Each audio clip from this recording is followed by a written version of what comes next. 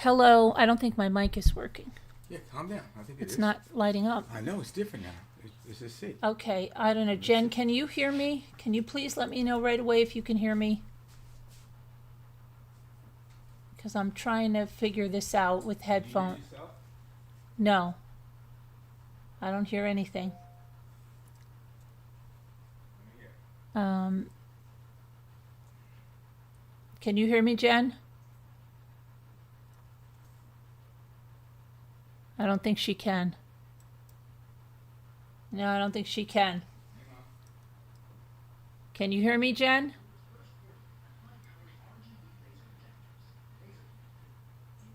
Yeah, I hear you.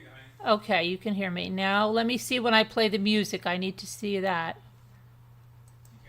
I know, but I need to hear about the music. Hold on a minute.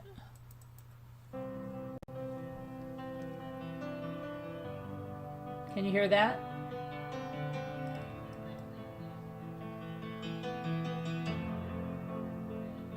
I'm 1,000 pieces, still standing tall, a voice in the chaos. I've lived it all. Can you hear the music? Did you hear the music?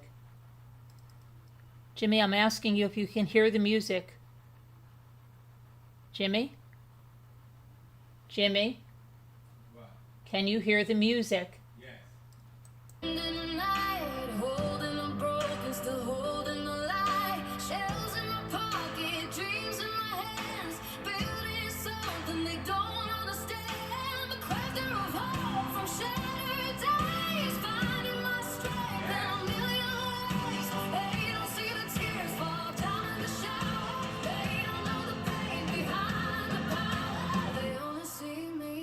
Shining bright, not the battles I fight every night.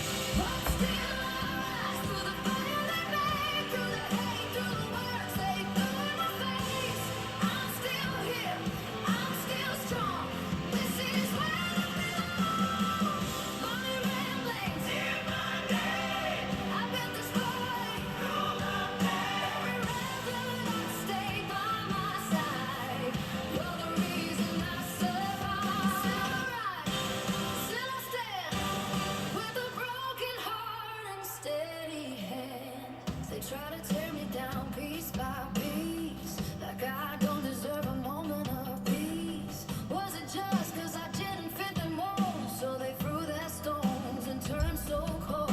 There are things I'll never say out loud, the kind of pain I don't need a crowd, but I carry it deep, where the silence lives, and still find a way to give and give.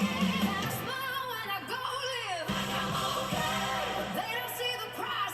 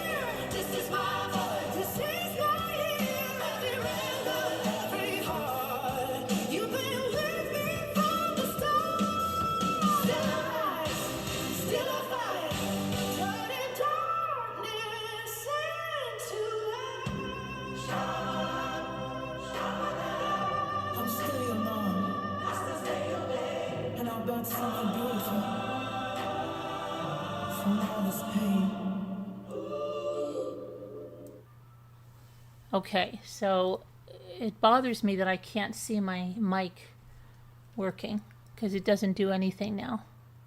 But can somebody come up on panel just to see if we have an echo anymore? Just so we know, because this is really weird. Because I can hear some things through the speakers, and I'm supposed to hear the Zoom. Well, no, I have to see when somebody comes on panel. Yeah, I don't know. Let me get to the thing because I don't even know who's here yet. Okay, let me see. All right, so I can't see a thing. That's good. All right, so let's see who's here. Hi, Jen. Hi, Skywalker. Hi. It's not. You can't hear me? No speakers. What are you talking about? You can't hear me now?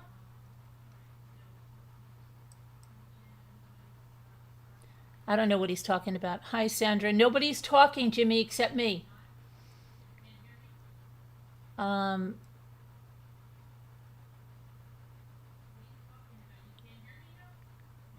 Oh, there you are, Jason Bourne. Oh, boy. Space Cat was going crazy for you to come up here last night. So we're going to have you up here, so just stay where you are. Yes, Jimmy, I know, but I have to make sure when they come on Zoom. Let me see. I'm checking. Well, you can't because nobody's up here with me. I'm asking somebody to come up. This should wait. No. This should be the Zoom, Jen. It should be the right one. Are you sure it's not? It's not the right one. Let me see. It should be. Uh-oh. Hold on. Let me check. It should be the right one. Unless I didn't hit the enter button when I put the number in there, it should be the right one. It says invalid. No, really? All right, try it now. That's weird. I had the same Zoom.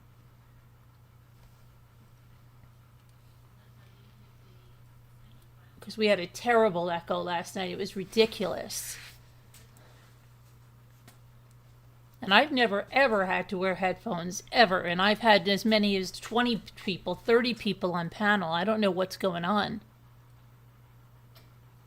I don't like this at all. I feel like my hearing is occluded. It's fine. You get used to it, honey. Because what you hear is what they hear. No, because I can't see my mic move. Fine. So, You don't need it. It's fine. but I don't know that it's working. I don't like it. It's working. Can you hear it in your My ears? keyboard's not Can working. you hear it in your Yeah, ears? no, but my keyboard's not working. No, I can't hear anything in my ears because, do you understand, Jimmy? I can't hear anything. My keyboard's not working. Yeah. Okay, don't mess up the mic now.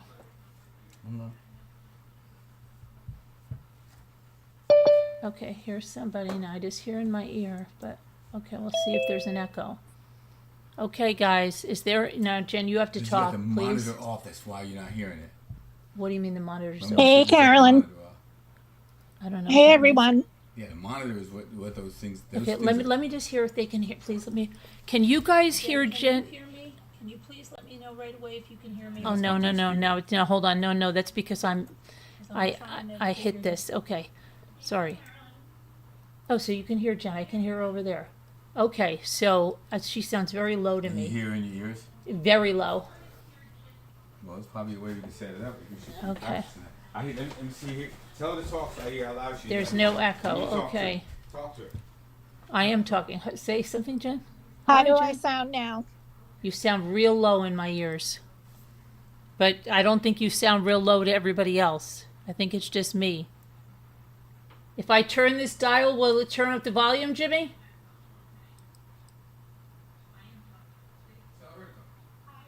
No, I can't. He doesn't understand that I can't hear. I think it's because, honey, there's a monitor. You don't have it on right. You don't understand, Jimmy. She's really, really low to me. I can barely hear her.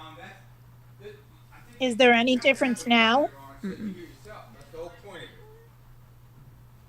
Jimmy, I think if I turn this, maybe the volume will go up a little bit. Try it. Well, that's what I'm asking. Okay, say something again. Can you hear me now? Scooter said it sounds good. But you don't, right? Because you don't have the monitor. Lucky said it's good. You don't have the monitor on. Can you just go to the setting of the audio and turn the monitor on? Was it on this setting? Go to that one. Right? Try. They said I sound good. Okay. Uh, Let me see. let me see. Speaker. Scroll down. Stop. Slow down. I know. Keep going. No, keep going. Keep All going. right, let me just make sure this volume's okay. Keep going. Keep going. Keep going. Keep going. Keep going. What about live performance mode? Huh? I don't know. We could try it. Let me see. Say something again, Jen. Scooter said I sound fine. That's better with the live performance. Can you hear me now? No. Yeah, let me see. No, I think it's echo cancellation with auto, but no, I think it was somewhere else where you did it, honey. Yeah, and there we was had on the monitor. StreamYards, Yeah. Streamlabs. Okay. Yeah, but I don't think I'm going to be able to do anything while Let's check I'm. and see. We'll find out. Is it editor? Oh, yeah, you gotta go. You sure? Yeah. I don't think so. Yes, it is. It's like you gotta go It's to weird. settings. I know how to do it. It's here. See? Okay, here, scroll down. Okay. Where was it? Properties? No, that's not what it was. Sources. They're saying Open I sound audio good. Settings. No, go over there. Yeah, because it was here. Let me see. It's still not even set. Advanced. No, it wasn't that. Yeah, monitor on. Turn Monitor it on. on. Just put it on. Monitor. Oh, go both. That one. Click This that. one? Yeah, try it. See what Okay, happens. now say something. Can you hear me now? A little better. You They hear it? said I sounded good though. And now there should be a volume for a monitor It's too. just You just low. don't have it. You just haven't set this stuff up yet. Okay, just Audio really low. capture. Yeah, you just don't have it set up. You gotta learn how to set it up. There's a way. I you think can- it's you can just turn the low on monitor up. I have Carolyn's it- I know side, I have she's it on my saying. things, so you Yeah, should it's have it low there. in my ears. I just hope I'll be able to hear everybody. I'll just yell that the whole okay? time if that's Okay. okay. Here? I can hear her, but not like I would like to hear her at all. Do I sound any different now? Am I louder? No, I don't think it's your problem. I think it's my Oh, problem. okay. Yeah, it is. She does because she gotta have the monitor. She uses the monitor. She gotta have a monitor volume. Let me look and see. Oh, be careful. Mixer audio output. Can I go up That's on input. No. It? Oh.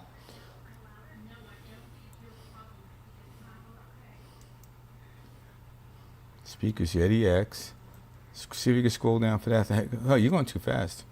Keep going down nice and slow so we read everything there. Hang on.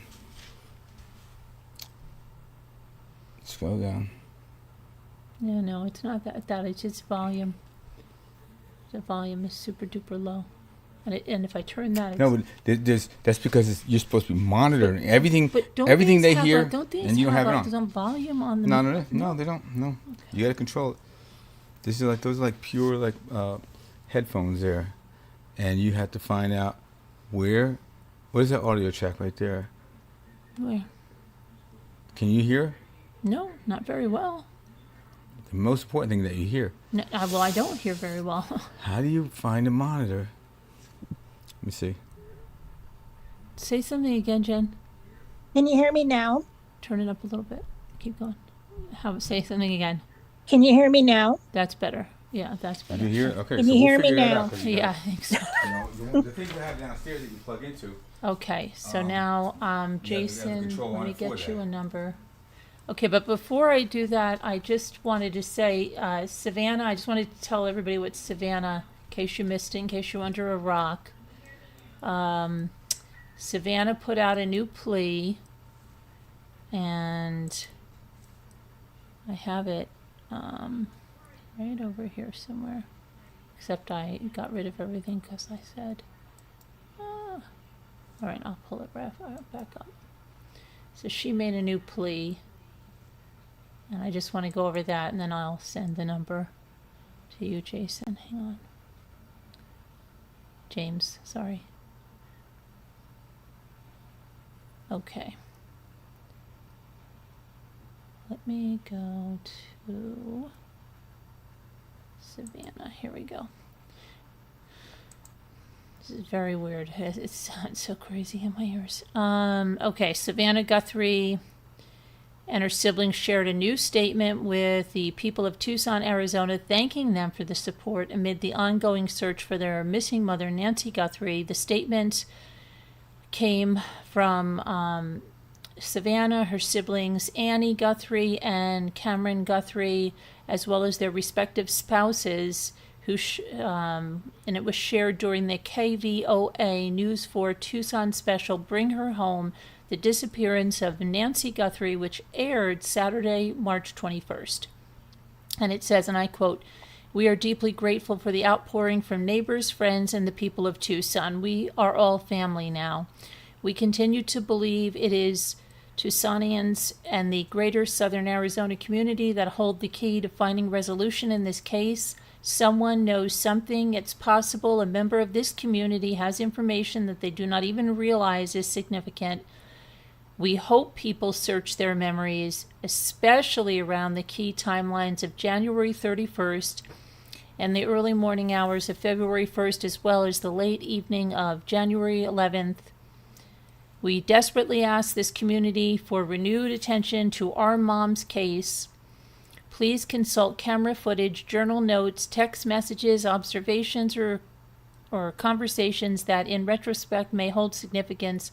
No detail is too small. It may be the key." The statement concludes with yet another plea for Nancy's return home so that her family can honor her life. "We miss our mom with every breath, and we cannot be at peace until she is home. We cannot grieve. We can only ache and wonder. Our focus is solely on finding her and bringing her home. We want to celebrate her beautiful and courageous life, but we cannot do that until she is brought to a final place of rest." So they are absolutely convinced their mother is passed, okay? But we cannot do that until she is brought to a final place of rest. Thank you for continuing to pray without ceasing.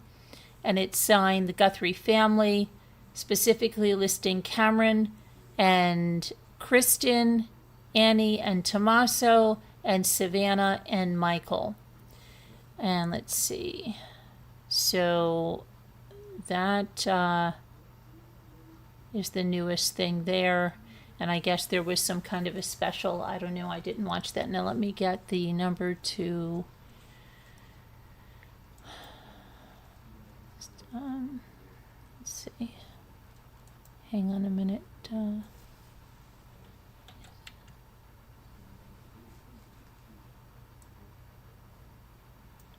Hope this is the right person here that I'm sending this to. Okay.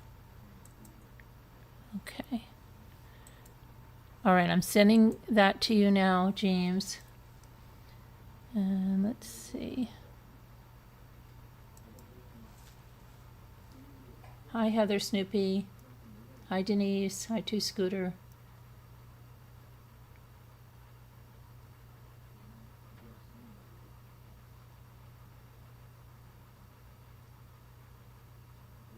Don't know. Oh.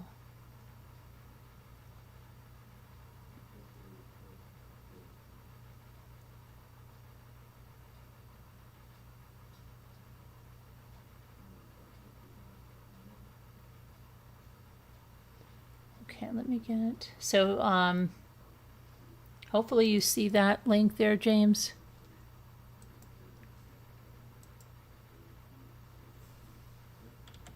And we won't have that crazy echo we had last night. That was nuts.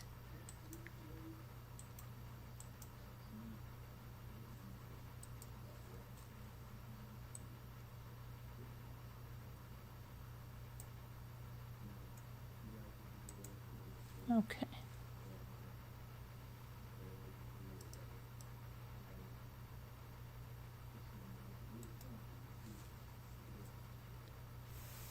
Okay.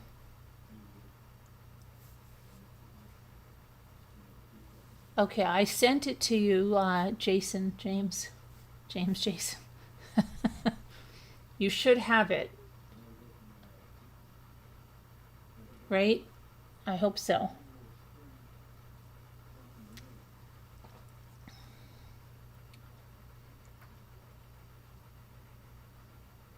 What happened? You were flashing that now I'm just in. Oh, you were. Oh, hot flashing? In sandals, I mean, I think you're saying? Okay, let me make this a little larger. Now my eyes are going. Okay.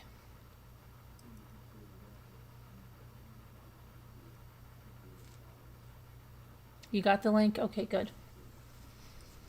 All right. At least we won't have this crazy.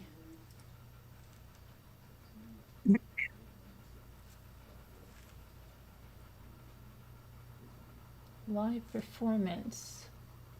Audio on. Live performance audio on. He's moseying up, Scooter. You should come up and see if you, I was in. What do you mean? You were in? Did you see him, Jen? Oh, let me look. I didn't hear anything. Let me make you a co-host. I didn't see anything either. Are you sure you're... Try it again, James. I feel like we're going live for the first time ever. This is... I know. Usually we hear that sound. Yeah, I didn't hear anything. Usually we get a doorbell, James. Try it again.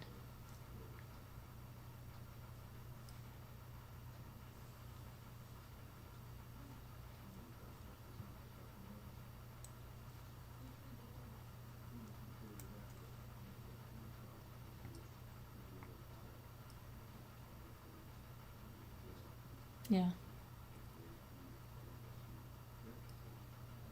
That's weird. Scooter, can you try?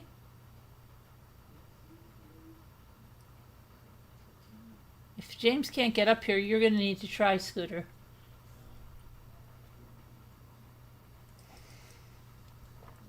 Everybody's got to have a turn.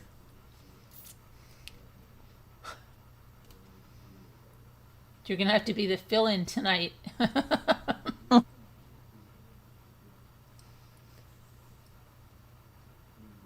Is it giving you a problem, James?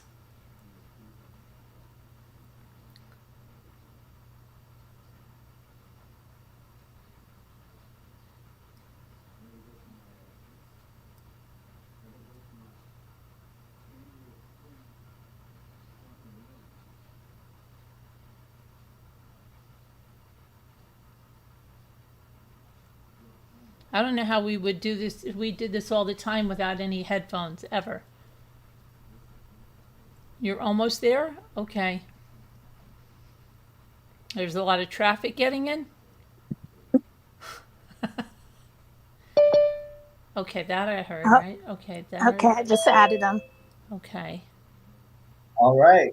Can you hear me now? I can hear you. Let's see. We've got I can hear you. Hello. I see I didn't hear Scooter ding. Yeah, Scooter didn't, but I let her in. Oh. Say something, Scooter. Can Hi. you hear me now? I can hear you, yeah. Is there any echoing, Bucky? Since Hi. you're- Say something loud, Scooter. Hi. That's loud? Really loud, I think. Really? I can barely hear any of you, so you're all going to have to speak up tonight. Can you hear me fine? I can hear you better I now, can but hear Scooter, you. I can barely hear Scooter. I'm echoing. Who said that? Who said wait. that?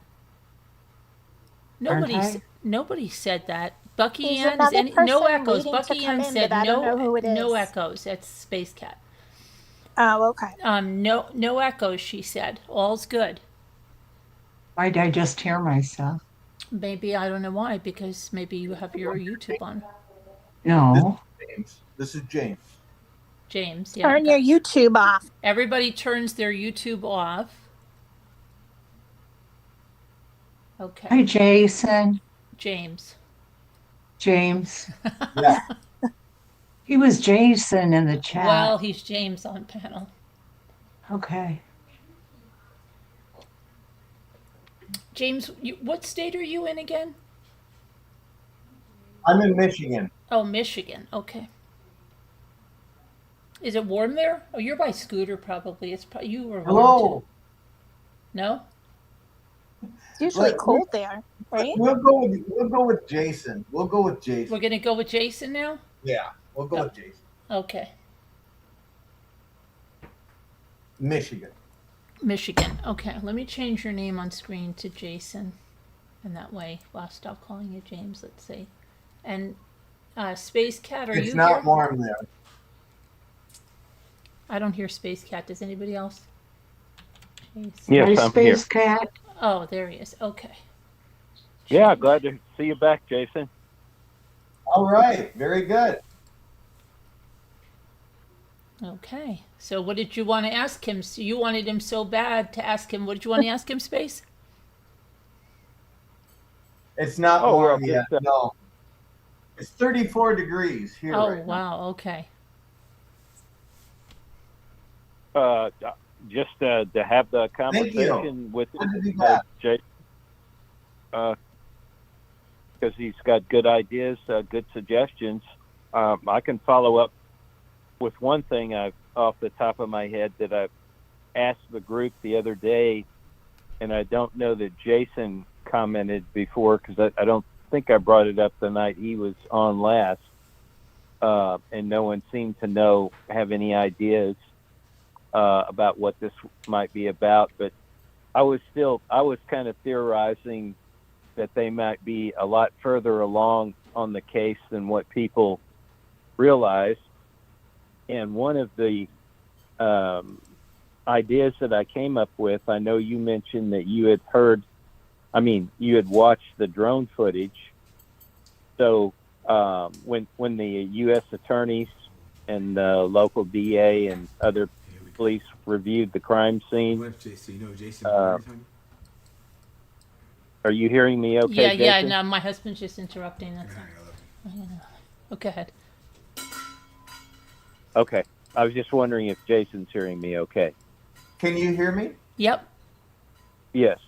Okay. But can you hear me, Jason? Yes, I can. Okay. Okay. So, anyway, one of the things that was mysterious about that event was, if you watched it from the beginning, I don't know that you did, but there was a whole convoy of feds and police coming in that place when this review took place, and they were all in dark tinted Fed cars, and then somebody came in a white Suburban-like car that was heavily tinted, and this person was brought in secret. In other words, they escorted that car straight into the garage and closed the garage door, and then they never exposed themselves to the outdoors. At least that's the suspicion, that they brought somebody in there, and there was some speculation that maybe this could be an eyewitness or somebody that knows something about what happened with the crime scene, that they brought in secret, and they're protecting their identity. So, and I was just wondering if, because they thought maybe this might be somebody that has a tip on the, can point a finger at somebody that might be involved in this, or the police needing to verify something about the crime scene. The other speculation is that maybe it might have been a family member, but they haven't hidden themselves sometimes going out there. In other words, they've driven in cars that aren't tinted so dark that you can't see who's in it. I mean, this was like a special escort for whoever this person was. And I was just wondering if you noted that, or had knew about that, and if you had speculated what you thought that might be about. I did see it, and it was my understanding that all that it was that they were convening on that area and doing a last walkthrough to make sure that they understood what it was like to physically be in that space, to walk around and inspect it visually, and just to get a feeling for it to be physically inside the space. and because they were getting ready to turn the house over to the Guthries. And so that was my understanding of why they went there, was to just kind of get that last bit of familiarization. Now, I don't know if, for example, of the people that were there, if there would have been anyone that potentially could have been involved in a prosecution that, you know, could be upcoming, because certainly that would be helpful if you were a prosecutor or you worked on the team, to know, or to videotape inside. And I'm sure that they would have videotaped inside. And even prior to that, they most likely would have had videotape. So theoretically, if they wanted someone, let's just say if they had someone who may have information about the crime, or may have information about the house that was pertinent, that without bringing that person there, they could have showed that person videotape as well, just to see what they knew, or to pick their brain, or, you know what I mean? They didn't necessarily have to bring someone physically to that location. But I still think it's a good theory what you're saying, you know, as far as, I mean, they were obviously there to get information, you know, but as to whether it was preparatory or, you know, I can't really speak beyond that. Well, it's just that that's extremely odd that they all come in a convoy and only one car goes into the garage that's closed, and there was somebody in the car besides the driver.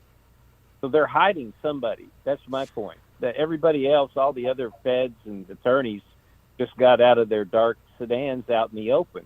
You know, it's this one car that went into the garage to hide their identity.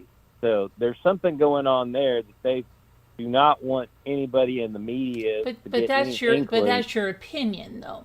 You don't know It for a could be, fact. and it could be someone who is political, who doesn't want their name plastered, you know, so it could be a congressional representative, because we do know that one of the Guthries has connections to, you know, a congressperson, you know, so it could have been that, and or it could have been even, like I say, a DA, a local DA, who said, I just don't want people to know that I'm there, you know, because they might take it that we are proceeding with, you know, criminal charges when we're actually not, you know. But we don't know that either, because they could be cooking up a case right now, even as we speak. And can I just say also, maybe it was a family member that just wanted to see what the house looked like.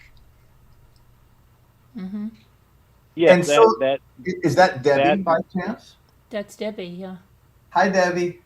Hi, hi, I'm I'm just Jason. meeting everyone in here tonight, and so when different people talk and I want to speak to anyone, it's nice to know who it is that I'm talking to. So, okay, that's good. I thought it was Debbie down in the lower screen down there, and also Carolyn. I figured out the problem with hearing the echo, and I mean, I'm fairly experienced with computers, but I didn't realize, so that when you're listening to a live session, just like I was, and then you click on the link, the Zoom link, it pops open a brand new session. And once you enter into that session, then if you start talking into it, it still reverberates back through the other live session that you have going. So I realized that I had to close that session down and only keep up the Zoom window, and that then took care of everything. Yeah, for you, but see, I never had that. We've had Zoom going without headphones for 7, 8 years, and last night was the first night that it was ever like that. So I don't know Okay. what the deal was on that, but it's okay now. Hi, Seeker. Hi, pretty girl. Well, I've got some things that I would like to talk about as well, but I mean, Yeah, please do. Go ahead. but what about you, Debbie? Is there anything on your mind that you want to introduce or bring up or anything? Nope, nothing really, nothing. Okay. I'm, there's really nothing new, and I basically just came up to make sure the sound was working and everything, no echoes and Yeah, last whatnot. night was crazy. Yeah. Oh my God. Well, That was all. one of the things that I would like to bring up is that we're approaching day 50 now, and nobody has taken a bite at this $1 million that's sitting out there. It's a lot of money. And we all should ask ourselves, what is the factor going on right now that's keeping whomever is involved from going after the money? Now, I know that someone could say, well, how do we know that those two people weren't just killed? Someone shot them, they were just underlings, they shot them, and so they're gone and dead, and that's why nobody's claimed $1 million. But let's just assume, for the sake of argument, that that hasn't happened and the people who committed this crime are actually still alive. And if they are, then the question that we want to know is, why isn't one traded out the other? Or if there were multiple people, more than two, why hasn't anyone turned?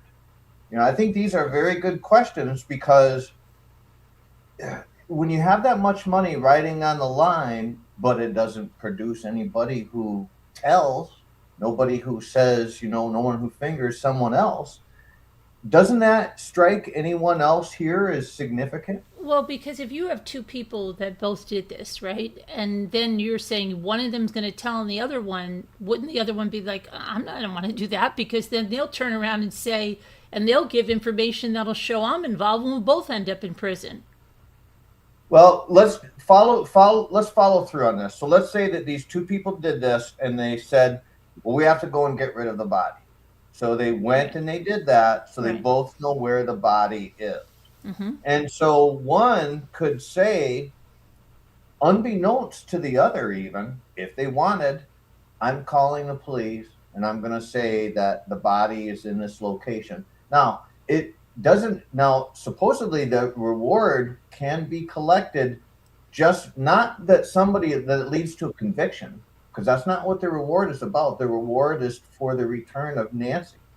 So if somebody wanted to say, hey, I set up a Bitcoin account and I can tell you where she is, and just affirm with me. I mean, it would be tricky, right? Because a person could say, yeah, I'll send you the Bitcoin, but then they never do, even though you give them the location of the body. So that would be tricky. But my point is that you could set it up to where someone could go to a location, and let's say if the body was cremated to where the evidence in the area was minimal, that they could actually go there and maybe find, pieces of Nancy, and that would be sufficient to satisfy getting the reward.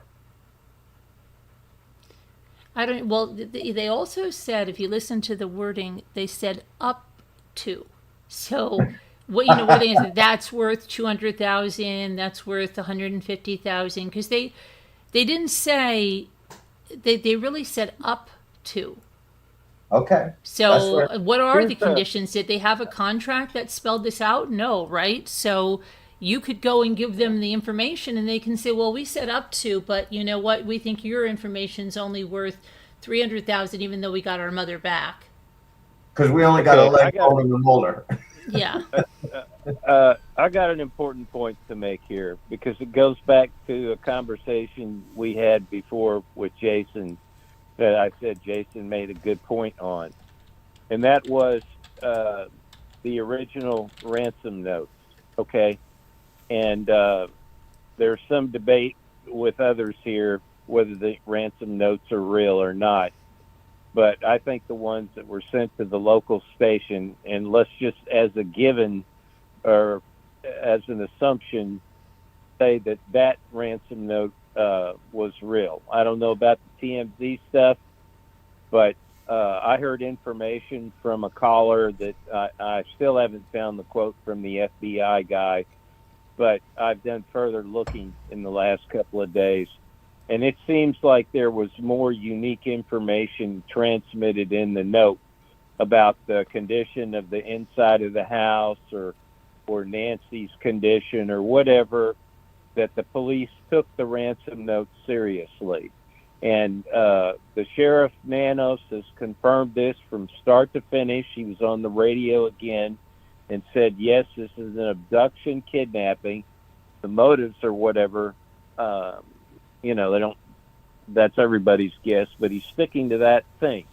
So I'm saying, and I'm making the assumption they know this was a real ransom kidnapping. And as you look at the way the thing is played out, it certainly is that way. There's nothing logical about it being a robbery or a drug theft or anything like that. But one of the things that you pointed out, Jason, was when they sent those notes in, and the family did respond to them seriously. I see nothing in Savannah's replies of nothing but absolute sincerity and belief that these were real. She wasn't playing. I don't think the family was toying with the people, not believing that these were real. And you made a good point that the FBI wouldn't have even brought those notes to the family because of the emotional trauma, because we all know that they were sent dozens, if not hundreds, of ransom notes. This isn't, this isn't 3 notes or whatever to the local station in TMZ, but something in one of those notes made them go to the step of involving the family and going to answer. Okay. So the point here, I'm finally to the point. I know I'm long-winded, but here's the point. Jason, you made a good point. They spelled out in black and white the steps that the family needed to follow to get Nancy back. All right. And there wasn't any options offered. This is a one-time, communication. We're not communicating anymore. This is the deal. You send so much by this date and this much more by the next date, and if you don't do it, well, that's pretty much it. So they didn't do it, and that's something that's totally confuses me. And I'd like you to comment why in the hell they didn't pay the thing, because everything I've heard with the FBI and all this stuff is that once they grab the crypto money, then the hunt begins. Then the fox is going to be caught by the hound dogs. There's no way that they will eventually track them down, because the traceability of Bitcoin once they take it in the wallet, then it can be, the outcome can be determined. And because they gave them unique information, to me, that proves that these people did ransom them and kidnap them. And also, by them taking the money from the crypto, that verifies that these people were involved in the crime. So here we come now to the offer later on, get the body back for 1.2 million or whatever. I'll just say, and that was through a post office or delivery or some anonymous delivery. Anyway, I'll just say that every detective, every show I've listened to where there's a police detective involved in this, they just laugh.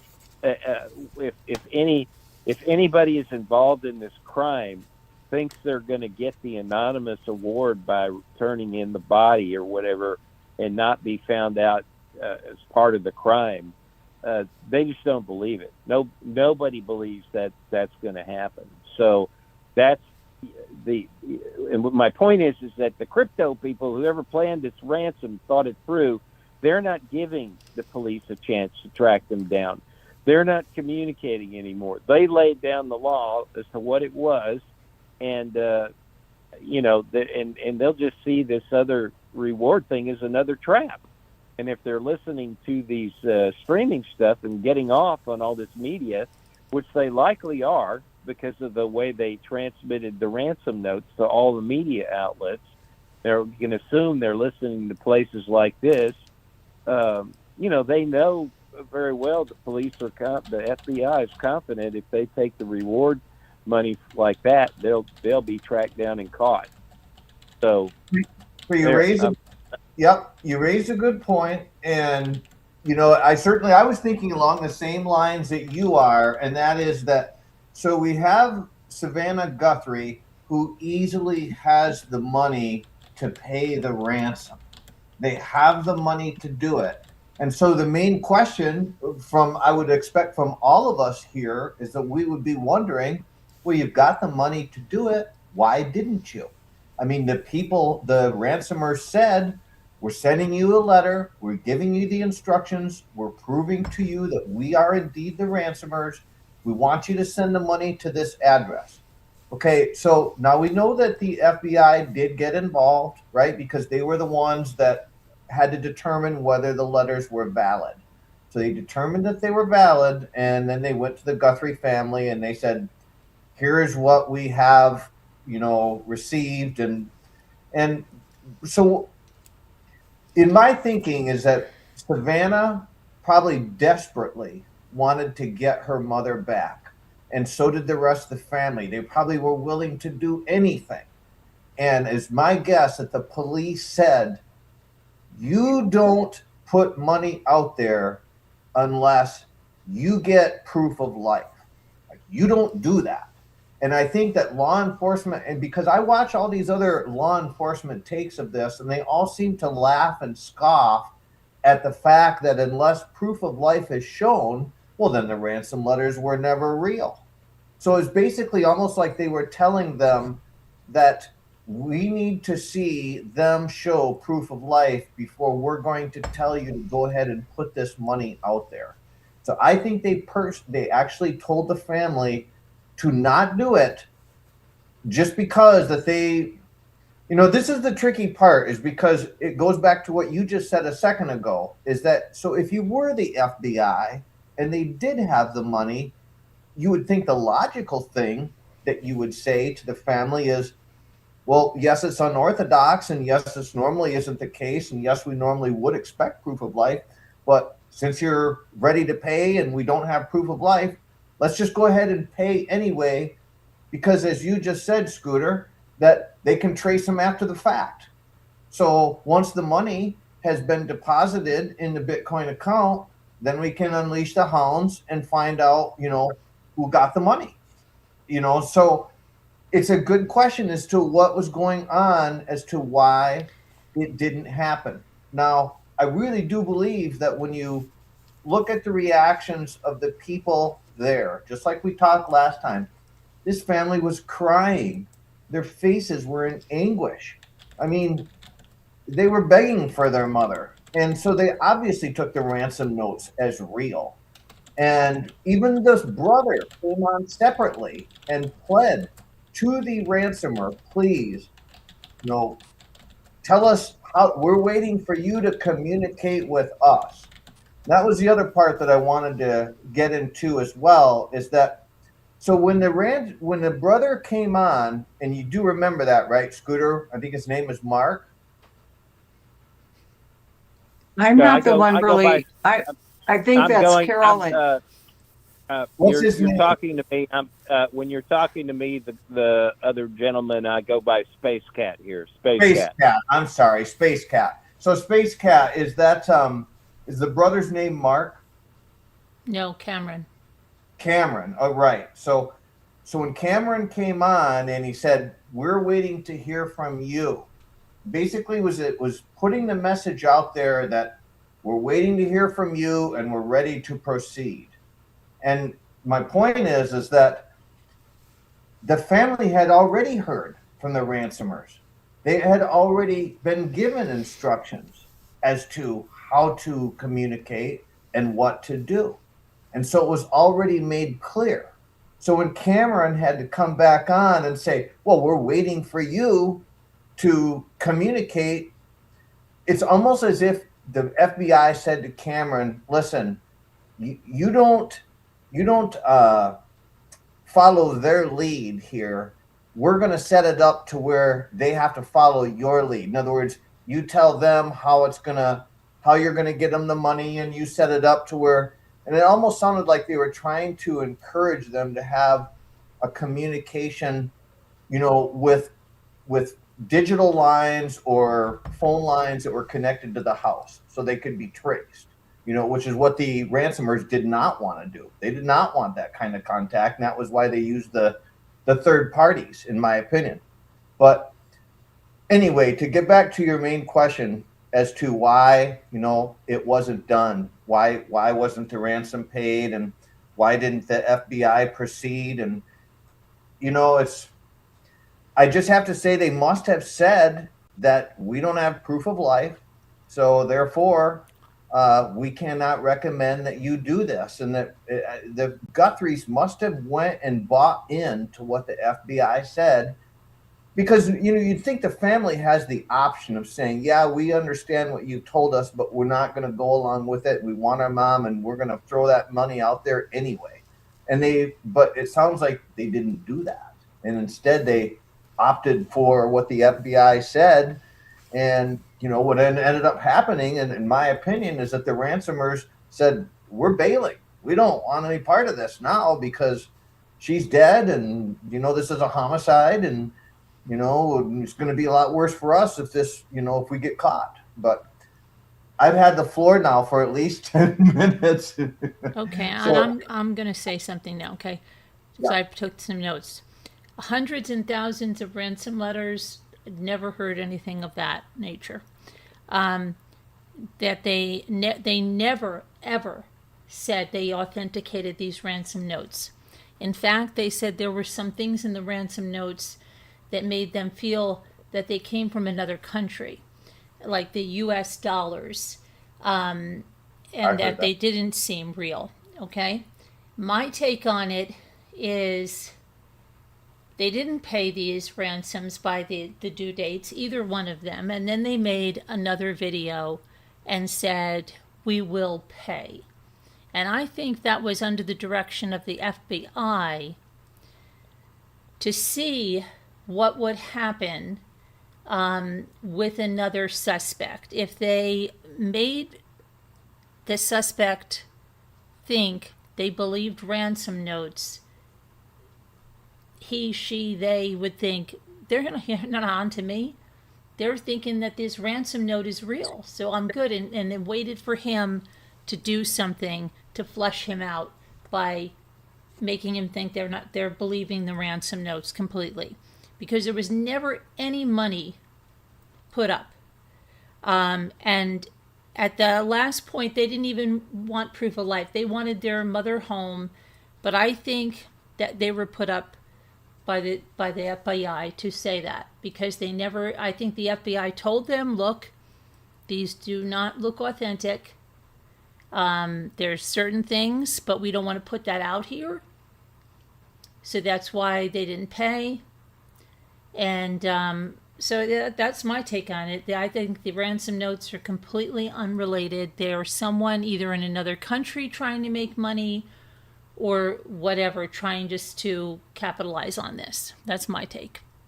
Well, let's follow this through then. Let's back it up. Mm-hmm. So let's say the first ransom letter comes in, and was it to KOLD? Yes. Okay. So KOLD gets it, and they read it, and they obviously say to themselves, supposedly we've got a ransom letter. Let's contact the FBI. They contact the FBI. The FBI goes and, well, they probably don't get physical custody. They probably get emailed it, because that's the format that it got sent in. So they get a copy of the letter. I don't know that it was emailed. It could have been hard mailed in there. I don't know. I'm not. I don't know exactly.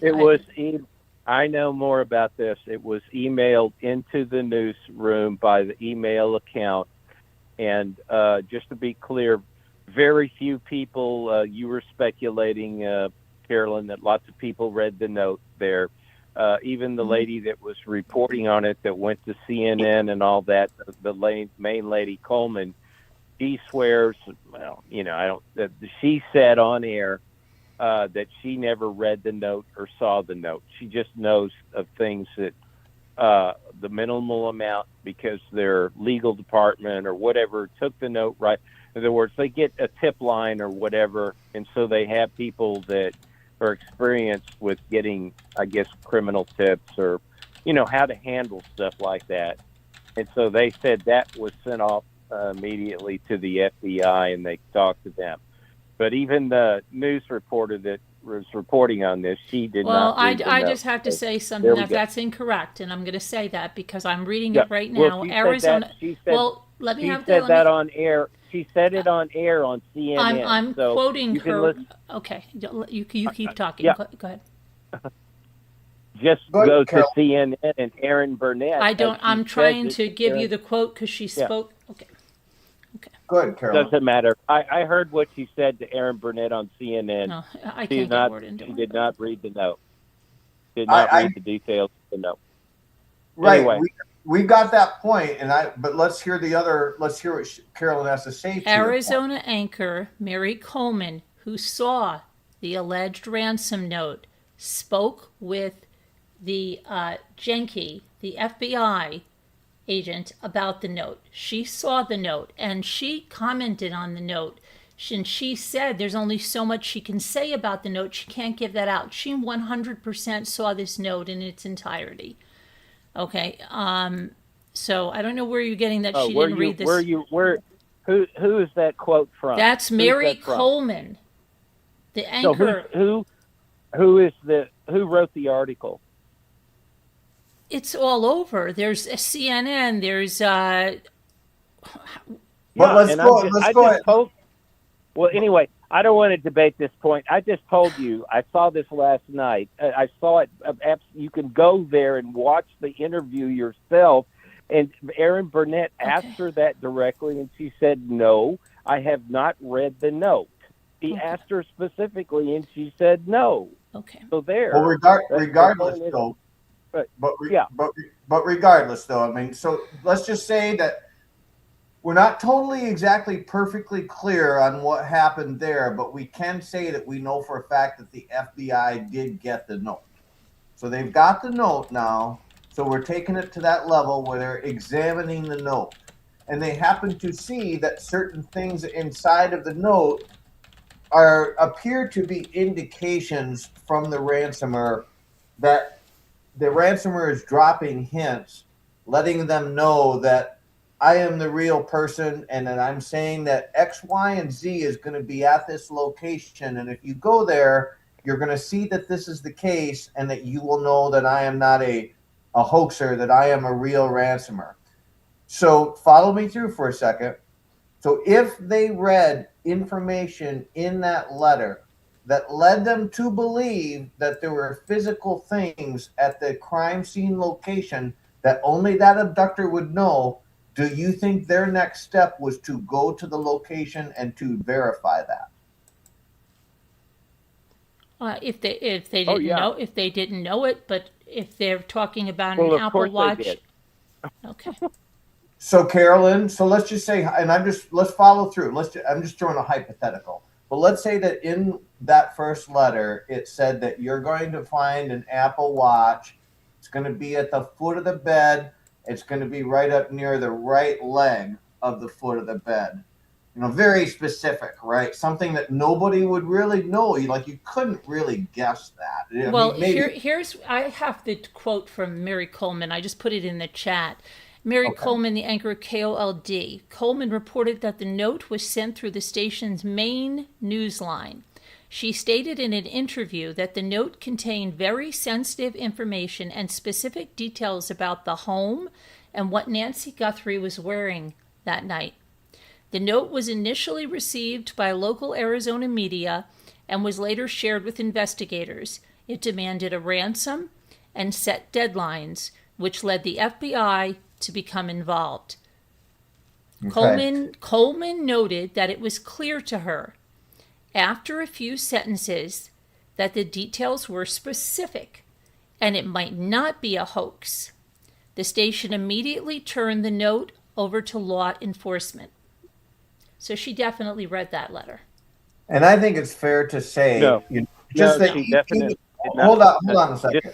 Even though, by her reading, even though, like legal at KOLD, even though their legal arm, their legal department may have said, listen, if anything comes down the pipeline, you didn't read all of that, right? You understand, you didn't read all of that. And everybody, okay, we get it.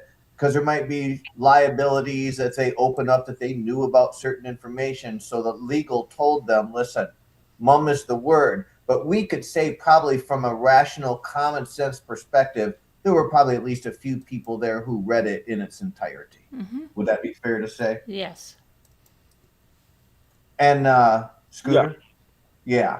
I mean, they're not going to come out and say it, Go ahead. Well, I'm just saying what she read there doesn't conflict with what I'm saying, except the part where Carolyn believes that she read it, the actual thing. No, Carolyn doesn't believe. No. Let's talk about facts now. Carolyn doesn't believe That is their Okay, look, statement. I don't want to go in circles with you, Carolyn, because you're not listening to me. I've told No, you I no, heard no. her I am say listening to you. she You can't answered take somebody that she disagrees answered with you, Aaron though. she answered Aaron Burnett on air that she had not read the note. She was specifically asked that. She But we said can, no. but we can But she agree. was reporting on what she heard about it, but she didn't read it herself. That's just my point. But we And can I don't know agree. why we have to argue over that. So I'll stop talking about it, but stop asserting that I didn't hear this and that this isn't true. This is what Aaron Burnett and the Coleman lady said. This is the discussion. You can go watch it on CNN. It's still on their website. I listened to it today. Okay, so beyond that, though, that once the FBI had the information, can we agree then that they physically went to the location to verify if the information that was in the letter was correct?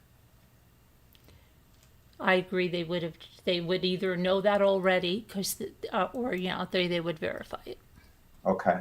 And they may know it already, Carolyn, especially if they walked in there with a video camera and they videotaped everything and then they just reviewed the videotape at the office. Said, oh, yeah, look at it. So you're right. They wouldn't necessarily have to go there, but they would have to at least confirm it enough to the degree that, just like how we talked about before, that, I mean, if you're going to go to a family who is grieving, I mean, and you know they are. I mean, think about what they found when they walked inside the house. If there was any blood splatter on the floor, and we don't know for sure that there was, but if there was, and you see a bed that's disturbed, imagine how traumatized they are already wondering, like, is their mom dead or is she hurt, and so they know that if they go to the family and they say, well, we have this ransom letter, they know they got to be basically 100% certain. They can't go to them with something that's not credible, because that means the family is going to be putting money out there that, would go to a false ransomer. So they got to know that they got their ducks in order when they go to the family and they say, okay, we've got this letter and this is what it says and blah, blah, blah. Now, why it didn't get paid, that's a different story. And it's a great topic that we're having on this, because someone might say, well, the reason why I didn't get paid is because they really didn't think the ransom letters were credible. And that's what you were alluding to, Carolyn. But I just can't believe, though, that they would go to the family and put them through all of that turmoil, and even the brother, to come back on and say, we're waiting for you, and making it sound like it's very specific, like it was believed, that it sounds like they really did go to the family, and the family really did believe what the FBI told them. I think a little differently. The FBI and investigators in general use deception in order to catch suspects. They do it all the time. They do it in a number of ways. I don't think they put the family through all this turmoil, because I think they went to them right away and say, look, we got some ransom notes. We really don't think we can't authenticate them. Because that is the FBI's, that's been their stance the whole time. They have some information in them, but they cannot be authenticated. And I think they probably said, more, we'll find out if this case ever does get solved and all the documents come out, but probably told the family these are probably not authentic. And it probably is a hoax, and it's someone trying to capitalize on this. But you know what? Do you guys want to do a video and help us out? Maybe we can make the suspects think we're believing this, and maybe it'll flush someone out. So I think it could be something like that. Of course, that's my opinion on it, but that's what it is. Because I think if they thought it was authentic, they would have let them pay the money. So, and just to make sure that I'm hearing and understanding everything that you're saying, so that when they went to the family and said, listen, we don't know for sure that these are authentic, we're going to have you go ahead and say these statements, that the family in their heart of hearts didn't really know for sure either Right. but they kind of like went along with it because it could be real. Is that what you're saying? To just go It didn't- through the motions, and if it was indeed real, there would be a response Mhm. to that. That would be real, but there wasn't. And then it just stopped, other than Harvey Levin getting these crazy emails that he was getting. So it stopped, and I think that's what it is. So It could be, it could be too that, like you're saying, you guys are saying too, maybe though Savannah and her family thought all the way that they were real. Who knows? Maybe, maybe they were so desperate and they were going against hope, thinking, yeah, yeah, yeah, these are real. Just for a while, maybe in their mind, thinking and going against what the FBI said, maybe fighting with I don't know. right, right, right. Just So throwing it out there. right, yeah, then that's. I mean, I love the Well, topic because. Go ahead, go ahead. this is where this is to me, this kind of thinking is like ET aliens abducted her or something almost. I mean, that means that we went through this incredible performative acting by Savannah to the whole nation, deceiving everybody on the faint-hearted chance that this could be a fake.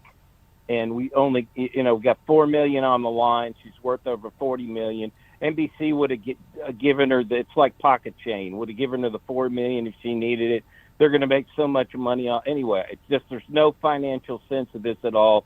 And the whole thing that destroys the logic of any of this is that you pay the damn thing so you can catch the damn criminals, whether they're just committing fraud and trying to scam it off like a Nigerian scam, or they've got the real person. The point is, you'll find out you will find out if it's real or not, because they cash the crypto in, and when the crypto is cashed, you have your ransom, people. All right. And Carolyn still thinks that's fake, but no, the point is the verification comes as soon as you pay the 4 million and they collect the damn money. And then the FBI goes and finally tracks them down. Now, whether they're out of Russia or some scam from Nigeria, whatever, they're going to find out. That Bitcoin is traceable once you can't collect the money out of the wallet. All right, that's the whole thing. And it's so it's so protected in a cryptographic way that only one person has the key to that thing. It's the person that created the wallet, that created the ransom, and the whole pattern of this crime, including the sheriff. I'm pretending like I'm the DA or something prosecuting this case. It's so simplistic. It was a kidnapping, a ransom. That's what he sought from the beginning. We don't know what they've seen inside, but it's not good, okay, because of the blood trail coming out. So something bad happened, But anyway, I just see that this was part of a absolute, and I was against in my own thinking until recently, till I heard this other person. I thought the crypto ransom notes were all fake too. The TMZ thing I still think is, unless because he admitted in his thing, I researched that, admitted his crypto note he thinks is different than the news station in Tucson, and whether he really knows what's in the Tucson note or not, I don't know. He doesn't say that, but he did say that it's different. They're not the same. So I dismissed the TMZ guy anyway, because I think he really scammed the whole thing on the guy that was going to report where, remember there was a guy that contacted TMZ after all the ransom stuff people disappeared, and then a guy started emailing in to the TMZ guy that anyway, he tried to wheel deal with him too, and he wanted half a Bitcoin, and he'll give him the information where Nancy is and who the criminals are. And once they get that information and get the information and verify it, they'll pay him the other 50,000, through the crypto. So there was that scam. And see, this is where I see Harvey is misleading and just totally being a jerk about the whole thing. 50,000 is pocket change to him, so he had this chance to be the world's hero on the most famous ransom story in modern times, and all he had to do was pay 50 grand and maybe get the guy to give out where Nancy was and who the people were that were going to do this. And even if it was a scam, he would make a fantastic story out of it, and hopefully the FBI would catch that crypto guy. Well, So- one thing though for certain is that we don't know for sure whether or not they were able to verify whether the first two ransom letters were legit or not. I mean, we don't know that. Now, just follow me through on this for a second. If, for example, that we were able to speak with one of those officers, one of those agents, and the agent said, yeah, I read the letter and it said these specific details and we checked it out and it was exactly the way it was described in the letter and it was a sufficient number of details that we were 100% confident that it was written by the ransomer, that it was not faked because no one could have known this information. Now, we don't know whether an officer would tell us that and say, yeah, it was 100% verified, everything checked out, or if they would say something like, well, 3 of the things in the letter checked out, but 1 of them didn't. So we don't know that, but I still got to go with my gut. I know that how you were saying, Carolyn, that maybe it was a ruse and that maybe, the FBI said maybe we could catch them by, saying this or that or kind of going along with it. But if that was the case and they thought to themselves like, okay, this ransom letter could be a hoax. Well, if it was the hoax, you wouldn't be trying to catch the hoaxer because it's a hoax. Like it would be trying to catch all the other letters that were hoaxers. Like that's not. They weren't trying to catch the hoaxer. They're trying. Well, they do want the hoaxer because they want to prosecute them for that. But Yeah, they said that they would prosecute them if they found them. But what they were trying to do, I believe, is flush out the real suspects by deceiving them and making them think, hey, you're all in the clear, guys, because we're believing this ransom letter, which the real suspects know is not them, so they know it's fake, so that they would relax a little bit and maybe make some stupid mistakes. That's what I think. So would that mean then that they would have committed that crime for a different reason? In other words, they're thinking like, oh, well, you guys think it's a ransom when we know we committed that crime. Oh, I don't. Yeah, exactly. I believe it was a hit.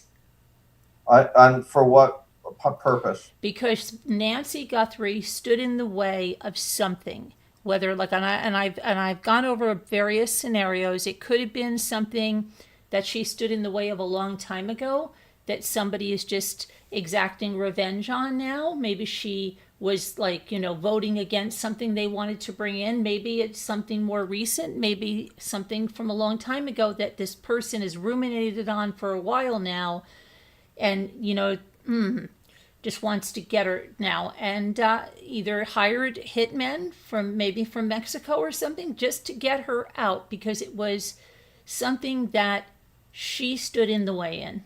So and let's it could be talk to about buy her that. house too. Maybe somebody wanted to buy her house and she said, absolutely not. I'm not selling this house, or something they wanted to put in, could be a rift in the homeowners association from way back or some political alliance or So let's something. talk about that. Mhm. So I will just say, and I know probably Hi, Louis. all of you can reflect on certain situations that you've encountered in your life, but I know that there's been certain individuals in my life that, made things difficult for me, maybe stopped an advancement at work, like as far as my career went, or, maybe it was a neighbor that, Right. maybe took something out of my yard, right? There's all people that have done Yeah. things to us And in our you're probably lives. going to say you never thought to kill them. Neither have I. But we're dealing with a lot of people that kill over a parking space today. But she's People a are, little old lady, though.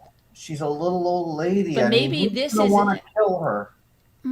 Maybe this You know is what I mean? well, no, because I know even on YouTube there's 70 close to 80-year-old people that are the most vengeful people you could believe. So I know you think Boy, you yeah. categorize 84-year-olds like, oh, everybody's so sweet and docile.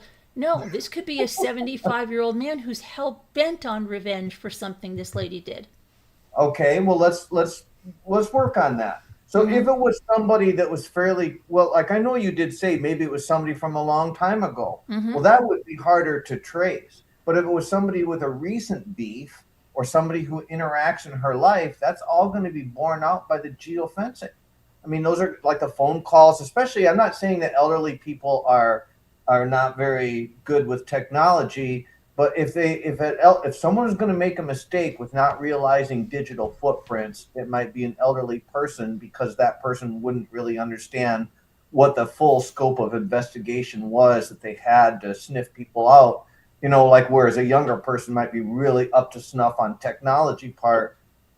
So Yeah. I'm just saying that it doesn't sound like it would be an older person that would have beef that would want to. Go ahead. I gotta add something at this point that inserts a logic flaw with that line of thinking. Okay, because to me, you're not going to bring if you listen to all these felons and get out of prison and all this stuff, the last crime you want to commit is something like kidnapping or whatever. Okay, because you're going to bring down the whole federal government, and President Trump and whatever his name is, the guy out there, FBI guy, and all this, just to bump somebody off out of the way when you could make it be an accident or make it be some other thing a lot simpler. No, this person went to the media, made their big ego out there to the whole damn world, and drew in all this attention on them. And now they have the whole friggin' government after them. I mean, this is why this is preposterous. If you're going to commit a crime like that, you're going to be more subtle and more thought out in a better way so you can get away with this. I mean, unless you're just aiming to commit the crime and be found out. I mean, there are criminals that I think maybe some people some people do that, I think, but I don't know. It seems very obscure. The way I think. Anyway, the thing with Nancy before I went back to the ransom thing, that they screwed up not paying the thing, and just because they can catch the criminal, they could verify these were the criminals, and also discourage people from doing ransoms if it was just a fraud. I mean, the whole thing is absolutely preposterously stupid that they didn't pay the $4 million. I mean, it's like the dumbest to me. It is really. Why didn't they pay? Why didn't they pay? That's what we were talking about. It's a great question. Why didn't the family pay the ransom?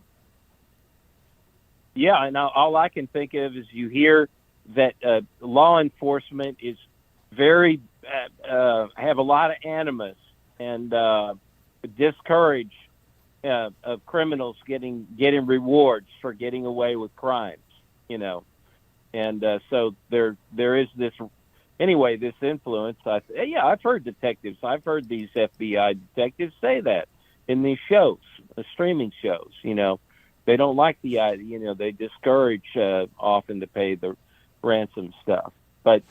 Yeah, I mean, it is totally perplexing to me that what I think is the family got pressured, to do it this way because they and this doesn't make any sense to me too, because the people with the crypto and the FBI commentary is that I hear this doesn't even make sense why the FBI didn't encourage them to pay too, because you're going to catch according to what all this is, you'll unwind the whole thing if you put the money in the crypto account, and if they take it, you're going to be able to unwind traceability, unwind this whole crime at some point. In other words, they're not going to easily get away with it completely. You're going to. So anyway, that's where there's seems to me like basic logic flaws everywhere you go on the thing. Those are great points. Those are great points. Yeah. Yeah, I think those are great points, and I really, actually, I can't rebuttal. I don't have a rebuttal for those. I'm still feeling that the ransom letter was real, that at least those two were real, and that the family really did believe that they were real, and that that it went bad. And the other thing, is the name Morgan Wright? Does that sound familiar to anyone? Yes, yes. Not to me, but I haven't followed it as closely as all of you guys have up here. So Morgan Wright is this individual who has this uh, criminal investigation background, and he's worked with all these top players, all in law enforcement and MIT, and he's like this head honcho kind of guy, and he's very smart and interesting to listen to. And he was just on. Brian Enton, right? Yeah, Yeah. yep. And he said many, many things, but one of the things that he said that a lot of other people have either been afraid to bring up and say, or just didn't want to go there. And I only heard it mentioned in a few other places, but he finally came out and said it. And the reason why it's a big deal is because he's an authority. Basically, what he said is Enton asked him about the way that the gentleman, I shouldn't say gentleman, the perp on the front porch was carrying the gun. And Morgan Wright said specifically, "Oh, we're very familiar with that. That's called a Mexican carry." Mm-hmm. Then he went into this big description as to that it was commonplace that that in their community that was a typical gun style of carry, and that he'd seen it many times before.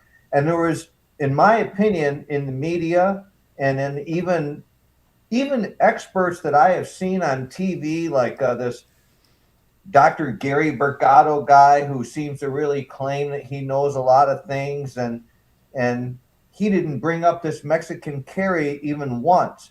And why this is relevant, in my opinion, and I would like to hear everyone else's opinion as well. But so there's either one or two ways that I can see that this could be interpreted, and that is, and Debbie, do you know what the Mexican carry is? Are you familiar with that? Oh, yeah, I'd heard that right off the bat Okay. from the Okay. very beginning of this case, but not Oh, from him. I okay. actually heard that. I won't say her name, but I heard that from a very experienced profiler, criminal Okay. profiler. She's Great. my age. She's my Okay. age. Used to Wonderful. be on television all the time, and she's written books and So everything. But where yeah, that's relevant, and this is just my opinion, and again, I'd like to hear everyone else's, is that so when you grow up in the United States, you grow up with the United States culture. And the United States culture, particularly so my dad was a gun owner, and he taught me how to shoot a gun.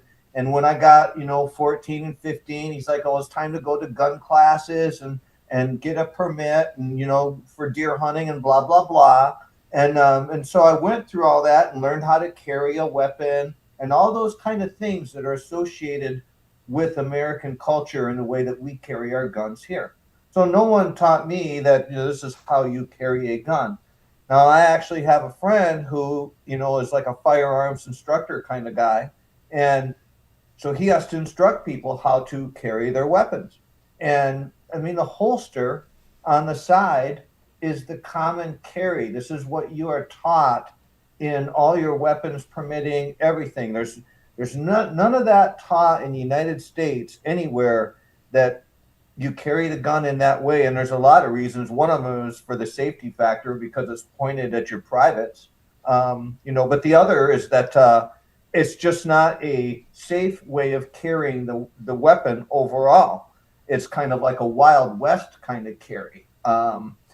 But anyway, long story short is so that when this person is carrying this on the porch and they're doing this Mexican carry, in my opinion, we're left with two conclusions. Either one, that this person is faking it and they're really not Mexican and they really would never carry a gun that way, and they're just knowing that they would be on camera, so they deliberately make it appear that way, which I don't agree with that. I'm just putting it out there. But what I think is the more logical conclusion is that this person has carried a pistol like that many times before, was used to carrying it like that, was comfortable carrying it like that, which to me is clearly indicative that they grew up in a culture where that was how he learned to carry a weapon. And someone could say, well, he put it on in front of him, he carried it in front of him so that if she saw that, it would be an intimidating factor because she could have a visual cue. But she could have seen it hanging off of his waist just as well. All he would have needed to do is put his hand on it and say, look at my gun.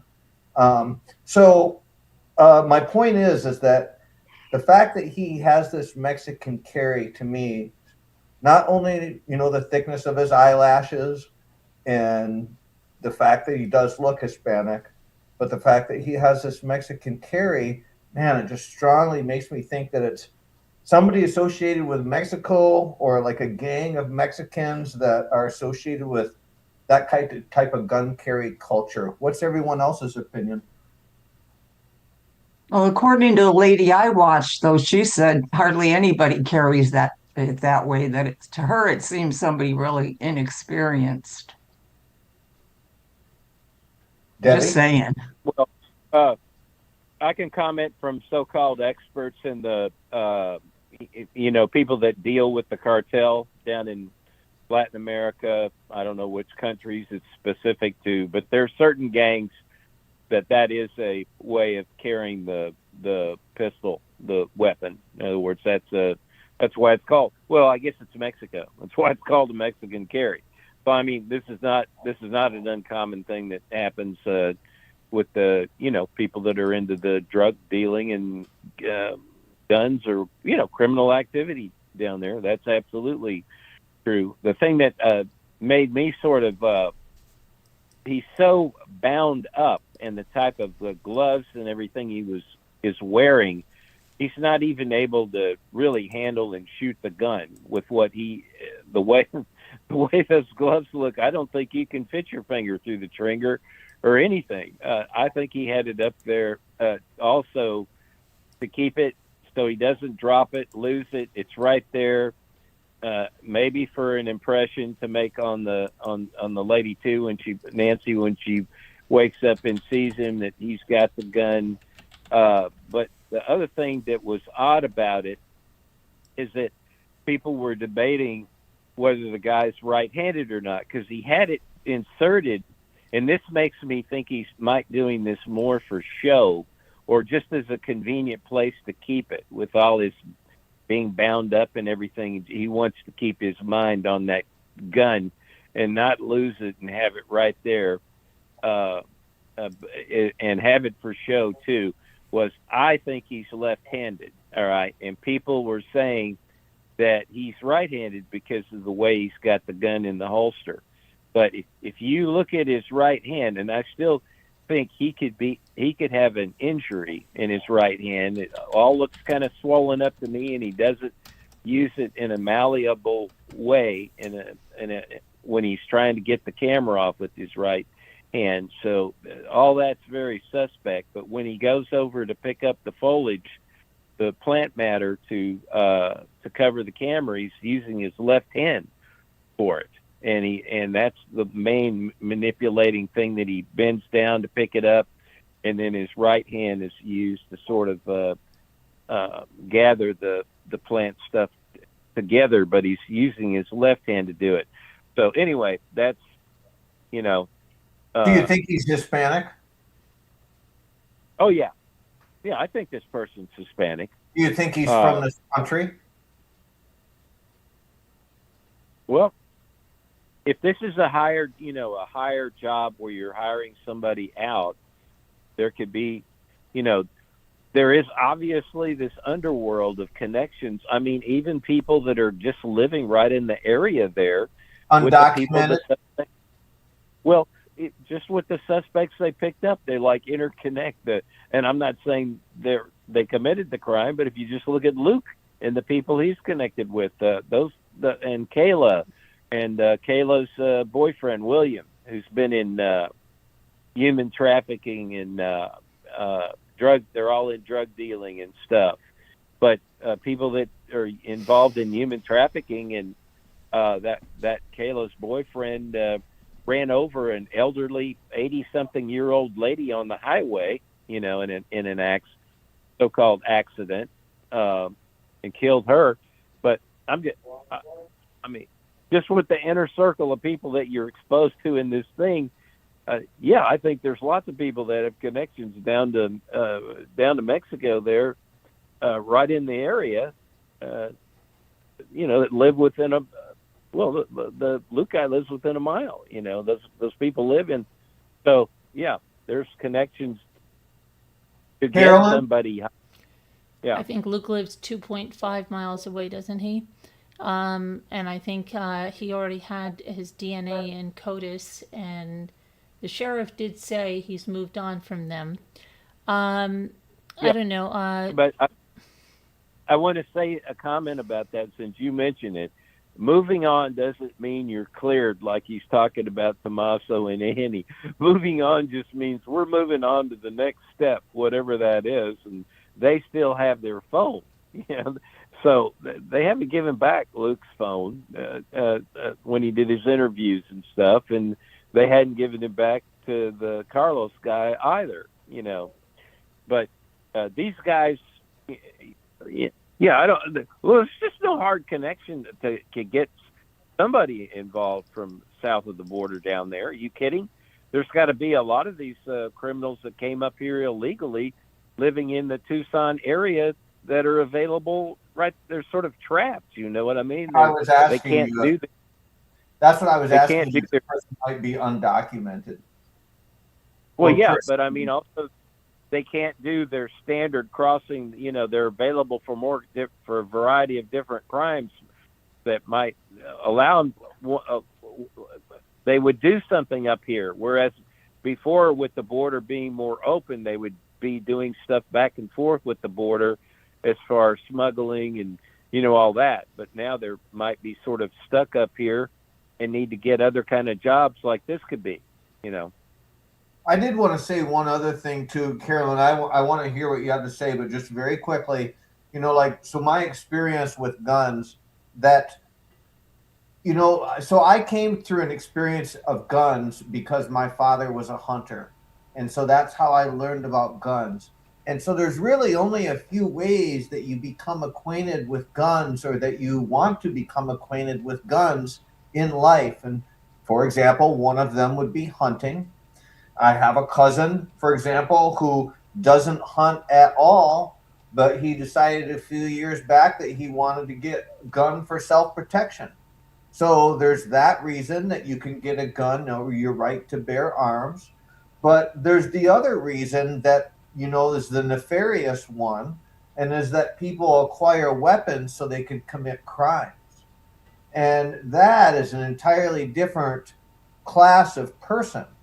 Because, like when we think about, like, say if we had 100 people sitting in front of us, and we said to ourselves, out of those 100 people, how many of them own a gun for the purposes of committing a crime? Well, I bet you, you have to really come up in if you think about it, like, what is the kind of environment that builds the mind that basically you tell yourself that, okay, I'm in, like, there's some people who will say to themselves, I'm a small-time criminal, and maybe I want to break in somewhere and steal stuff and then sell it on the market. Okay, well, that's one level of crime. But to step it up and say, I'm going to get a gun and I'm going to go and commit a crime with it, and that even if I've owned this gun and committed other crimes while I've had it in my possession, that, you're really stepping up the psychology of this individual. I guess where I'm going with this is, so he's walking in with a Mexican carry. He's getting ready to go inside of the house of somebody he does not know, presumably, under my theory. I know someone might say he could, but I'm thinking he doesn't. You've got to be an individual who's got a pretty serious, predilection for crime, because it's not going to be, your average person that's going to have a gun that's going to walk into someone's house for the purposes of abducting them. Tell me if I'm wrong there.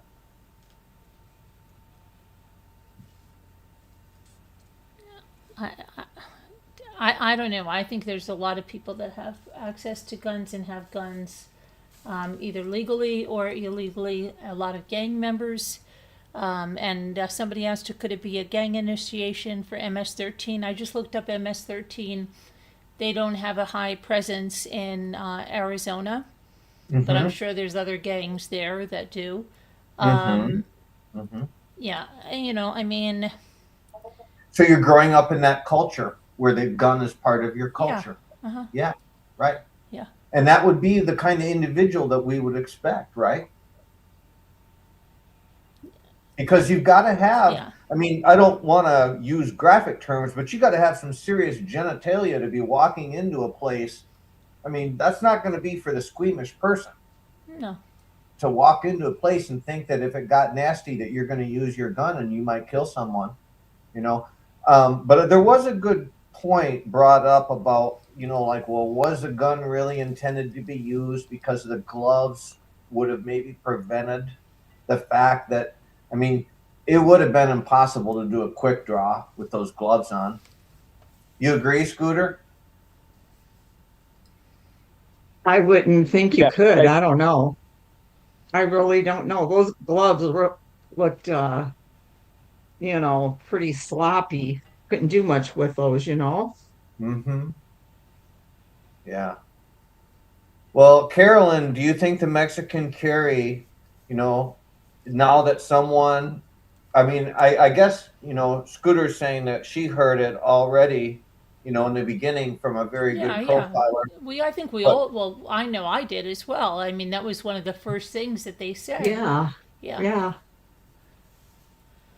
well, maybe that shows that the content of the people that I've been listening to didn't want to bring up those kind of things. And I mean, because it is, someone could say, well, what are you saying? That an undocumented person's going around ransoming people? Is that what you're alluding to? And people might take offense at that if someone says, well, yes, that is what I'm saying. Oh, well, you know, you're blaming everything on the illegals, you know, and, you know, that kind of storyline. Well, the fact that there is a high likelihood, I would say the percentage goes way up, that this is some kind of undocumented or somebody that's probably been involved. This isn't their first crime at this level, and so they've gotten away with it for a while. So, and a lot of these, if it's a pattern, well, anyway, at least up in this country, Right, if maybe. they got caught in the past for this, their DNA would be in the database, right? So there was a lot of hope that, you know, they'd have this crime history and their DNA would have been collected. So this is somebody, to me, that's getting away with whatever crimes they've committed, and easily could be an illegal, you know, somebody from south of the border, because they're very unlikely their DNA, if you're undocumented or south of the border, there is no DNA in any database, and so they're lucky from that standpoint. And So the guy you were listening to, Morgan I Wright. didn't know his. Pardon me. Morgan Wright. Yes, that gentleman. I've heard him a few times, and see, here's another thing where all this high tech reliance and everything is going to be harder than what people think, because and this is where I really like this guy and his sort of outthinking the trackability of phones, where the government does all this geofencing and stuff. And I mean, he knows that a lot of this software that people install on their phones is tracking people anyway with the AdSense and things like this. So his investigation just verifies what Brian Enton and other people have all said down there near Nancy's house, is the reception is a disaster. So that's why the Wi-Fi is intermittent and the cell phone footage is terrible, and you can't even make calls sometimes. So So that's when you're that's a trying to, question that I want to ask before we go further, because somebody might know this. Some people, there's two theories. Some people are saying that he was carrying a walkie-talkie on him, and other people are saying it was a jammer, and other people are saying it was a scanner. Reason that I want to bring this up and what you were just saying, Scooter or Space Cat, is that if there was poor reception out there, is it verified or not verified that a scanner would actually even work in her neighborhood? well, that that that is not a disruptor scanner thing that's in that pocket. When you look at those, that's just wild. This is just crazy talk again. The whole thing started. This started. This Nancy Grace, she's a disaster with stuff she comes. Well, but They you don't don't. think there's an object? You don't think there's an object right there? You've seen the close up, right? Yes, yes, yes. But those jammers have multiple antennas on them, and they're larger in size. That's I'm like a not little teeny right, and walkie-talkie. I'm not Right. going with the jammer theory because of the Yeah. fact that they got images off of that phone anyway. So it wasn't jammed because it was still transmitting to the Right. cloud. So I'm not the Yep. jammer thing, but the reason why I brought that up, the relevance of that is that if anybody thought that that was a device, and if someone said to me, well, no, I don't think it was a scanner because they don't get sufficient reception in that area, that if you were to try to use a scanner to try to say, like, I'm going to be one step ahead of the police, that it would be faulty because you'd get bad reception and you wouldn't really know that if that was indeed true, and that maybe then it was indeed a walkie-talkie, then you could say, all right, well, this is indicative that it was at least two people, because the walkie-talkie would suggest communication Yeah. with someone else. So that's Yeah. why I've I want never seen. that device. Go ahead. Yeah, I've seen the walkie-talkies, and that could be a walkie-talkie. I've also theorized that, there's that other guy with the backpacks near the same timeline in the same area that's on footage that people speculate he could somehow be associated with this crime because there's so much. Well, anyway, and that's a fascinating story on that was something that came out early. Remember the guy that had two backpacks and he was reaching over a fence with one of them, and you saw that footage, right? I did see it. Yeah, I didn't think yeah, it was related yeah, at all, but I did see it. yeah, You know. yeah. So And if the you other notice, thing, go ahead. Go ahead. well, let me complete it. Let me complete this. Yep. So that guy there, he vaped. All right, he used a vape pen. So I thought that maybe that also could be a vape pen in his pocket.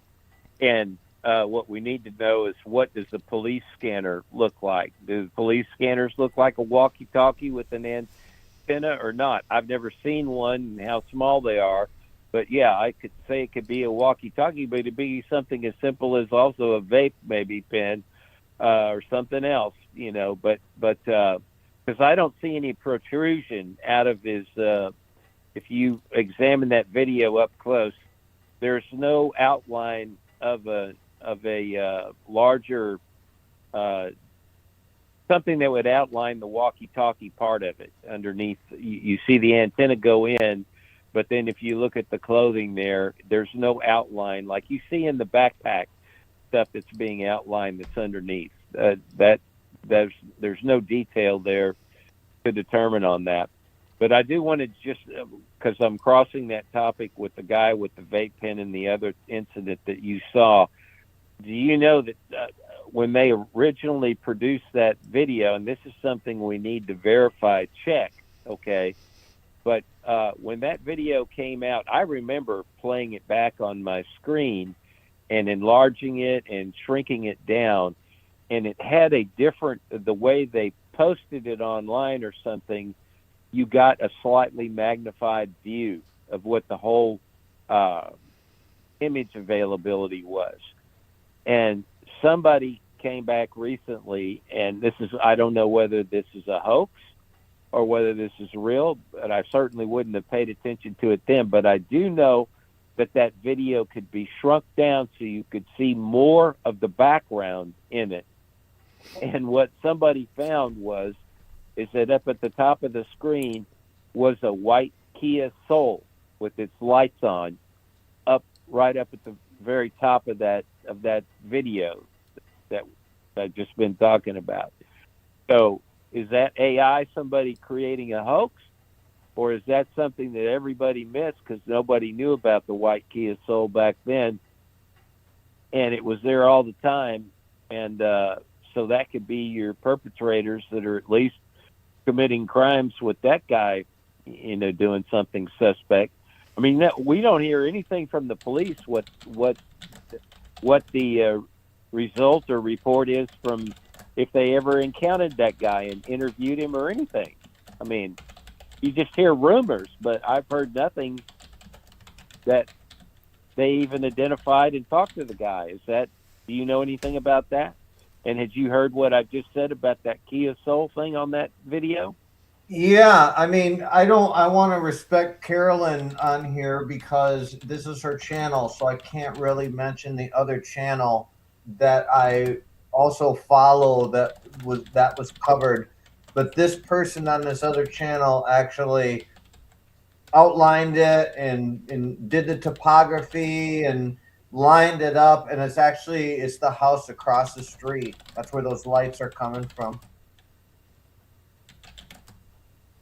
So that was diagrammed out there, and this person actually has. No. Are you talking about something at Nancy's house right now? I'm talking about in that photo with the porch, with the porch suspect that in the background with those lights in the upper corner. Is that what you were talking about? I'm talking about something totally different. Okay, I misunderstood. Yeah, I'm talking about the guy with the double backpack that went into an apartment. There was a dumpster there, and he reached over the fence with his backpack and was doing stuff there, and he used a vape pen, and he walked off. You said you'd seen that video. I did. Now I know what you mean, and you're saying that there was that car that was seen in that video. Is that right? Yes, the way it was posted, what was enlarged, so you wouldn't normally see that. And that part I know is true because I looked at that video and played with it, magnifying it and reducing it. I just didn't pay any damn attention to anything that was in the background on it. But supposedly, yes, at the very top of that video is the white Kia Soul with its lights on. So that's what I'm curious about. I don't doubt that it's there. I don't doubt it. Whether or not it has significance, that I do not know. But I don't doubt that it is there. Safe zone. Oh, okay. Nobody can see us. Hey, how's it going? Just on Zoom. Oh, That's a guy. That's Hey, a guy named Jason or James. He goes by. He said, "Hey, how's it going?" you can call me Jason James. Did you hear it? no. You can call me Jason James. She got earphones on. So So Carolyn, can't really hear you. You've been really quiet in all of this. I think it's Well- you. I hear typing. Yeah, I'm typing into the chat and stuff because Okay. everything I say is without logic, apparently. So, Well, I can't or flawed see what you're saying. logic. And I can't see what you're saying in the chat because I closed it down. Oh no, I just put the source for the Mary Chapman talking about the ransom letters and about the Kia was first spotted. It was in that other footage that was miles from Nancy's house. That's where that all came about and started with the Kia Soul. And then even a few weeks ago, someone was saying that that Kia Soul was tracked to Northport, Florida. There's so many things about that Kia Soul, and the FBI said wasn't relevant to the investigation. And so, yeah, anybody's going to take anything, and I've been in true crime enough that they will take any footage, any picture, zoom in, zoom out, and say they're seeing things, and after a while people will see things as well. And I just yeah, So I got a question for you then. So based on your experience with true crime, which I know is much more than mine because I'm fresh to true crime, it's always fascinated me. But my question is this, that based on, your take of this whole scenario with this person, do you think that this person is a complete stranger to the family, or do you think that it's somebody that was connected to the family in some way? I think it's a hired hit. Okay, so then it would Hired? be. That the person, Hired? yeah, I don't think, yes, they're hired to do this hit. And so the other thing is that when we think about this crime, one of the things that comes up in my mind, at least, is that it's either one of two things: either somebody is not very smart and they got incredibly lucky, or somebody's fairly smart and they went in, they did a lot of planning, and this is why they have not been caught. Like, so I feel it's one of the two. And I have a tendency to not go with the fact that it's someone who's not very bright, Isabel. be- because if it was someone, like, the odds of it happening to where someone's just this bumbling criminal who just happens to get everything right and by golly they pull it off, it's highly unlikely. And it strikes me as somebody who, that it was very well planned. But where I'm going with this question, Carolyn, is that just based on all the information that you've seen coming out so far, how many times, if you had to take a guess, do you think that place was visited by the perpetrator before the actual hit took place? At least, I would say at least 2 to 3. Okay. And I would as well. Do you think that when they're talking about this specific timeline, that they're saying watch out on this particular date, it's because they are seeing certain suspect traffic or vehicle that is cluing them to believe that this might have been one of a couple of drive-ons?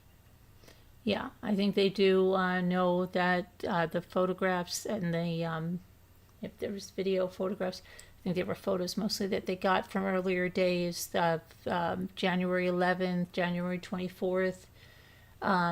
Yeah, I think that's why they asked for specifically those dates when they asked all the neighbors, and they actually gave time frames to please check their cameras for. So I think, yes, there's definitely some reason that they're seeing something that is making them want that footage.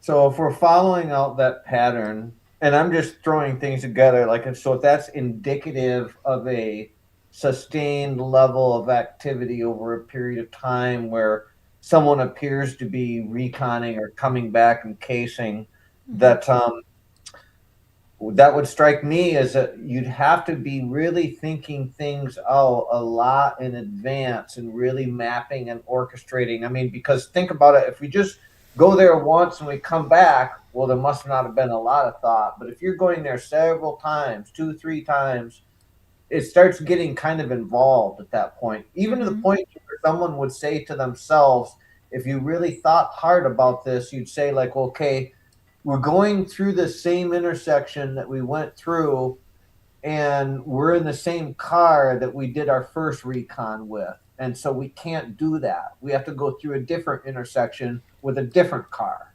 I mean, you really would have to go into But deep. it's also very possible that they could have been staying in that house, which they're calling the vacant house, for this period of time.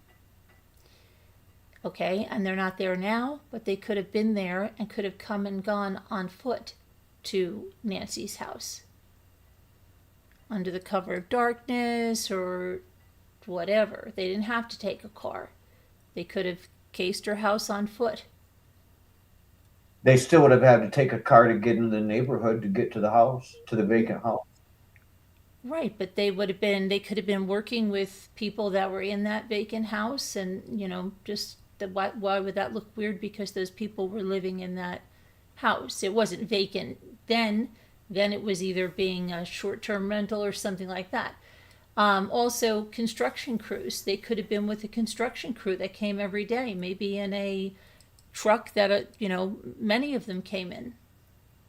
Maybe So I they did hung around and didn't leave at the end of day.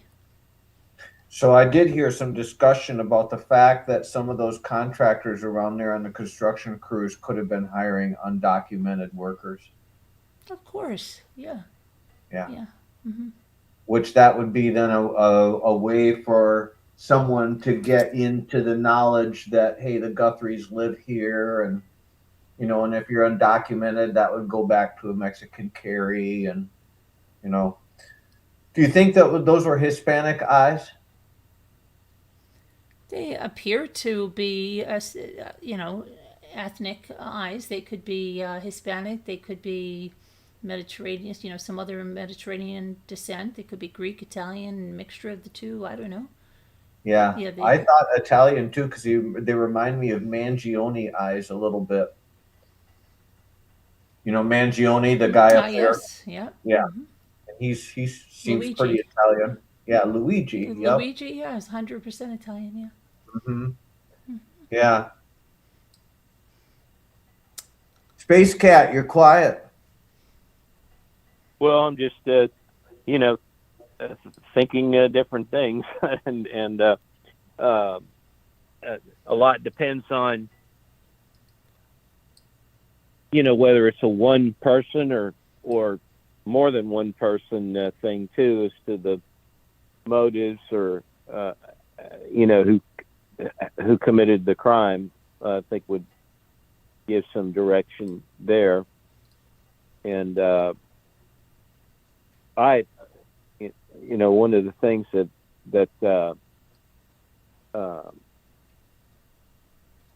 I still could say one of the things that I think could have caused the ransom thing and this scheme, whole thing, was the seed was planted that connected this idea with this person, with possibly Savannah and Nancy, because of the media event, and whether that occurred because of the national show that was played nationwide or the local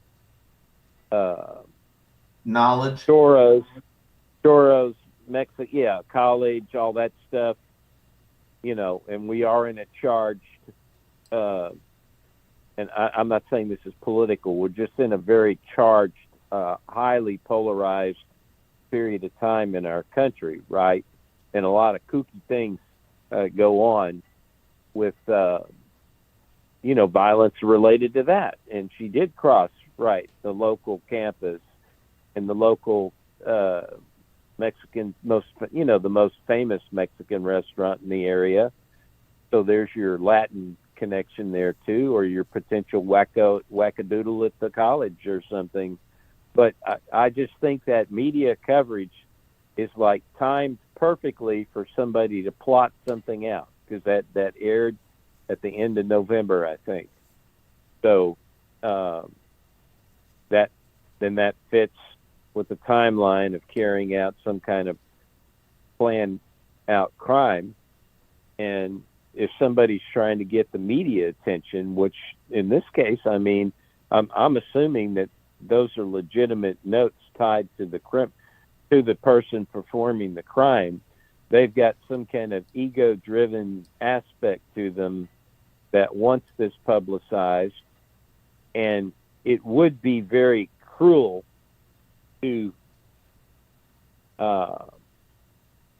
even plot out. I mean, I don't know how sadistic or how crazy this is, but just the ransom thing, whether it works or not, wouldn't be that big a deal to the person, because maybe the money isn't as big of the motive as maybe the punishment of just having her go through that whole ordeal. I mean, it'd be some really psycho sadistic person, but that maybe the ultimate plan is to have her die too, and you just go through the ransom thing.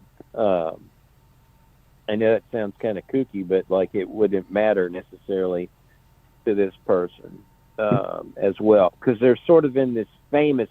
They have to know this is going to gain national attention, if not international attention, with what they're doing. So I mean, that could be like one class of criminal that might kind of commit this crime, and maybe they would it have been the person at the front door coming in with the carry that way? Maybe if they, or maybe not. Maybe you have two people. It seemed to me they might want to have a hand in that kind of be there, to carry this out in person. So, So that leads me. Go ahead. Let me finish a point before I forget. Yep. Here's what is important. I went back and listened to the original conferences. I mean, news conferences and all this stuff. I think if people have been really hard on Nanos with some of the stuff he was saying in the beginning. I think he's a terrible manager, and he's had under the detectives in the homicide were inexperienced, if you believe the union stuff and all that. So he's managerially terrible. But he wasn't. It sounded with his initial conference and stuff. He got everybody out. He said he got everybody out. He said he got all the police and the FBI and they got the search dogs from the border. They got the helicopters up, the airplanes up, all this stuff. But the one thing he said right away too is we brought in homicide to investigate this too, and he wouldn't comment anything about what that meant. Okay, but you don't bring in homicide unless you obviously think the potential is there is a homicide. So I'm just thinking there may be a lot more evidence inside the house that this might have been a lot more violent outcome, or likely she didn't survive. He from the did get-go. say, he did say that, Space Cat. He said homicide, and he named every single department that they have, I believe, didn't he, at the same time? Yes, he talks about all these other interagencies, and all I'm trying to say is He's sounded like, terrible. I agree. He's terrible. I agree with that. He's terrible. He's awful. He's not a good communicator, at least. I know that much. I agree. I don't know about Yeah. how he handles things. I'm just going to say with the media, he's not a good, communicator. Yeah, public Anyway, relations would not be his job. no, Yeah. no. Anyway, all I'm trying to say is that this is probably a more serious indicated crime from the beginning, and they're just hoping that, that she survived out of the house or whatever. So let's talk about that serious crime, because there's this blood spatter on the front porch, and we can see that there are drops, like good solid circular drops, big drops, but we also see what appears to be finely concentrated spray. It's and I would like to hear other people's opinion, but it surely looks to me like it's it's expirated blood is what it looks like. And so it's leading me to a question, and I'd like to put this out there to everybody. So if I'm the ransomer and I want to get Nancy out of there without making any sounds, then I'm going to either put a gag over her mouth, or I'm going to, put something over her mouth to keep her from being able to speak. Because I don't want her to be able to alert anyone, and she might scream, she might do whatever when she gets out there. And just because I've got a gun on her, I can't trust the fact that she won't try something, because she might fear for her life. Trying to get inside of a vehicle, she might think that that's her last opportunity. So if I'm the ransomer, then I put something over her mouth. Now, looking at that pattern of blood on the porch, I mean, let's just say hypothetically, if the mouth was taped or gagged, and that spray would only then come out from the nose, then I mean that would be like a sneeze almost. But even with a sneeze, I don't think you're gonna. I think it would even be a finer mist. Um, and I did see on a different channel where there was talk of different ways that that spray could occur. And one of the things that this channel went through, which was a very interesting exercise, is so there's this theory that there is a fireman's carry, and that the reason why the blood doesn't have any footprints in it is because the person that Nancy was hanging off the person's back, and so that as the blood droplets were coming down and the feet were moving forward, there was no contact with the blood. Um, but when you look at the fireman's carry and you actually watch people do it on like live and you watch it happen, what you see is that the head is way up on their back. The head is not draped down below the buttocks when you're carrying somebody in a fireman's carry. Like their pelvis is balanced across your shoulder, their torso comes down your back, and their head is above the top of a person's buttocks. That's how high they are up on the fireman's carry. And why that's relevant is because if you were carrying someone like that and they expired blood out of their nose from that high up, so if we were to say from above the hip, we're talking at least 3 feet, if not 4 feet, on a fireman's carry, probably 4 feet high. And to have that pattern of a spray on the porch, which is actually a quite tight pattern, I don't think you're going to get it from a fireman's carry and being that high in the air. And so it's looking to me, and this is just my opinion, it's looking like it's about somewhere like it was expirated from the point of about 8 to 24 inches away. That's just opinion. I would just love to open it up for other people's opinions and thoughts on this. Well, it's also very strange that it's just up there on the porch area, and then there's only like one little tiny droplet down on the walkway area or two. So there's a lot, and then going down the steps and stuff, it just stops. It's just there, and then it just stops. Or did they realize, oh my gosh, she's bleeding all over, put something over her head? And then that's why there's only 1 or 2 drops after that. Well, following out the blood trail, there is a blood drop all the way out on the last tile. Yeah, that's what I did say that. Yeah. No. But I'm saying there's only 1 or 2 blood drops, whereas up on the porch there's a lot of blood. So Doesn't it stop at the driveway or something? right up to the edge of the driveway on that one piece of walkway where there's a big crack. There's a blood drop clearly there. So I think somebody noticed all that blood, and allegedly there's blood inside the foyer and a broken lamp.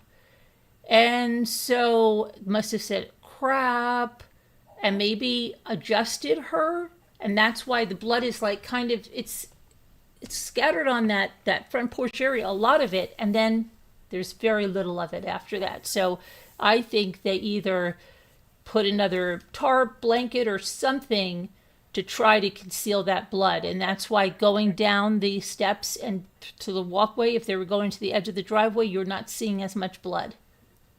How was she carried out? How was she carried out? I've said, I also heard someone say something about the garage, but no, okay, forget the garage. I've heard people say a wheelchair. I've heard people say a garbage bin, but no, I think in this instance, she had to be carried in their arms somehow at this point to get her into that car. So whether it was over their shoulder or whether it was in their arm, however they did it, I think she was totally readjusted when they saw all the blood. And, How was her body positioned at the point that the blood spray was emitted? She In could have your been she could have been over their shoulder at that point or something, but it also would appear that there was some kind of a struggle if there's a broken lamp in the foyer and her blood. So did she have her arms free? Did she grab a lamp and throw it off a table? Was she over their shoulder? Was she able to grab something because she wasn't wrapped up well? Possibly. Okay, but how far away do you think she would have needed to be to produce that spray pattern? Well, the perpetrator is supposed to be 5'9" or 5'10". So, if she's depending on how far over her, the shoulder she is, it's could it be 4 feet or 3 feet? Do you think it would produce that tight of spray being that high? I'm not a blood spatter expert, so that's yeah. But I just think what I think is they were carrying her in some fashion, noticed all that blood, and then readjusted something because there's very little blood after that porch. Very little. So there's a couple different scenarios that I have heard. One of them was that she was wrapped up in a tarp and Mm-hmm. that her head was hanging out to the side, and so that she coughed, and that was the spatter. Yes, Um, possible. so in that way of her being carried out, it would have been two people, one carrying the front, one carrying the back. But then with that would be a problem in the sense because the person who would Gonna be in the walk through back it. Yeah. would walk through it, Mm-hmm. right? So that's a little bit of an issue with that. Then I heard the other theory that she was hogtied, so that her body, rather than facing upward, her head was pointed toward the ground, and she was carried that way, and that was the expirated blood. But then I've heard this other theory too, which I'll put out there and see what everyone thinks, and that is that so that if it was one person or the other person was in the getaway vehicle, but if it was just one person, that he had the gun on her, he forced her out the door to walk on her own, and that when she got outside the door, she either fell over and coughed, so she was on all fours and coughed and spat up blood, or she wasn't on all fours and she was actually standing and she just bent over and coughed the blood.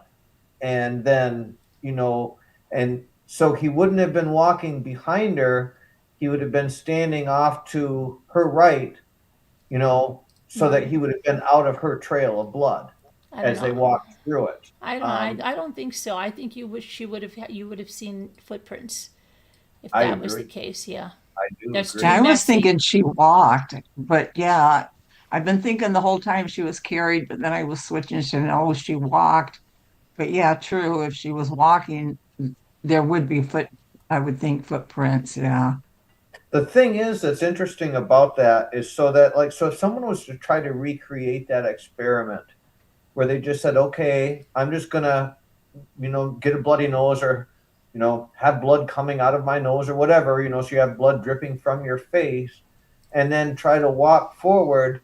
Well, you're going to get some on your shoes, like some droplets are going to fall on your shoes, some are Mm-hmm. going to fall on the ground next to your shoes, but all that's gonna really show is voids where your feet were. There'd be Mm-hmm. blank spots where no blood hit. And so, the question is when we look at that pattern of blood is, like if we had to literally say, like, okay, can we draw out where feet would actually stand here? Like, was there enough space to where there's not a spatter that we could say that a foot could have stood here? Because that's kind of the only other way to solve that. Wait, I have another. Something just came to me. Let's say he's carrying her out over the shoulder, right? Yep. Okay. And he notices, crap, she's bleeding a lot. Yeah.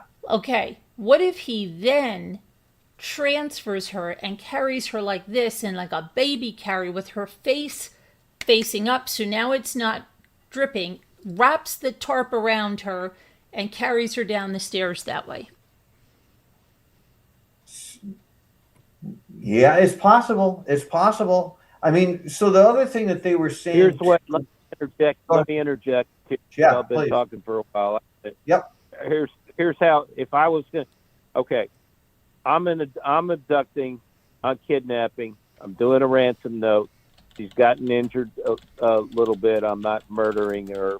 I'm going to do the ransom, and maybe I don't have a partner, or maybe I do, but I'm strong enough. That guy, that I know I'd be strong enough in the age range he appears to be, and what I would do is wrap her up in the soft blanket, spin it around her, whatever. You could have a light gag on her or something so she can't yell and,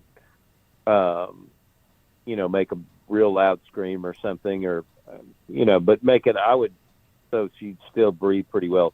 Anyway, I'm still trying to make it so she doesn't die on the way out or anything. Right. But yeah, I just wrap her up and she get her on the bed there, and then just bend over and pick her up, both my arms, so her head's out to the left side or the right side of me, and her feet are at the other way. It's just like you're carrying your kid or something to bed.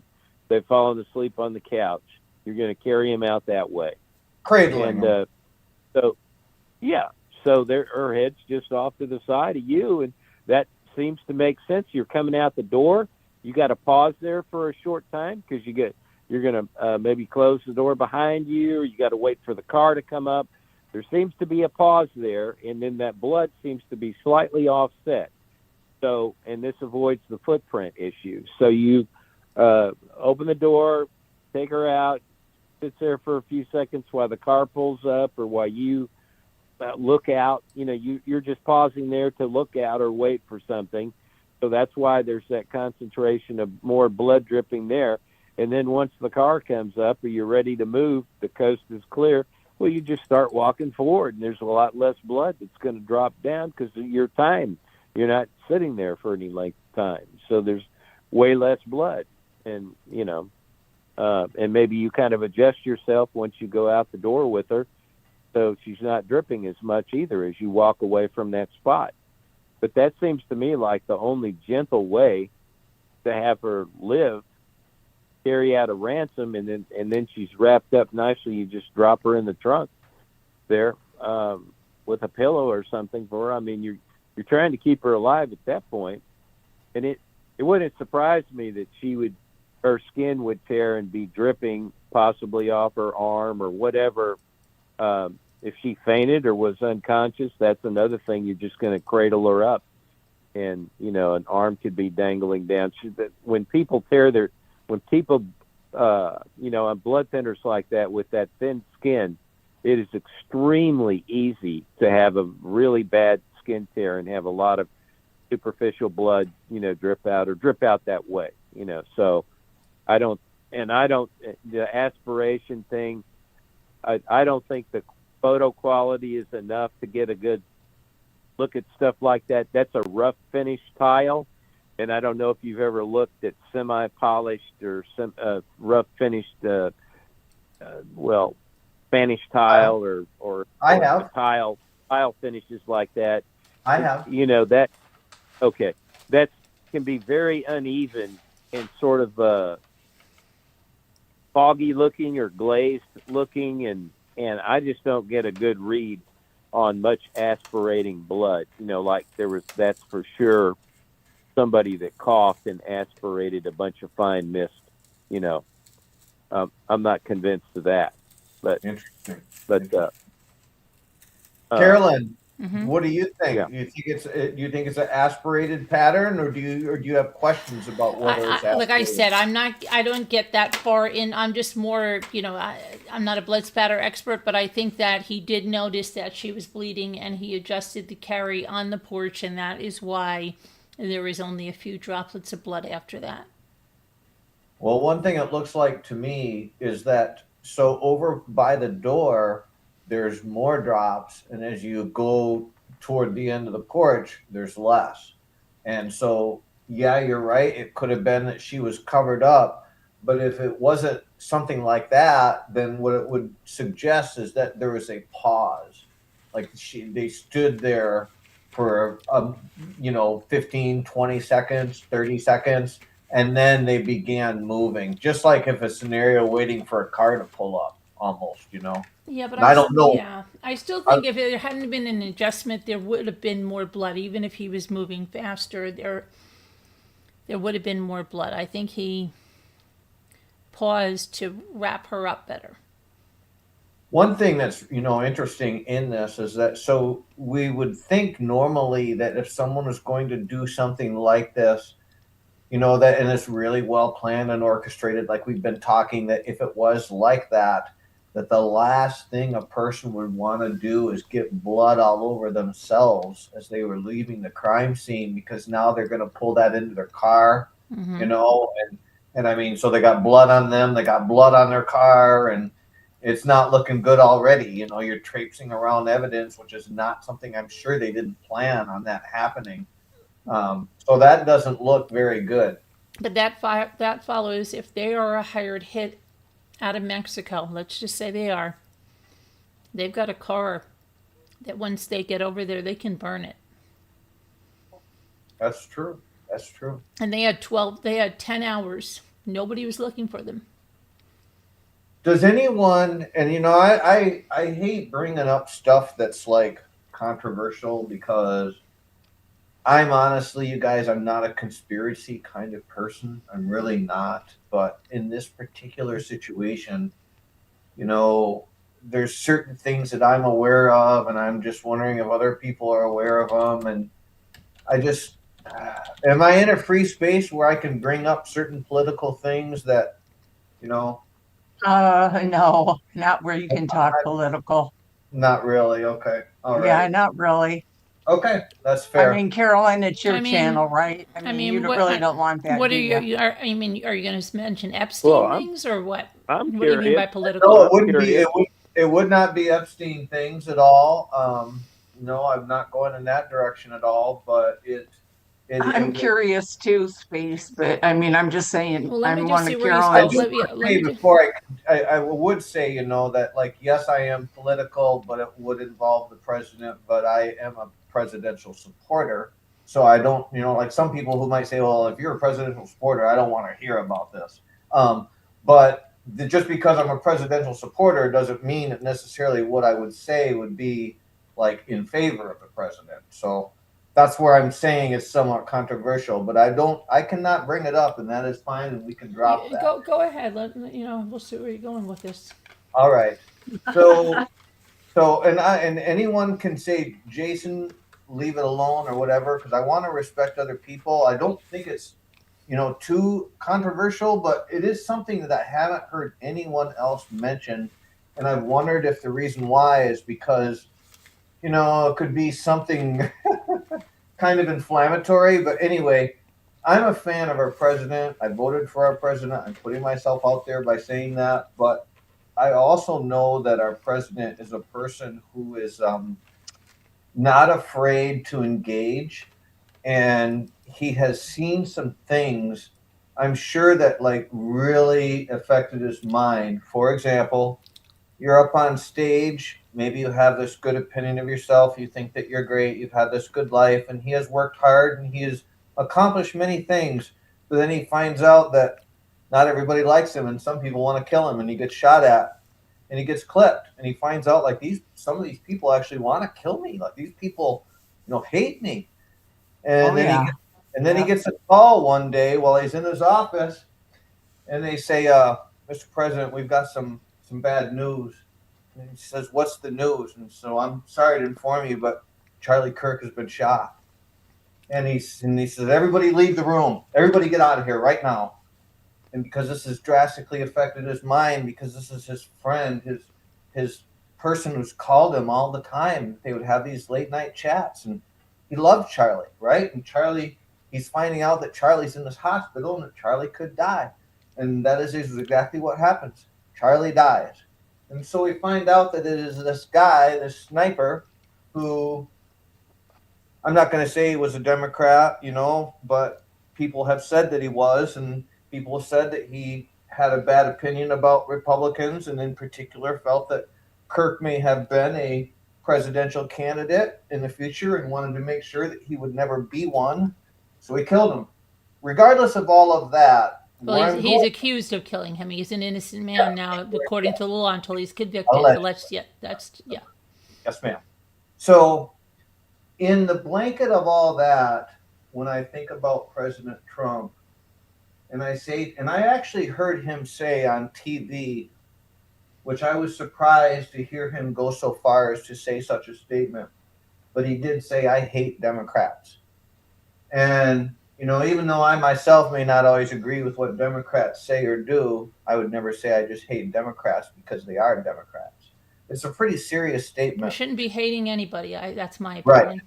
Right. I agree with that, right? You can you can disagree, you might even To dislike hate somebody just because of the color of their skin or what nationality or Yeah, what they're not political- liking the politics in the Yeah. chat. See, that's what I'm not. I mean, So I can back Yeah. away don't from want to it. hear it. Yeah, I mean, yeah, because we don't really discuss politics here, but it's Well, there was a reason why, and the reason Yeah. why was because if Trump was humiliated during the town hall back in 2019, I believe it was, with Savannah Guthrie, where Savannah Guthrie put him on the spot and grilled him and made him look really bad. I would hate to Ugh. say that our president would ever have some type of a vendetta. I would never want him to have some type of vendetta. I would never want him to think like, if you're going to play me like Charlie, that I can do this and I can do that behind the scenes. I would never want to think our president would do something like that, but I will just bring up that if you ever go back and you watch that Savannah Guthrie town hall where she put him on the spot and basically made him look bad, made him look humiliated him, basically, and Trump does strike me as he's somebody that if you do humiliate him, he will never forget that. Yeah, but that doesn't mean he's going to have you killed or have That your is mother that killed. is a true statement. That is a true statement. I've never even heard that before, but he's not going to have somebody killed or kidnapped. He wouldn't do something like that. Well, I'm a big fan of our president, so I would want to think in my mind that he would not do that either. That's my position on that. Yeah, people don't like that in the chat. So going back to the blood spatter then, so do we all agree then that it could have been more than 3 or 4 feet away, or that it had to be a certain range, or that it really could have not even been blood spatter at all? I mean, it could have been a lot of the different ways. I mean, you need your blood spatter expert. That's what they're paid the big bucks for. But I just think he would have adjusted the blanket or tarp. That's just what I think. However it came out, Yeah, I and mean, that really turned me off too, Linda.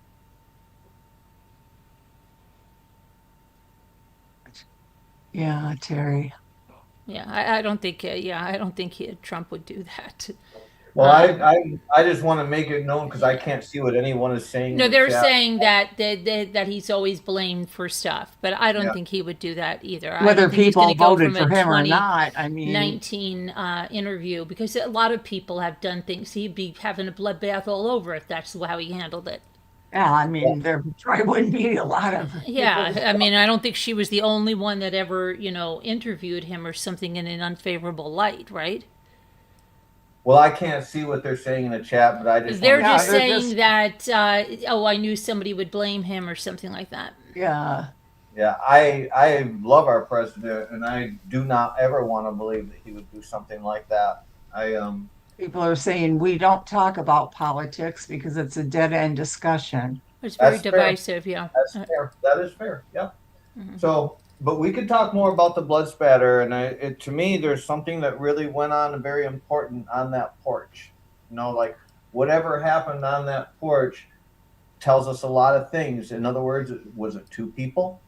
That, you know, is that what the evidence tells us on that porch? Is that it was two people, or does the evidence tell us that it's just one person on that porch? I think one person on that porch.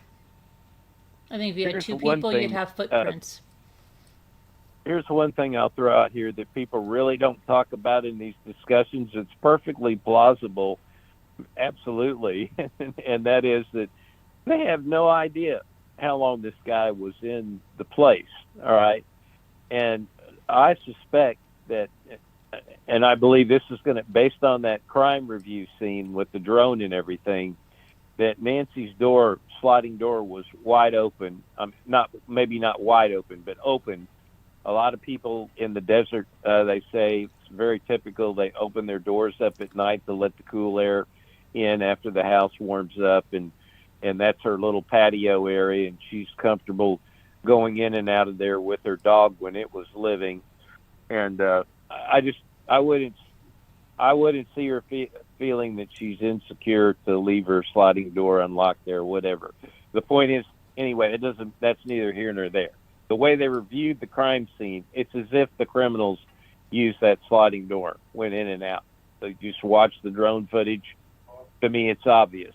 The criminal came through that sliding door and entered the bedroom there. So what's to say that after he dropped her off at around 9:45 or 10 at night, whatever, that the guy didn't come in there at 11 o'clock or so and do whatever, go in that sliding door and do whatever he wanted.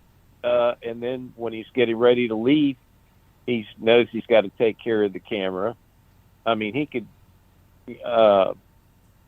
take his time in the house, whatever, because there's no time mark. That is something that was rumored. I'm still trying to find that out, Carolyn, where I had thought. If he went in and out through the sliding door, why wouldn't you just take her out and go around the side gate and forget the whole porch? Maybe, let me finish here what I'm trying to say on this one thing.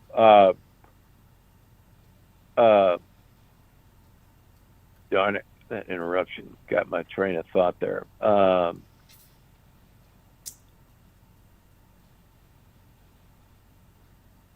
right. Anyway, I was trying to complete my thought there. Anyway, no. What I'm trying to say is that why would he take her out of the porch instead of the gate there? Mm-hmm. Because it's just easier to take her out the door and go straight into the car. The getaway car, and he doesn't have to maneuver around with the wall and the gate, and he's had all this time in the house with her. He could have moved her about all over. I'm just saying, she's not necessarily in her bedroom even anymore. I'm saying he could have spent an enormous amount of time in there without her waking up because of her hearing aids or whatever, or he got to her right away and already started interrogating or doing whatever all he needed to, and then he knew he was going to go out the front door. So then he comes in to take care of the camera just to cover it up so nobody can see her condition exiting the house at that point. But there's nothing in the timeline that says this guy couldn't have been in there a lot longer than they say. And I don't see what, it's not a burglary, right? This is a ransom. So there might have been some reasons that he could have stayed in there longer. People were speculating that there was a safe in the house, and he might have. Anyway, I don't have any big reasons for him to want to be doing that or anything like that. But just as casual as he is, and as scoped out as the house is, I just don't. To me, he does. If you've got a very well thought out crime and stuff, and you needed more time, you could spend more time there at the house. I don't think you would, as comfortable as he's seen. He could have it more. He could stay longer and it not be a big problem. Yeah, like he doesn't have to run in, abduct, and just run right out. And anyway, that was what I was trying to, what I wanted to ask you was, it was rumored, and this became something I integrated in my thinking, but now I realize this was just rumored from some reporter, and I was wondering if anybody remembers who started this. I would maybe guess Nancy Grace's show. I might have heard it from or something, but somewhere was the rumor that around 2:00 in the morning, there was an event in her pacemaker that caused her heart to escalate, and that's different than the disconnection from the watch when they left at that time thing. Now, I did hear back on the news, going back on the news reports, when it was first reported, when they first started reporting this, they were saying 2 a.m. on the pacemaker. So I'm wondering if that's where this confusion came, where I heard there was some event, and then they were reporting initially the 2 a.m. time before they corrected it later on. But did anybody else hear that too, about Nancy having some, the pacemaker did download some data. They got some information from the pacemaker that the heart elevated before she left. Does anybody remember that, hearing that, and where that came from? I'd like to know where you heard that, because I've heard various things, but I don't. I mean, is it substantiated that her heart was elevated and they did get that data? No, this is something that several people, including myself, have heard. And then when it comes down to try to track this down, because other people told me that's not in the timeline, and then I go look, and yeah, that's right. It's not in the sheriff's timeline. So what I was saying is, today, when I was going back to the original news reports, they were reporting the 2 a.m., around the 2 a.m. time, as the heart being, the pacemaker being disconnected. So I'm just wondering where that's confusion, because I distinctly heard a different interpretation, that the pacemaker was disconnected at the 20-something time, the corrected timeline, and then also heard around the 2:00 time that there was an event recorded about the pacemaker. And, maybe somebody's just hearing that, and that's when the pacemaker disconnected at 2 a.m. and you get this game of telephone and confusion. All I know is I heard it. I know that many people think this because they were hearing it the way I was. And then when I go to look for the answer where it was said, I can't find it in any official release. So people were speculating about this in the streaming, stuff. So that's what I wanted to ask, and maybe someone can clarify for me in the chat. I know that she had the Apple Watch, and that was, I guess, somehow keeping track of her vitals. But it's unclear to me, and I'm only saying this because I don't know if there was some type of home-based station that was specifically for her pacemaker. She had an app on the iPhone. And that was what relayed information from the pacemaker? Yes. Okay. So when they say that it disconnected, what it meant by that was that she became distant from her phone. Correct. Okay. And her Apple Watch was left home, and her hearing aids and her cane. Okay. Yeah, so no one really knows then whether it's factual evidence that they have a timeline where it shows her heart rate elevated. No, I've never heard of the fact of that. Yeah, but here's something that, anyway, all I'm saying is I'm curious just where the source came from this, where this started, if anybody knows. But here's where this is where it could be relevant, and maybe somebody from the inside did know this, and it's just a leak. They got these sources. I think I didn't just hear it from a listener. I think I heard it from somebody like an Ashley Banfield or one of the experts, that was the Jen Coffendorfer person or something, people that claim they had sources.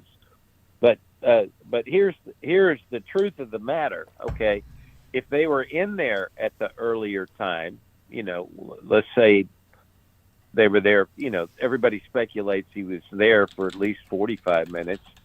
And I'm saying, hell, he could have been there for hours. There's nothing that says he wasn't, because he could have entered that house to begin with, all dressed up and done whatever he needed. Then when he's getting ready to go out the front door, that's when he shows up there. But here's what the point is. And see, this could be a clue as to how long he really was in there, if there was this heart event, because let's say she is startled when the guy comes into her room and he gets her up. There's a high likelihood she is, and it could create an arrhythmia or a very elevated thing that it activates the recording, the data feed on the pacemaker to send out to the doctor this aberration. In other words, the pacemaker, whether it records a memory into itself, but if it also sees something unusual, it might have with this app, because it's an updated pacemaker with an app. We've heard that, so this would have more features built in. So what I'm wondering and what I'm thinking is that this Bluetooth thing, we know, beat to the pacemaker every three. They said, I think I heard it say about every 3 minutes, just to touch base, to show it's in range, to keep touching it. But I'm just wondering if if when this guy encountered her, that he created some heart event, that it also would have been activated and recorded into the Bluetooth and then on the phone, that they have this data. That's a great, Carolyn, do you know that if that pacemaker would, because obviously, it's got to be recording some type of data into the phone, right? It is the pacemaker, if it's found on her, they can put a device on it that will tell exactly when she died, what kind of, what did she experience, because they have done it before. Now, if she was cremated or something like that, where that's been destroyed, they're not going to get that information. What is the data, though, that's being relayed to the phone?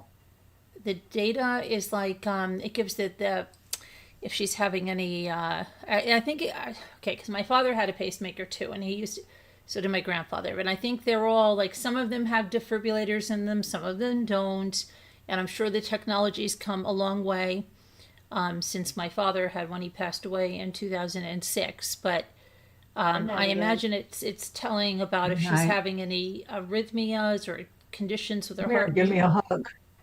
Oh, okay. I thought Scooter was saying What if something. I don't want to? But yeah, it's going to get.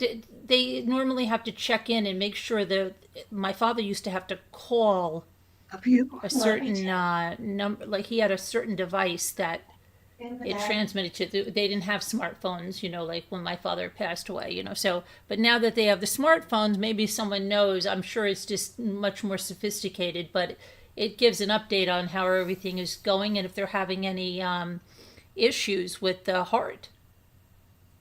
Well, the reason why I was asking is, when we go back to the timeline again, and we're talking about the sliding glass door and the entry and those kind of things, even with talking with my mom, and she's up there in her years, and she was telling me that she's got neighbors that don't, that they haven't had any crime around them at all, and in their conversations that she's been told that, like, oh, we keep our doors unlocked.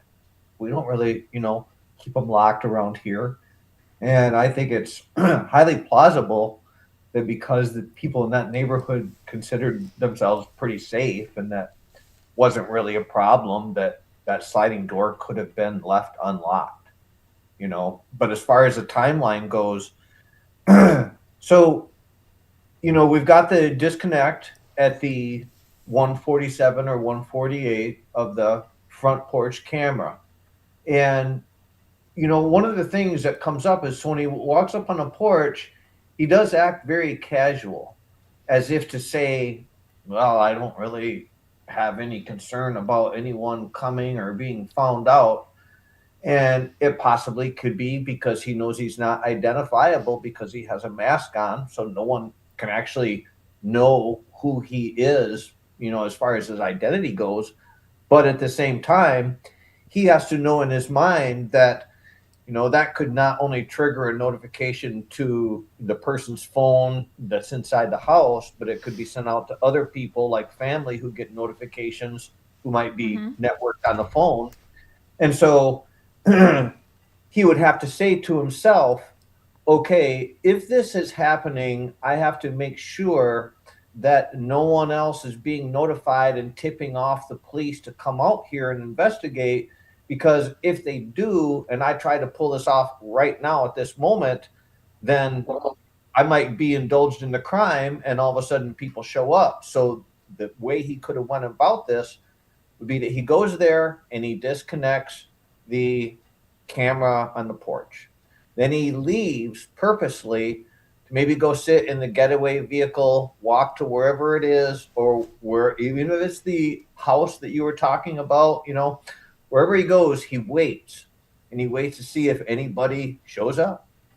Nobody shows up. So then he comes back at around 2:18, and that's when he, circles around the back of the property, maybe scales the fence, and that's when that camera is triggered. And maybe he goes and he busts out the lights in the backyard at that point because that's what's showing him, or whatever the case is. But that then he goes and he tries the sliding door and it's open and he goes in there. Now, if that is true and it did go down like that, then that would mean that he would only have been in there from, say, for example, 2:18 or is it 2:12, whenever the camera in the back detects him, he'd only be in there from that point all the way until the pacemaker disconnects from the phone, which means that she would have been leaving the premises. So if that would have been the case, then in that scenario, if he would have left, waited to see if anybody would have showed up, then came back, went through the house, he only would have been in there maybe 15 minutes. And he wouldn't have been needed to be in there that long if that was just his purpose, was to get her. I'm just saying, So there is a scenario, like I know where it was said that, well, he could have been in there a long time. But actually he didn't need to be in there a long time. And there's a scenario that could be presented where he could only be in there a brief time. And so I'm just saying that is a It's possibility. Yeah, I agree with you. It's a possibility. Because the thing about it is that if you didn't know for sure that wasn't transmitted to other phones, because you could say to yourself, you could even look in the window after you trigger the camera and you don't see a light go on in the house. You don't hear any commotion. You don't hear a dog. You don't hear anything. And so you think like, okay, if it sent a notification in the house, she's asleep, she's not getting it, but I don't know for sure if this is networked to other phones, so they may have got it. So I have to leave here for a little while just to make sure it's cooled down and, I can proceed. But I only know that if I leave and I wait a little bit, and that would have been handy if he had a scanner, not that we know that he did, because then he could just sit and listen on the scanner. But that's the same kind of thing with if there really is photos of him from January 11th, January 24th, right? Mm-hmm. Wouldn't she have been getting alerts on her phone? Wouldn't she have seen this man? Wouldn't that, unless they're keeping that under wraps? I mean... So it's a great question. The camera on the front, maybe you might know this.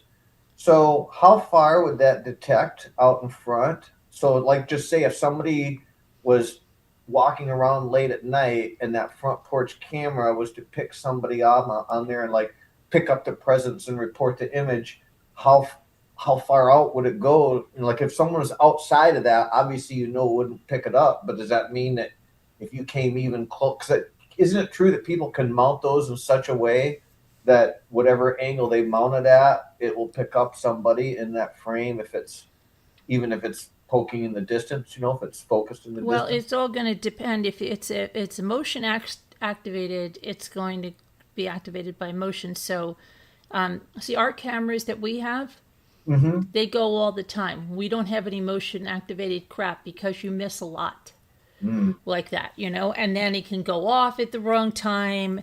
So I wanted like the best security. So we have like two different ways that they're powered, plus the way they transcribe to the cloud and to cards, all kinds of things.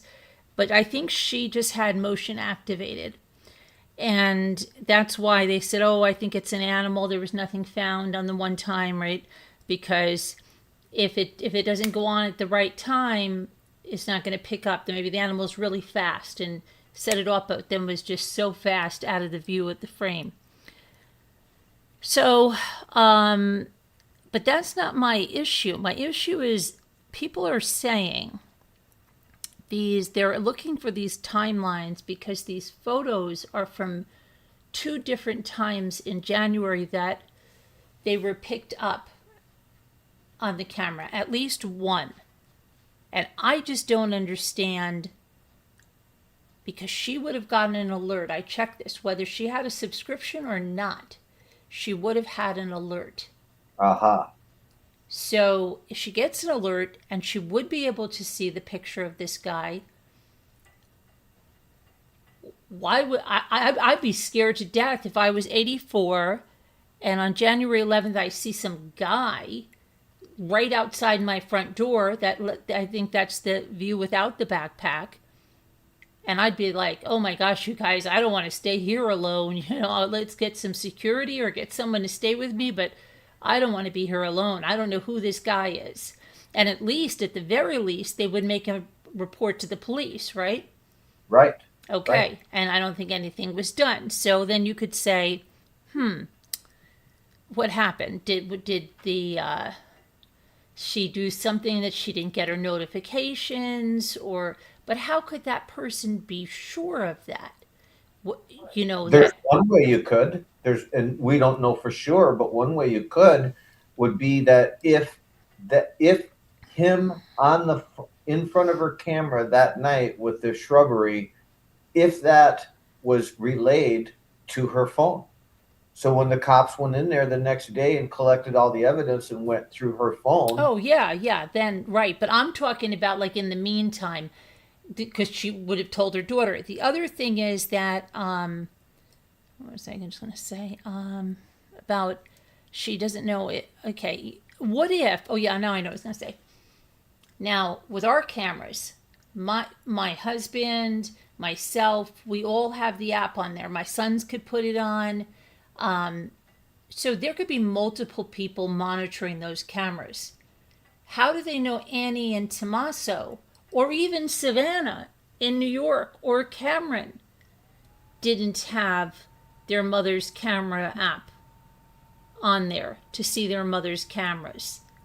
It's a big chance this person took.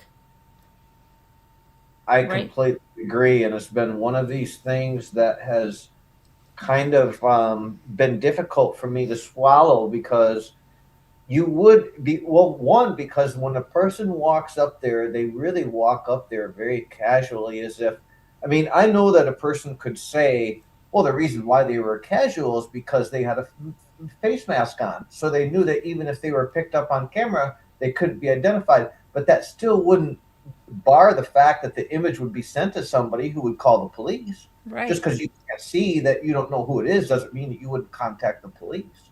Mm-hmm. So the fact that it wasn't sent to, or if it wasn't sent, if it was sent that it wasn't received, I mean, I guess somebody could say like, well, maybe Tommaso and Annie were asleep that night, just like their mother was, and so they didn't get the notifications.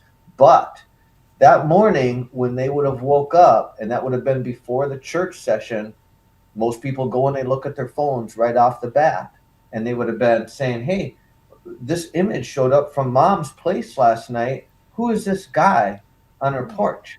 Yep. And and and presumably that wouldn't have happened, because if it would have, they wouldn't have been waiting until after the fact and have been notified by surprise that, hey, mom didn't show up for a church service.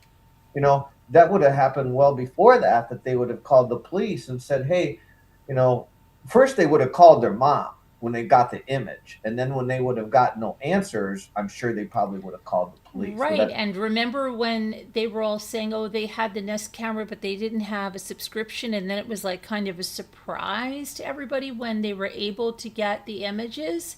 right. So you would think if somebody had seen the image, they would have seen it, right? They wouldn't have had to wait. They would say, oh my gosh, it showed up on mom's phone. It showed up on my phone. Right. So they obviously didn't see it, but I wonder why that is. So I want to ask you to go back to what you just said a second ago. Then, so you have 100% verified for that model of phone that they had. The that Nest even camera, if you- yes. Even if you don't have a subscription, it will still give you the notification if you have the app on your phone, and it will still show you the image of that's captured. It will only hold it, I believe it was like 5 hours. And would we know whether or not, like, the garage would have been networked in with that whole phone thing, so that the smartphone would be, so that if somebody opened the garage, that you would know on the smartphone, or you could operate from the smartphone just like See, you I could. don't know how the garage door was logged. I don't know what device they had for that. Because they said, oh, it opened at this time and closed at this time. I don't know if that's coming from their garage door opener, or is something, do they have some kind of a smart device attached to that? So I don't know I mean, I know probably forensically, if they had one of those garage door clickers, that they might be able to go in and get like times off of when it was clicked, although I doubt it, but certainly they would off of a smartphone, that they could get a time, they could say, Unless oh, the garage door opener, like the clicker, the remote could go on the smartphone. Instead of having to have a remote, they could have an app, and then yes, the app would tell you. but that would still then give a timestamp. Right. That's what I'm saying. Yeah. The app would tell you, yeah. So the reason why that would be relevant is that if the phone was used, say for example, we could say that it was Nancy that operated the cell phone from inside Tommaso's car when they pulled up, and that of course made the garage door go up. But it just begs the question of whether Tommaso also had that app on his phone, which you would expect, right? If that's his mom-in-law, Yeah, exactly. Yeah, exactly. and not only Tommaso, but even Annie would have been on there for notifications. You would Yeah, expect. exactly. I mean, a lot of people, especially if they're, like my son and daughter-in-law to be, they have cameras all over their places, and they both have the apps on on each phone. And so you would think, yeah, if you had an elderly parent, you'd want to have that as well to make sure they're okay. I'm very surprised Nancy did not have a life alert type bracelet or I know it. Yeah. pendant living alone, because that's scary. How do they know if their mother fell? Now, yes, the Apple Watch can tell you if you fall, but I don't think the Apple Watch is as reliable as a life alert. So, and plus, it's just easy to press that life alert. So easy, even if somebody's injured. Like the Apple Watch can be finicky, just like that poor kid that lost his life trying to use Siri. He got pinned between the back seat of the car, and Siri wasn't working right, and he died. So, but a life alert, it's usually just one button. You just press it, and then they'll say, "Do you have?" You could speak right into it, and it's very reliable. I know we got one from my father right away after my mother passed. We weren't going to leave, and I live right close to my father, but we weren't going to leave him alone, because if he fell, when was I going to find out? Like if he Did he fell in live the at middle the of the lake night. house by chance? What? Did he live at the lake house? Yes, at that Okay. time, yes. Yeah. And they both did it, and so yeah. So if he fell in the middle of the night, how would we know? So he had the one that was like a watch.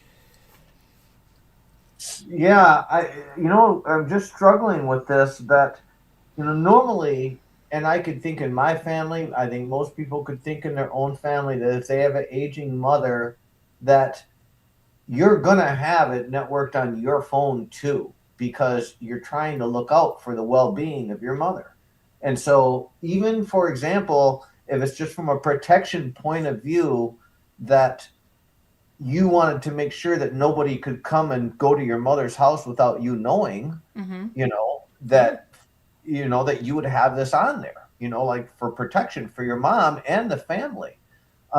Because people could come up and try to sell stuff that could try to take advantage of someone who, you know, she's mentally sharp and everything, but you get my point, how Mm-hmm. someone might try to sell certain things door to door, and the family would want to know. And so where I'm going with that is that I just still am having a very difficult mind wrapping my mind around the fact that we have people who have money here, you Mm-hmm. know, Yeah, and she and could have not had a live-in housekeeper. That also was another point of security for her, because if they could get a hold of their mother, they could call the housekeeper. And a caregiver. They could have afforded all of that for her. I mean, they could have and Annie afforded and a security guard to see, or even a groundskeeper that would live on the property. They had the pool house, which was a guest house. They could have had a groundskeeper do security for her too. They had the ability to do all this. Now, she could have been, we don't know. She could have said, they could have offered. Maybe she said, absolutely not. I don't know. But yeah. for Annie and Tommaso to not have that on their phones, like I'll just give you an example that so as a year would unfold or a couple years would unfold, eventually Annie and Tommaso would have to draw a connection that if there was a subscription at one point that was paid for and they were getting routine notifications, that at some point those notifications would have ceased, and they would have inevitably, if they cared about their mother, would have said to their mother, "Hey, mom, I'm not getting notifications anymore." And when the mailman would show up or whoever would show up, right, they would normally get the notification, be aware that this pool cleaning guy showed up at this time, and we normally get the notification when he shows up. And, well, mom, I'm not getting these anymore. Can we get this fixed so that we're getting these notifications like we're supposed to be? And the fact that either A, that conversation never took place, so that it just strikes me as very odd that the family wouldn't say to the mom, we're not getting these notifications. Now I know what you could say, Carolyn. Well, she was very independent, and she says, I don't want you networked on the phones, and I'll run my own place over here, and you guys don't need to know my business and who comes and goes. But that really doesn't sound logical for somebody with that level of health condition, Mm-hmm. that she would not want her family, aware of things that could happen to her, whether it be a medical episode or a predatory or anything, that, I mean, they're educated people. So you would think, that they're not going to be resistant to someone's help and like realizing the gravity of the situation, that something could happen to me and therefore my family needs to be connected to me.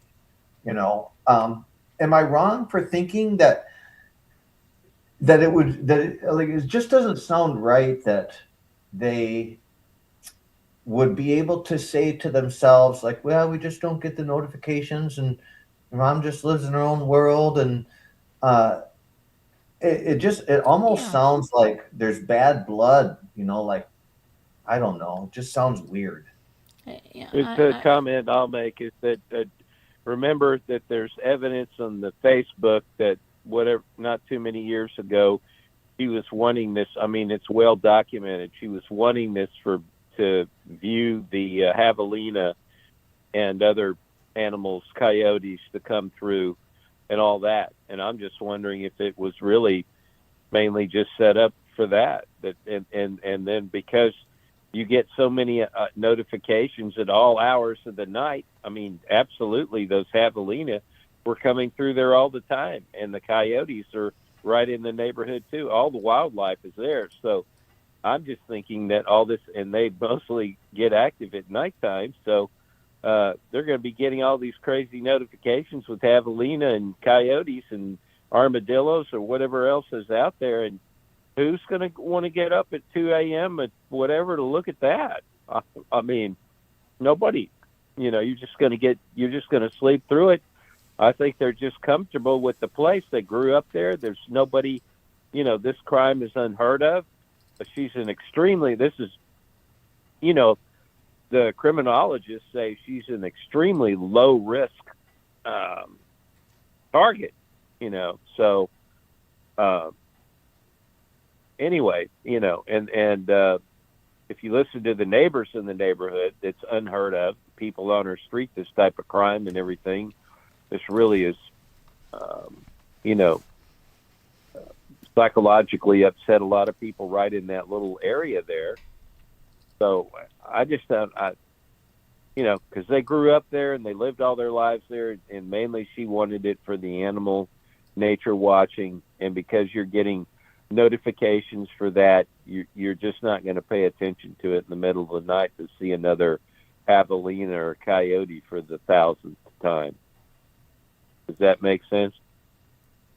Well, maybe, but maybe not. Is it true that those can be programmed so they pick up at certain heights so that they don't get triggered by animals, so you don't get the inadvertent images? You get ones that would only potentially be a human because it's triggered by a height. Yeah, but she wanted that to be triggered for the animals. That was the whole.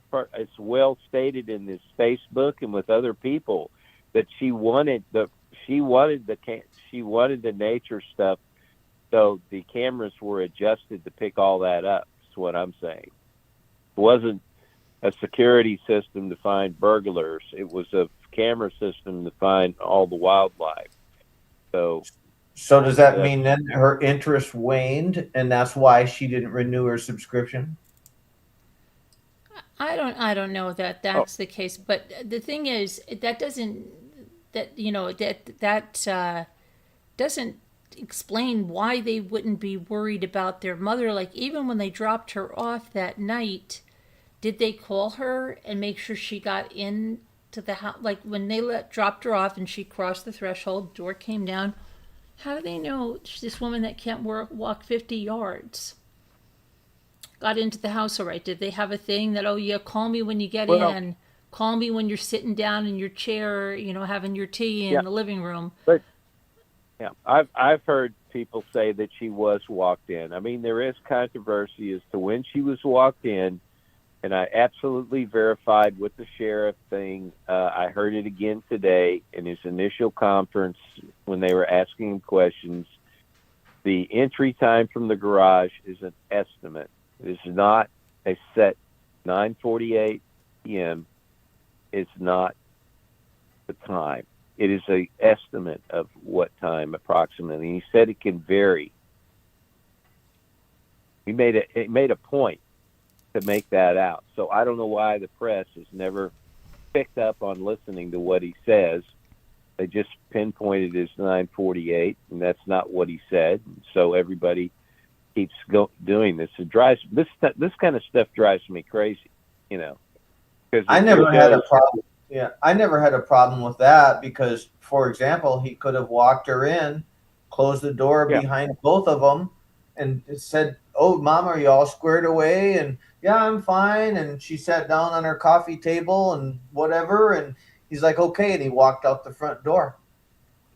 So that would totally explain, 2 minutes for the garage open and closed because he never exited back out. He went out through the front door instead.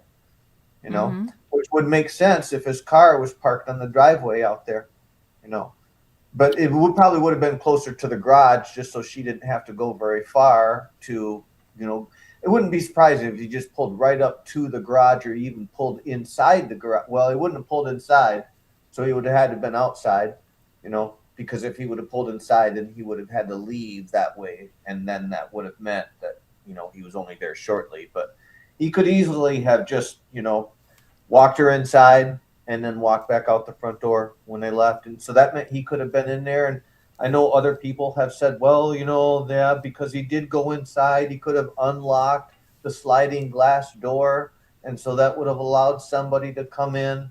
But just my particular opinion, and no others will disagree, but I just don't feel Tommaso is guilty. I don't feel that he was there that night. I don't feel Annie was there that night. I don't feel they're guilty. Um, and that's just my opinion. Okay, Carolyn, White Yes. Angel wants to say something. Yeah. Go ahead. What is she going to say? Go ahead, White I don't Angel. know. She's gonna write something in Okay. chat right now. She's trying to get your attention. All right. I'm watching. Oh, and Jason, James, I'm Debbie Two Scooter, just so you know. All right, Debbie. Yeah, I just can't get over the fact that they wouldn't have said to their mom, we need to get notifications. Most children who love their parents want to be involved in their lives, especially when they're up to that age where they could pass away. You could call them that night and they could be gone the next day, when they're up in those years. And the Yeah. fact Yeah. and the Yeah. fact those kids wouldn't have those notifications live on their phones, that they would allow that to lapse, and like, oh, we don't get the notification, their mom doesn't pay it anymore. Like, I could see that sliding if a woman is 65, like, still has several years left. But when you're way up there and you've got a pacemaker and your children are kind of, it's weird. Pacemaker. My grandfather lived to 101 and a half with a pacemaker. Everybody's got this thing with a pacemaker, and you got one foot in the grave. But people can live for a long time with a pacemaker. Oh yeah. Yeah. Yeah, they That's a do. great point. That's Yeah. a great point. My But dad she had had other one health for conditions. years. Yeah. Yeah.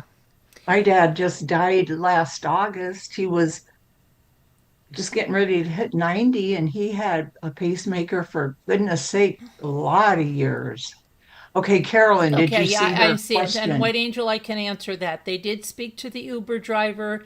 They they didn't release the details of their interview with the Uber driver, except to say that the Uber driver was not implicated in any way.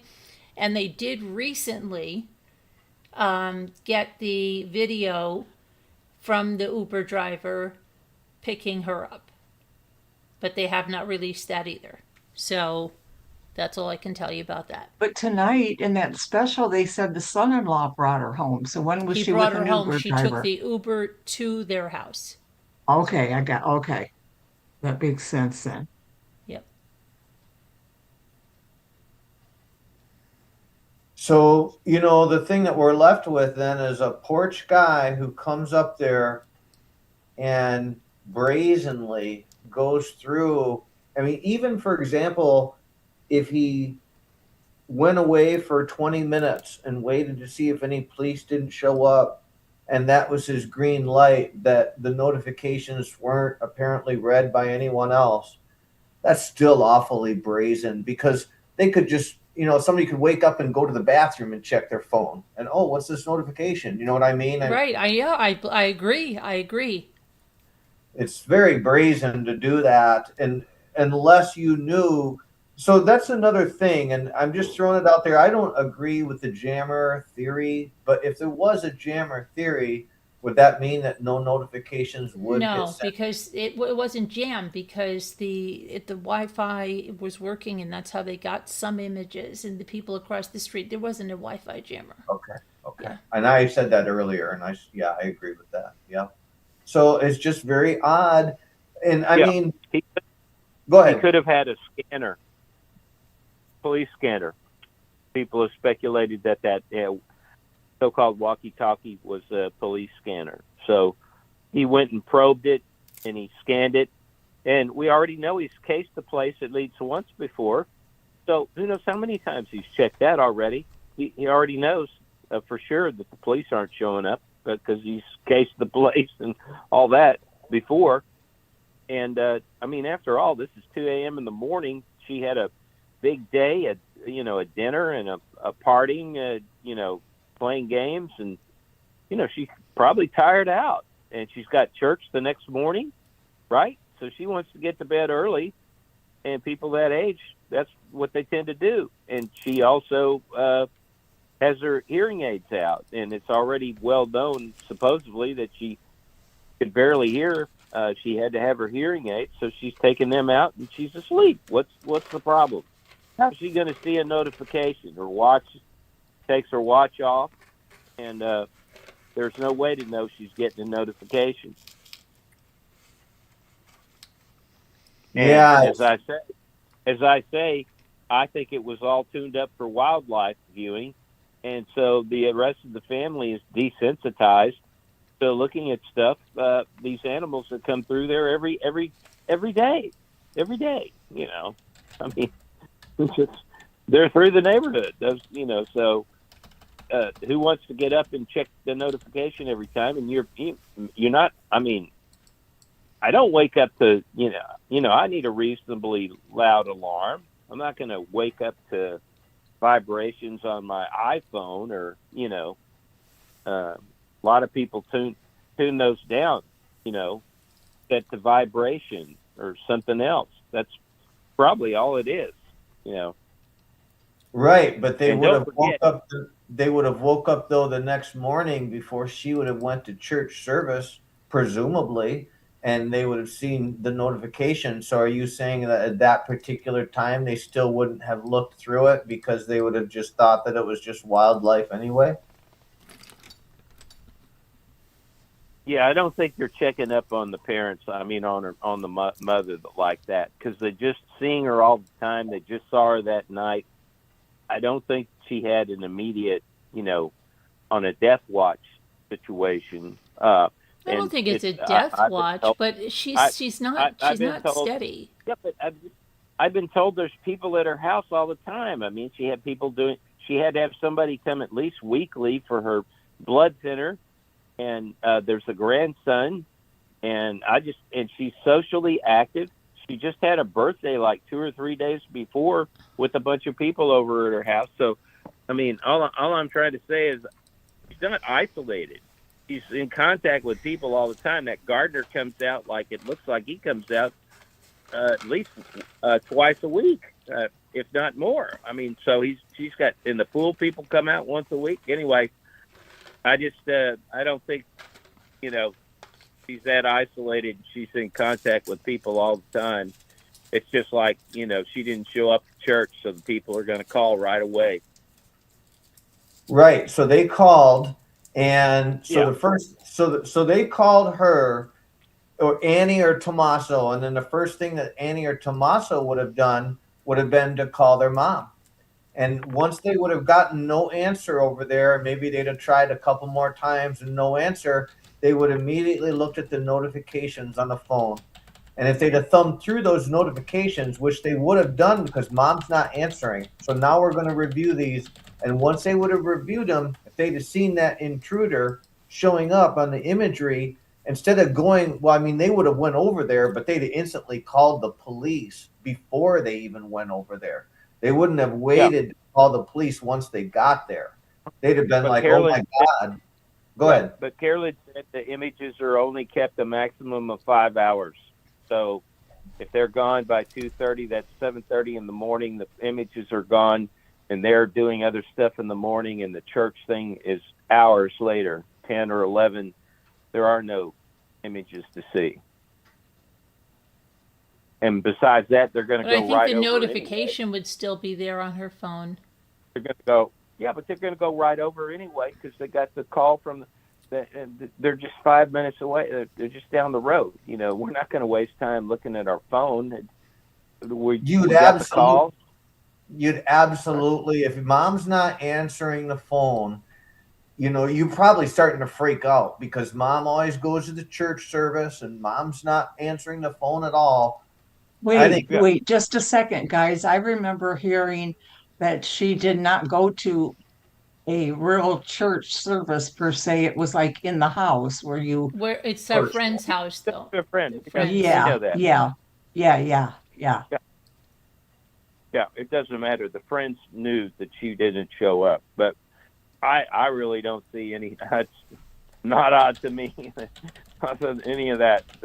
You guys are really addicted to your phones. I don't know. I don't think that's a big issue.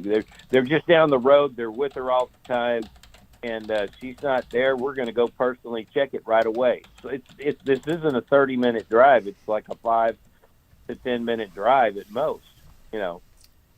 And so I think they'll just hop in their car and go right over.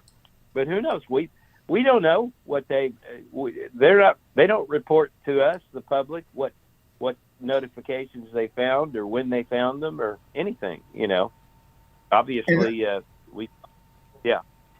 I just wanted to say, Space Cat, I mean, I know that there is a presumption up there that people are addicted to their phones, but just for an example, so because of that addiction, because the precise reason I never got a smartphone.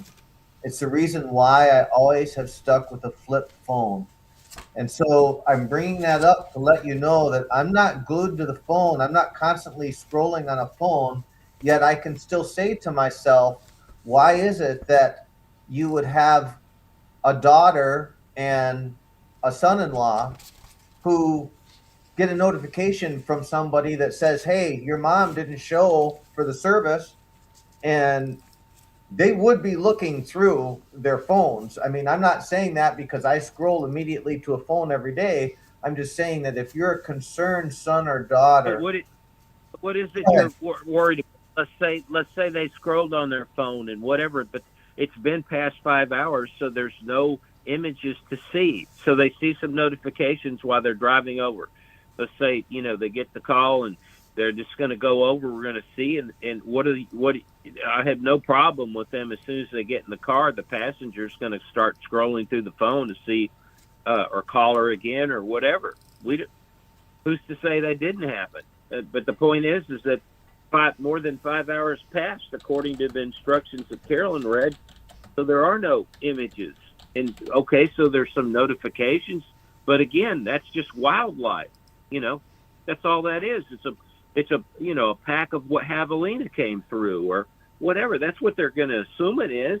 They sure aren't going to think it's some prowler that's never been captured or whatever before. And and also look at the other thing that apparently happened to her in a previous, if you believe the inside sources, that this image of the where he's without the backpack, supposedly they're still saying happened back on the 11th, or that's the big assumption, but he's prowled the place before. So why didn't they do anything about that notification? See, she kept a journal, and I'm sure she saw something like that, before on the 11th. How come she didn't catch it then? So that makes me think: is that real? Are the sources really good? Saying that picture came from another night and another day? Because there you go. What's the notification issue again? But then again, maybe she's just missing them again. Here's the problem. They don't have the subscription, so you get a notification if you don't check your phone within 5 hours. You never saw it. That's probably No. The notification will stay. It'll tell you that I don't know how Nest works, but it'll tell you there's a image captured or someone was, caught, lingering, or someone was seen. There was an event. Yeah. And But does cameras, it keep the image after 5 hours? right? Does it? So that guy Carolyn? showed up. Yeah, let that me guy check showed up. again. No, I don't believe it does. Let me just check again. Because that is a great point. If that is true, Space Cat, that the image is gone after 5 hours, then that would explain how they wouldn't know the next morning. That would perfectly explain it. I agree with you there, if that's the case. Yeah, and there's also there's something wrong with all of this issue with this and these images captured with her phone and everything. Something's goofy. Either it's not working or something, because in my opinion, all those images would be cached on the phone. Well, I have the information from Nest, okay? The person can still, without a subscription, see the captured images and short video clips without a Nest Aware subscription, but with a limited history. Newer Nest cameras, battery/second gen wired, offer a 3 to 6 hour event video history in the app. Without a subscription, Recordings of people or motion are only stored for this short duration and cannot be saved as clips. You can access live 24/7 video. You can receive activity notifications and view 3 hours on the first generation or 3 to 6 hours on the newer second generation rolling event history. Without a subscription, you cannot view older events, you cannot save or download clips, or use intelligent features like facial recognition. Even without a subscription, cameras still send encrypted data to Google servers to populate these short-term event alerts. Well, that was fascinating. So does that mean then that 6 hours is the threshold? That's what it looks like, yeah. So second if you generation. just went by rough math and you went 2 a.m. plus 6 hours and you get 8 a.m., and that means that if Tommaso and Annie would have rolled out of bed roughly around 8 a.m., and that even if they would have just like going along with the theory that it's just wildlife and this imagery that we really don't need to look at the notifications, that you really wouldn't have even attempted to look at them until you got the call that she didn't show up, and by that time they would have expired, right? Yeah. Mm. Yeah. Yeah. So that's a good point. That's what's happening. That's why she didn't pick up the other guy when he came there before. If that's true. So, but here's my. I'm still saying there's something wrong. You're going to have to find out when the trial, or if it ever comes out. Supposedly they have her phone. Okay, so even if those images were put on her, scrolled onto her phone with that app, so you could look at them back 6 hours or whatever it was. I thought I heard 3 hours there at the end with the older models. 3 with the older models, 3 to 6 with the newer models, the second generation. Yeah. Yeah, she has the older one. But anyway, We don't know that. We How don't do we know know for that? certain. We don't know for certain that. That's an well, assumption. you can be researched easily. You just go back because she was asking about him in her Facebook. I But think that's in still 20, but that still doesn't say when she got it though. That's when she said I really should get a okay. Nest camera. At that time. Anyway, my whole point is that these images are cached on her iPhone. Okay, also, so so they should be on her phone, in an erased cache. But those images, and that's what I'm confused about, is why haven't they picked up any of these freeze frame things off her phone? We've heard none of that with the other cameras and stuff like that was there at the house too. This doesn't make sense to me. So I'm just wondering if there's some issue with the way her phone was set up, because the video and the pictures, when you delete them, they don't go anywhere. They just sit there in this cache until the phone takes it. Depending, they usually a lot of gigabytes on these newer iPhones, so I just don't see all that data disappearing real quick. So why don't they have more images from that with the security cameras? That's what I'm getting at. Well, Something's not adding. But if what you're saying is true, and that the data doesn't go away off of her phone even after it goes past the 6 hour threshold, if it doesn't go away off of her phone, then it wouldn't go away off of Annie's or Tommaso's either. That you could still data mine it off of their phones too, right? Yeah, depending on what's sent over there, over to their house. That's where I'm confused about all this stuff with the something's not, working right. I mean, you should be able to do that. I mean, they forensically should be able to do that. So, Well, it's possible. But I don't hear anybody talking about it out there, so I'd like to know why. Well, it's possible that they they couldn't access it on their phone because it was expired, like you say, but that forensics could download all the phones, and that off of the forensics, they could pull it up. In other Well, words, that's like the what notification wasn't really gone. It was gone to them because they couldn't get it off of they didn't have the tools to access it. But forensics might have been able to pull those notifications. I don't know. I mean, it is a good question, because if they did pull the notifications, and what if there would have been images on them, would it have been the same images that we saw, or would it have been different images? And if it would have been different images, why wouldn't they have posted those as well to the public? Because maybe they just don't want. There's a lot of stuff they hold closer to the vest for That's an true. investigation. That's Yeah. possible. Yeah, that's so we have limited images. Yeah, it's very possible. Well, I'm still getting the feeling, that when we think about this $1 million that's hanging out there, and that no one has no one has taken this, that there has to, it's just my opinion, but there's got to be a high degree of loyalty between the individuals that are involved. I mean, I know that someone could say, well, they're not going to tell each other because then one's going to implicate the other and you're not going to get anything out of it anyway.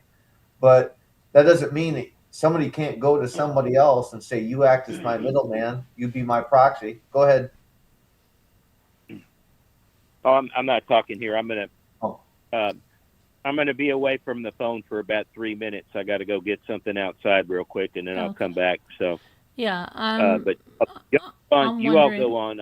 Okay. You can keep talking. I'll come Okay. back. Okay. I'm wondering what who's gonna know something really. Let's say if it's a hired hit and the guys hired are in Mexico somewhere and they don't even know, they're so distanced from this. They're already on to another assignment or whatever they do, okay? So they're not looking at this, probably don't even know there's a reward, and they're not even watching their back because they feel they're undetectable. Who's going to tell the guy that hired them?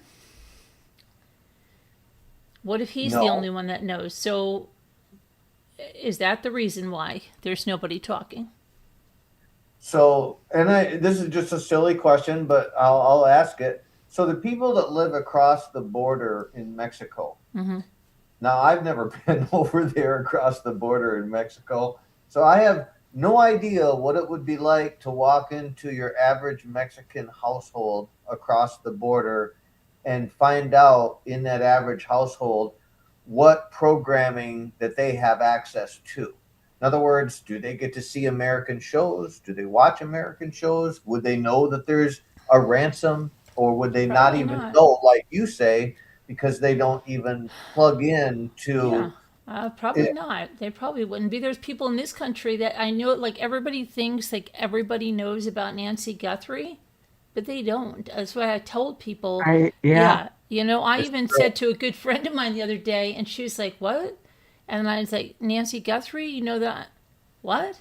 And then she's like, "I'm like, oh, yeah, like it was vague, but when anybody's into a case, they believe everybody else is as well. But you would really be surprised how many people are not."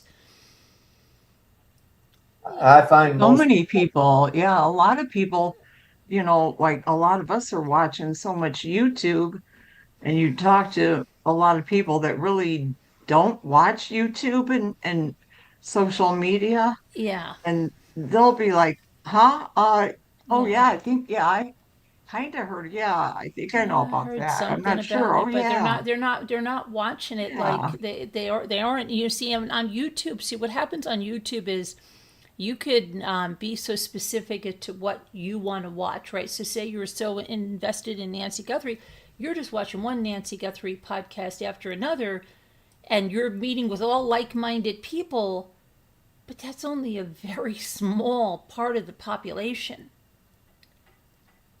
I'm It telling. greatly limits my conversation with people in my real world. Mm-hmm. Yeah. Because I can Yeah. keep up with people like you guys, because I know you guys are very much in tune. But as soon as I try to speak with someone in my normal world, none of them follow it to the degree that I No. do. So I Right. can't even have a detailed conversation with. Exactly. So, and that you'll find that with almost any case, okay? And so Right. while we're in this own like fishbowl of stuff and it feels like everybody knows, it's not. Just go to, I always say, go to your local supermarket and ask 20 people and see how many people know, like really know. So I do think if they're hired hits, they're not going to know. Like once they get back there, they're on to something else. So we got to follow it through then. So if we say it's the hired hit, there has to be a reason why, right? Right. There has to be a There has There to reason. be, has it to could be. be a reason why, and it could be like as we found out with that dentist. Like, who would ever think this? Not dentist. The dentist was killed. The doctor that killed the dentist and his ex-wife. Okay, he had been divorced almost 10 years from this woman. She got married and had 2 kids. Now, if someone's gonna freak, he should freak when she got married. He should freak when she had the first kid. She should freak when she had the second kid. But he waits all this time to come and kill them. It's just so absurd that he carried that for so long. Now, it could be that his life was going okay, and maybe something happened right around that time. He lost a relationship or whatever, but he still harbored whatever he harbored for her. So we don't know. Like you could say, oh, that whoever should be over that thing that Nancy did to them. But there could be something that triggers it. And we just don't know. But people are killing people like just left and right over ridiculous things. So, and Okay. these are intelligent people, surgeons. The guy was a surgeon, and he threw his whole life away to go from Chicago to Ohio and back again after he killed his ex-wife and her husband, leaving their 2 kids alive in the bedroom. So let's talk about Nancy a little bit then. So when we reflect on our own lives, we know that there's some people that, if you ask someone that, like, let's say that we all have relatives in our family that if you only knew that relative by acquaintance, you might say, oh, well, that person's fine and they're great and they're this and that. But then if you ask an insider in the family who really knows that person, they're like, well, that person's a jerk, or that person's this, or that person's that. Or that Well, person's mentally ill, or that person can have a real mental illness that maybe without medication makes them highly erratic. And there's a lot of mental conditions that can cause people to do stuff like this or to arrange stuff like this. Yeah. so there's something about.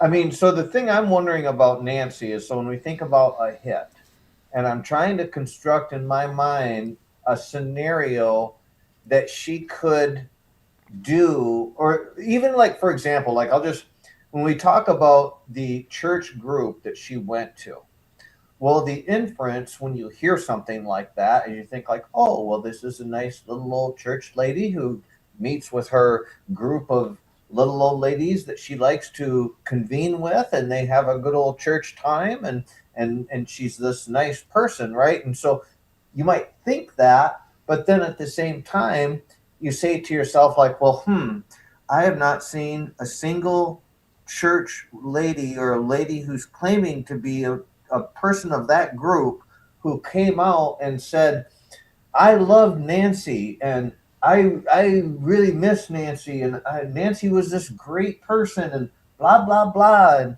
I Exactly. just I've said that too. I've said, where are all the people like that are in the right, community at the farmers right, market say, "Oh, Nancy was so lovely."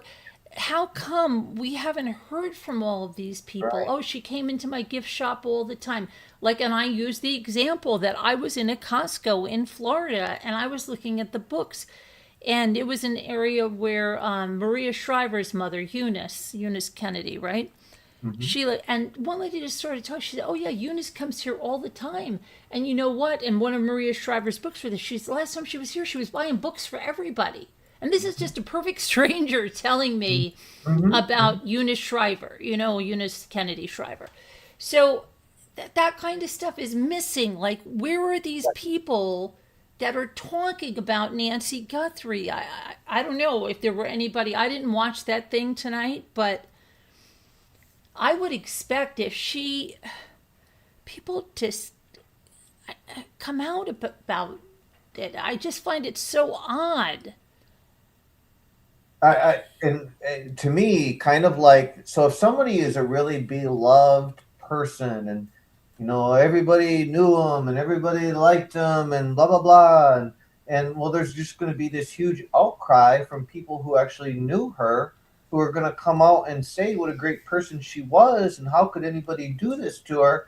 And the only reason I'm bringing this up is that in the absence of all of that, it makes you wonder if maybe she had a little bit of a mean spirit, or if she maybe offended people and brushed people the wrong way, certain people, and that maybe that was reason for this hit or this. Or somebody could have just had the wrong. Maybe she did something. They thought, oh, she thinks she's better than everybody else because this, that, or the other thing. And it could be that it's not true at all, and it's somebody's perception. But maybe there is something. Now, I'll tell you something. Okay, let's just talk about people that live in that neighborhood. I saw a clip today where a woman that lives there got out of a car. Now she was an older. I don't think she was 84. She was probably late 60s, maybe.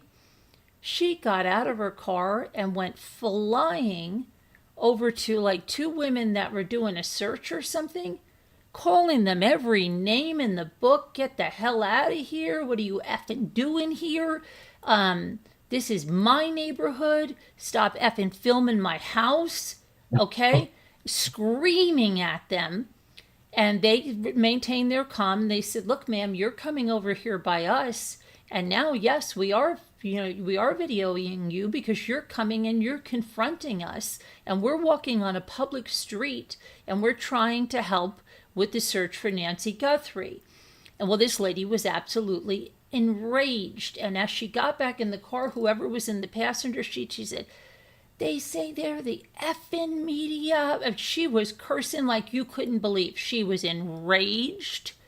So, this whole thing that these older people are just these docile and they're baking cookies and, everything is great. No, a lot of them have mental illness. They could have behavioral issues. They could be aggressive because of different things. When people start to get dementia and stuff, they start to get very aggressive.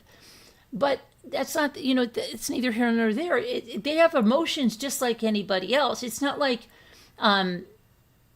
we have seen mean girls that have gone all the way up and have not stopped. And they're in their late 70s, mid 70s, whatever. They are still mean and nasty. So could someone be carrying a grudge for something? Absolutely. It's, and it's funny because and not being really into true crime, at least not yet, I might naively think, well, there really wouldn't be somebody that would want to harm a little old lady, but you do have these psychotic people who do read way more into situations than what a normal person would and carry this grudge for all this time. And, and you'd never expect it, right? Because you'd think somebody was over that. It was a long time ago. What about somebody also? Okay, let's say somebody has something like where they're hearing voices, okay? It might not even be that they even know her, but maybe they're hearing some, that lady Son of Sam. Son of Sam kind of stuff. Well, yeah, like a paranoid schizophrenic or schizoaffective disorder, or something where they think something's happening. And people like this can get like that. We know it, right? They said, oh my gosh, there's lots of things. If they're not on their medication, if they're off their medication, we don't know what's happening. So I don't know. There's a lot of different things, So The one thing that you say though does kind of strike home, and that is so that if it is somebody who could be angry and have a grudge, and we were to say to ourselves, like in terms of probabilities, like how long ago was this, and you know, uh, how close does this person live to Nancy? Like do they interact with her, hence the grudge, blah blah blah. Or, Let me tell you something, okay? Here's something, all right? I live in an area where they call it good old boys, okay? Now, Mhm. there's a lot of us, we could live here 40 years. We'll never be considered good old boys. Interesting. They do a lot of things with taxes up here that are so shady. I could show them to you, okay? And Uh-huh. you'd say, black and white, Carolyn, this is wrong, right? Uh-huh. Okay, I brought them down to the assessor, and when this assessor goes to me, there's something wrong with this. But then when she went up against the good old boys, they told her, you just pipe down and do what we say. Okay? I'm serious, okay? Yep. To Yep. the Yep. point that my brother's an attorney. We got everything ready for grievance day. And my brother said, you're really good at this. But we sat there and he said, look, we're not asking for anything but to pay our fair share. And this is completely, we showed them black and white. What's wrong here? They were agreeing with us, but we saw a couple over there that were like, everybody's mentioning those two people's names. And I'll watch like newer people that build a house, they will come in and start rattling off these certain names. Because if you go on the tax rolls and everybody can see them, those are the people that aren't paying their fair share at all, okay? They could have 10 acres right next to your, let's say you have 5, and your assessment is way higher, apples for apples, okay? And there's no reason except of who they are. So, after my brother said, it's really infuriating, he said, but I want you to be careful. Because he goes, people like this will shoot out your tires, Carolyn. They will, if you're going after exemptions they shouldn't have, okay? Because there's people that take exemptions for their dead parents. And they're still Sure. taking, there's so many things that I uncovered. It was crazy. But my brother was actually in fear for me. And he said, look, I don't want anything to happen to you. I admire that, you're a whistleblower on this is not right, but you got to be careful. So what if something was like that? What if, like, and how many people would know that? Like, if something happened to me, are they going to say, well, boy, it was because my mother was digging up stuff Pissing on the off the good old boy. grievance day, right? And people were losing their minds about it because, you know, I don't know, but could it be something like that? Well, it rings home a good point because when we think about it like this, that they haven't been able to track down a suspect vehicle, at least that we know of. And you would think that with all the traffic cameras up on all the big intersections, that there really would be no way to get out of there without being on camera. Now, there's two ways to look at it, and that is either they did get out of there and they are on camera, or the other way is that they never did get out of there because they live in the neighborhood. And if they live in the neighborhood, then it could go back to the theory that you say that Nancy pissed somebody off in or around that neighborhood. Mm-hmm. And they said, we're going to hire some people, some undocumented, maybe from the construction that was, happening, that happened where, they got into contact with some people who were over there that were undocumented, because we still have to explain, this Mexican Carrie, that it probably wasn't, the neighbor or somebody themselves, but it was hired, like you say. But I'm just saying that the fact that there was no vehicle that's been detected could elude somebody to thinking that it was, very close by, you know. And I would say, I mean, normally speaking, it is somebody that it is somebody that's somehow connected. I mean, Mm-hmm. normally that is the case. But I personally, just my personal take on it is that this is somebody that they don't know at all, and that it's just a ransom gone bad. I think it was somebody that was sitting in front of a TV screen and, lives in Tucson and might be affiliated with gangs or might be. But why might didn't be- they keep going after the ransom? If it was a ransom and the family is now pleading, they want their mother's body back. They want their mother back. And they pled, days after, right? When they said, Yes. when you could tell. Why did they just, this is what I said last night. Did they just say, like, oh boy, they didn't make that Monday or Thursday deadline. What do we do? I don't know. Well, I thought that was going to work out. All right, let's scrap it and do something else. You think they're just going to give up on that? Like, really? Well, if she's dead, Okay, I mean, but they're saying we want our mother back. We want to put her to rest in peace. They're talking about they know she's not alive anymore. right. But now it's changed. Now it's changed. Let me interject. Yeah. Go They're ahead. not going to do that. They're not going to do that unless they can do it and get the money and get away. So obviously there's a hook. There's a kink in the chain. If they try to collect the money in any way, they're going to be found out and caught. That's why they're not doing it. It's just that simple. Then why It's would like they a have black- done it in the first place? Because when they do it in the first place, if it's a kidnapping and you do get caught, it's not so bad as far as the penalty. But if you get caught and it's a homicide, which it would be if you're trying to turn in a body for cash. Yeah, but if they know the kidnapping is bad, It is? yes, they're going to be away for a long time. Well, wait a minute. They plotted out. They gave I don't understand that they had to follow the instructions.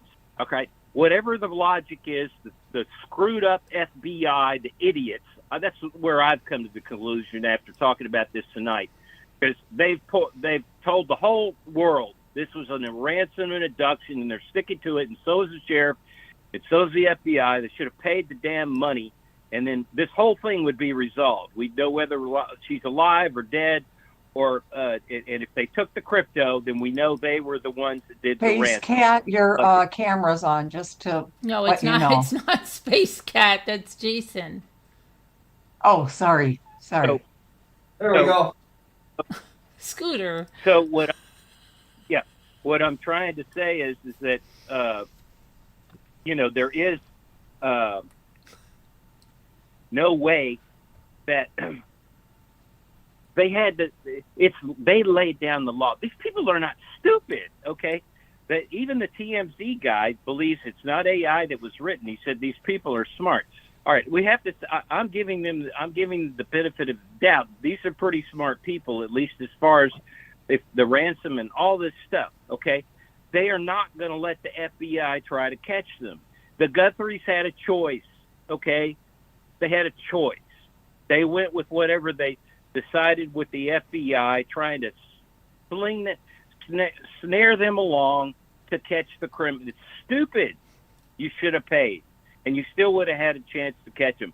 That's what I say. All right, that's my analysis. So, of course, they're not going to try to collect the $1.2 million for that. But even that's where I said earlier tonight, all the detectives and everybody's laughing at that they put out some hokey thing that you'll be able to collect the money from a post office and remain anonymous.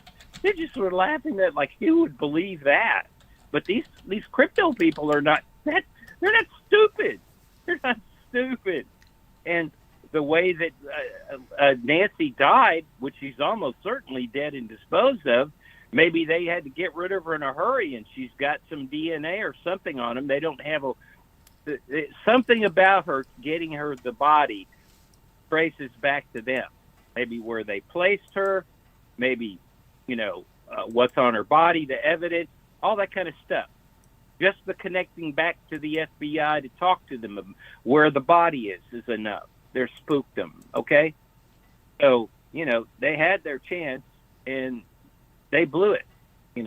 That's and there's no way they're going to try to collect that money. Now, maybe if I think they think the thing is so hot now with the FBI. I mean, probably didn't expect the president and the head of the FBI and all that to be commenting and following. They probably didn't expect it to be that big of a media event. So you'd be crazy to try to contact the family back or collect that money. In my mind, the only way that will be collected is if somebody, a third party, knows about the who did it, you know, and they're able to be put in a witness protection program or something and collect that money too, and all that kind of stuff. I mean, that's how that reward will work. I don't think they're expecting that the actual perpetrators of this crime are ever going to try to collect it. They're trying to get out the rats that know something about this that won't get them killed if they report it, you know. But if you like Jason's saying, you know, if you're very close to if this is a pair or three people that carried this out, they're tight like family, they're not going to talk, you know, and then there's the other way, like the hit arrangement, where you can pay in crypto and the people don't even know each other. It's like we have examples of those crimes being carried out right now, crypto crimes. Did you hear me, hear my call in, Jason, the other day when I called in, was talking to her about that, about these other two recent crypto crimes, and one of them involved a ransom? I did not. Go ahead. Yeah. Well, this could have easily caught national attention, and for some reason it didn't. But this lady said that this crypto crime is an up and coming crime. This crypto ransom. This is not uncommon. So, and this is another thing. See, where your Mexican carry guys see, you know that ransom is a very common thing to be done down in the Latin countries. You know, that's a common do to kidnap, get money. But so that might be another reason why this might have a Latin connection. But in the United States, just in the last few months, a third party hired brothers, two brothers, to go clear across country. I don't know what state they originated from, but they were caught finally in Texas. But they went clear across the United States to Minnesota. Might have been Minnesota, where you're from. So maybe you're in the area where it happened. No, he's in Michigan. Michigan. Okay. Well, it's the same area there. So anyway, the bottom line is the two brothers were hired to kidnap a known crypto wealthy guy who had a lot of crypto money, and these two brothers were sent in, and they kidnapped the husband. He was in a family, and took him up to a cabin, and they collected the crypto. Okay, and then they gave the guy back, and they were driving back, got all the way back to Texas, and somehow somebody had seen them, their identity, their face or something, at a Wendy's. The FBI went in and checked all the footage or something. Anyway, what they found was the stupid brothers left a receipt that had their payment, you know, their debit card or something on it, you know. So they found them by them simply leaving a receipt at a Wendy's or throwing it away nearby or something. And then they caught up with them in Texas and caught the two brothers. But guess what? The person that hired them is still at large. They don't know who did it, you know. So you can do these over the internet, the dark web. You could hire a hit person. They get paid independently, and they don't know who hired them to begin with. And then, of course, there's always, yeah. And this is something that just happened recently. And this lady that was doing these statistics on crime, she said there's been just in the last year, more than 50% increase in this type of crypto ransom crime. This is an up and coming thing. So this just didn't get in the media very well, but you know, this not that uncommon to have this kind of crime occur. Yeah, That's I why. guess. Yeah, it comes down to, like when we start thinking about a hit and things like that, like I know that we can crawl out on a limb and we can say that it was from a grudge that existed several years back, but if we walk down the probabilities and we start saying like, well, who is most likely to want her gone? Who's most likely to benefit? It really does come back to family because they do stand to benefit. I don't think so. I think they stand to lose a great deal. I mean, that's why I don't think they have anything to do with it. But So why do they nothing. have it? Who's going to benefit? Somebody that wanted some crypto money, just like the guys who carried out the crazy crime with the guy that they got them. But who's paying the crypto hit artists? Somebody's got to pay those guys to go do the hit. Or they do it themselves. I mean, this is somebody that's what I think gave him the idea to do the crypto with this family is because of the connection with Savannah's wealth. Nancy's worth nothing. It's Savannah that's worth something. And then there could be, I also think this grudge revenge thing could be in there too somehow because they went to the media. They went to publicize this whole thing, which if there really were a smart criminal, you would have never done that, right? I mean, that is one goofy thing about the ransom. They were deliberately drawing in attention, right? So there's some motive there that they're getting some satisfaction out of this to be a big media event, and they know that the FBI is going to come down on this type of crime as hard as possible. So, this is somebody going into they're endangering themselves of being caught, So to do this. So it's not likely family because family would be endangering themselves just by virtue of doing it. Is that what you're saying? Do any of you think we have spoken to the killer? What is the family's happy? I don't see anything wrong with the family. They're all doing well in life. The mother's going to die soon. I mean, this woman is not going to live much longer. She's in bad shape, right? So, and if they wanted to get rid of her, if this is some plot with the family, then they just make an accident out of it. You don't do a ransom and create media scenes and get the FBI on the most famous kidnapping case in modern era. I mean, there has to be some emotional, projecting a superiority. There's something about their personality that's defying the FBI, the media, or whatever. And this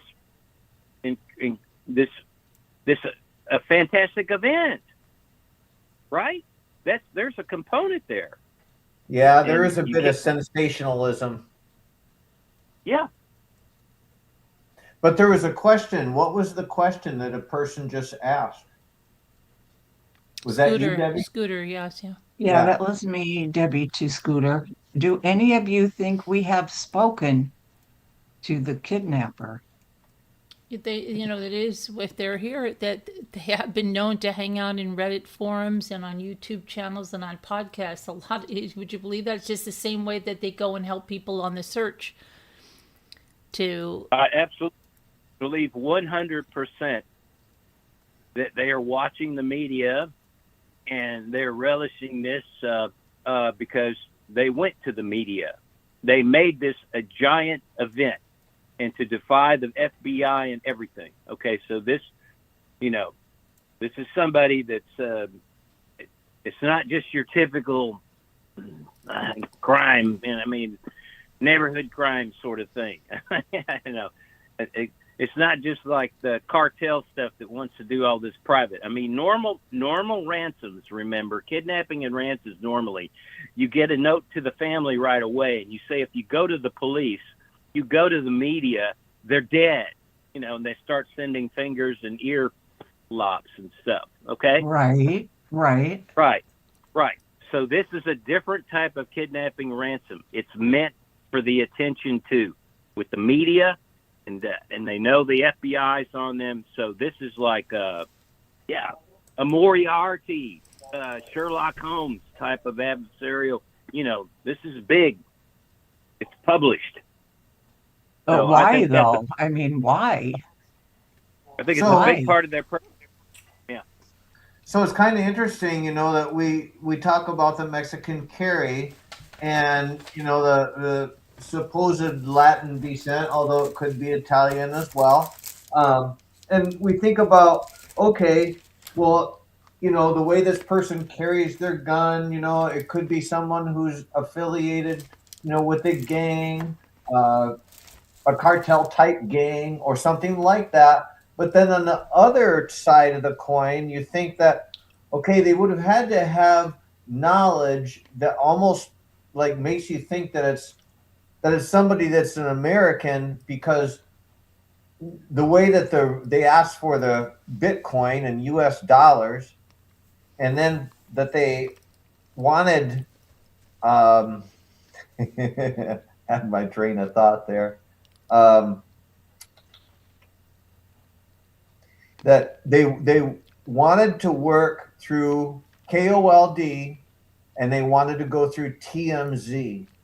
And so those are local based. Well, not TMZ, but certainly KOLD is local based, which is not far from the Guthrie residence. So it makes you think that this is a person who's from around that area, because if it was, say, somebody who was a Mexican person who was an undocumented person that wasn't real familiar with American culture, that why would they choose KOLD and why would they choose TMZ? You'd have to know something about American culture. Like, so if you're going to say like, well, we want to choose something that's going to sensationalize this, that, okay, well, TMZ, that's the one to do it. Well, you'd only know that if you were kind of a consumer of American culture, that you knew that TMZ was like, if there was going to be the rumor mill to choose, well, TMZ is the one. Well, you only know that if you've got that kind of inside knowledge. And of course, like, wanting to sensationalize it anyway, but knowing like which vehicle do we do it by. But the fact that they use KOLD, which is not far from the Guthrie residence, it's almost hinting at the fact that I'm a local. Go He's ahead. just he's a hired hand, right? I mean, he's the hired hand. That's just part of the crime. In other words, more than one person. So I don't follow. What do you mean? he's hired by the mastermind. He's just he's the hired hand to carry out this crime with somebody else. Okay. And whether he knows the other person or not, I don't even know. He could be hired at a distance, to do this. I mean, Yeah, that's if you look at the way he casually comes in, I mean, that sort of fits your profile, like an undocumented worker across from the border with the, that type of carry and the possible facial features and all this stuff. So, but it doesn't fit, like you say, the media event and all that attention. But it does if he's just the hitman hired or the ransom man hired. He's just he's a contract, the contract guy. He was given the contract to do the job. so let's follow it through. So he's given the contract to do the job, meaning that there's one or two people who go over there, but they don't have a beef with Nancy. Somebody else, wants her dead. So he's paying these two people to go and do that job under this scenario. And what is he doing that for? Why is he sending them over there to do that? Well, this is a ransom. He's going to make $4 million or $6 million, depending on when they pay. That's the So bottom then, line. It's so it's under money. your Yeah. scenario, then the person who shows up on the doorstep and potentially his accomplice were not the author of the letter of the ransom notes under that scenario. Yeah, under that scenario, right? Yeah, 'cause that's the scenario where you need more than one person. Where a lot of people speculate you need 2 or 3 to carry off a proper ransom and kidnapping and returner and all that. So Caroline, where'd you go? I'm right here. I'm right here. That would explain, like that type of setup would explain the fact how you could have somebody who could be Hispanic, who could do a Mexican carry, but yet you could still have ransom letters that go to KOLD and TMZ, suggesting that it's American. So you could do it both if you plugged in that someone hired someone else to pull that off. well, and this is being done right in real time. This Right. just happened. The Right. guy in Minnesota, and then the 2 teenagers. They were only paid. I think they were only paid $2,000, and they were going to go get over $100 million in crypto from some elderly couple that was targeted. Talk about And a I don't know mastermind. Talk about a mastermind. I mean, think about that. That would be like somebody saying, all right, I know that there's this potential target, and all I need to do is hire some guys that I can hire, send them to go do the job, and then I'm the one that collects the ransom. That's crazy, but I could see how it could be, how someone could think of that. Yeah, I'm sure he promised the teenager more, once he got the crypto or whatever. But apparently, I mean, from what I heard or read, it was just, they just got a few $1,000s down, like a couple $1,000, maybe a piece or for the whole thing. And those guys didn't even know each other. I mean, we're in a crazy world here with online crazies, man. That fantasize. So that's another good point too. That's another good point that you're bringing up, because let's just follow that through for a second.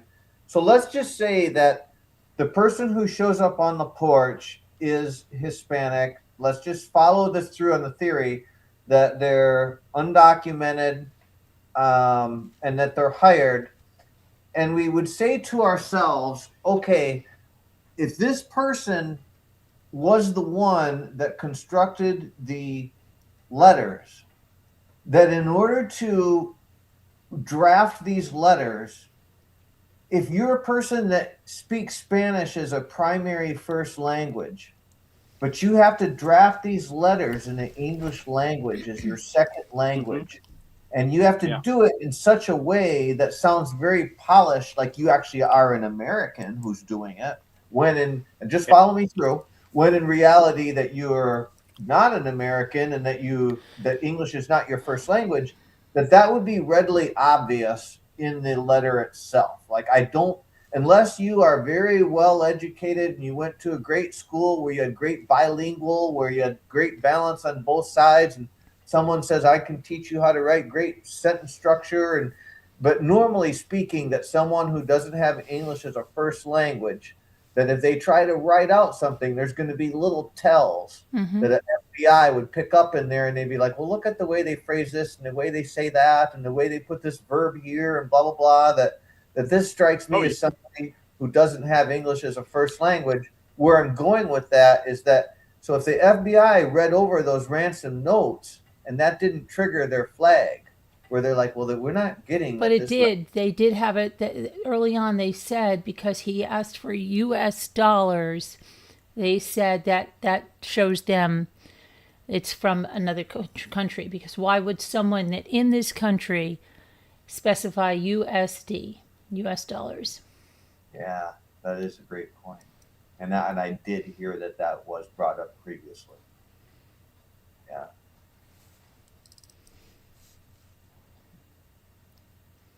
So does that then suggest, well, then that would be like saying that the people who did the crime, if they're Hispanic, that they could have wrote the letter. They could have authored the letter. Unless, Or it's something totally unrelated and just trying to capitalize on it. Well, I mean, just think because you the put down USD does not instantly mean, like, I mean, it could be a No, slight. no, it's not. That's not the only thing, but there's other things for me. Yeah, this see we don't we know according to TMZ that the letters are not identical, because I heard Harvey say that himself, and how would he know? I honestly do not think the FBI is sharing the letter from the other news station. I just don't trust him. But in the local news station, the KOLD, I don't think they ever shared the ransom note with TMZ at all. Never showed Harvey it, nothing. I think it's just what happened. It came into their email news tip line, and then it went straight to the attorneys and straight to the FBI. And I base that on the Coleman lady who said that herself. All right, and then so, but the TMZ guy did say that his ransom note is different than the KOLD one. They're not identical. But if you listen to Harvey, he goes on and on and on about how sophisticated. I mean, he spent a lot of time and extravagance to emphasize this, that whoever wrote this is like a genius person or some, like some really Has a good it's an command of amazing the English language. Has a good command of the English. Has a good command of the English language. Yeah, did you not hear Harvey comment about that? I did. Yeah, he says it's like multi-layered with several meanings and just well written. It's not something where English is your second language at all. And then he swears that it's been analyzed, that it was not produced by AI, because that was the first thought I had. Because these people are asking for Bitcoin, that would be typical of a crypto techie person to start using the ChatGPT or one of the AIs to compose the ransom. And you can shape that, 100 times, 100 ways, so you get it just the way you want it to sound. So Okay. I don't know why Harvey thinks that couldn't have been created by AI.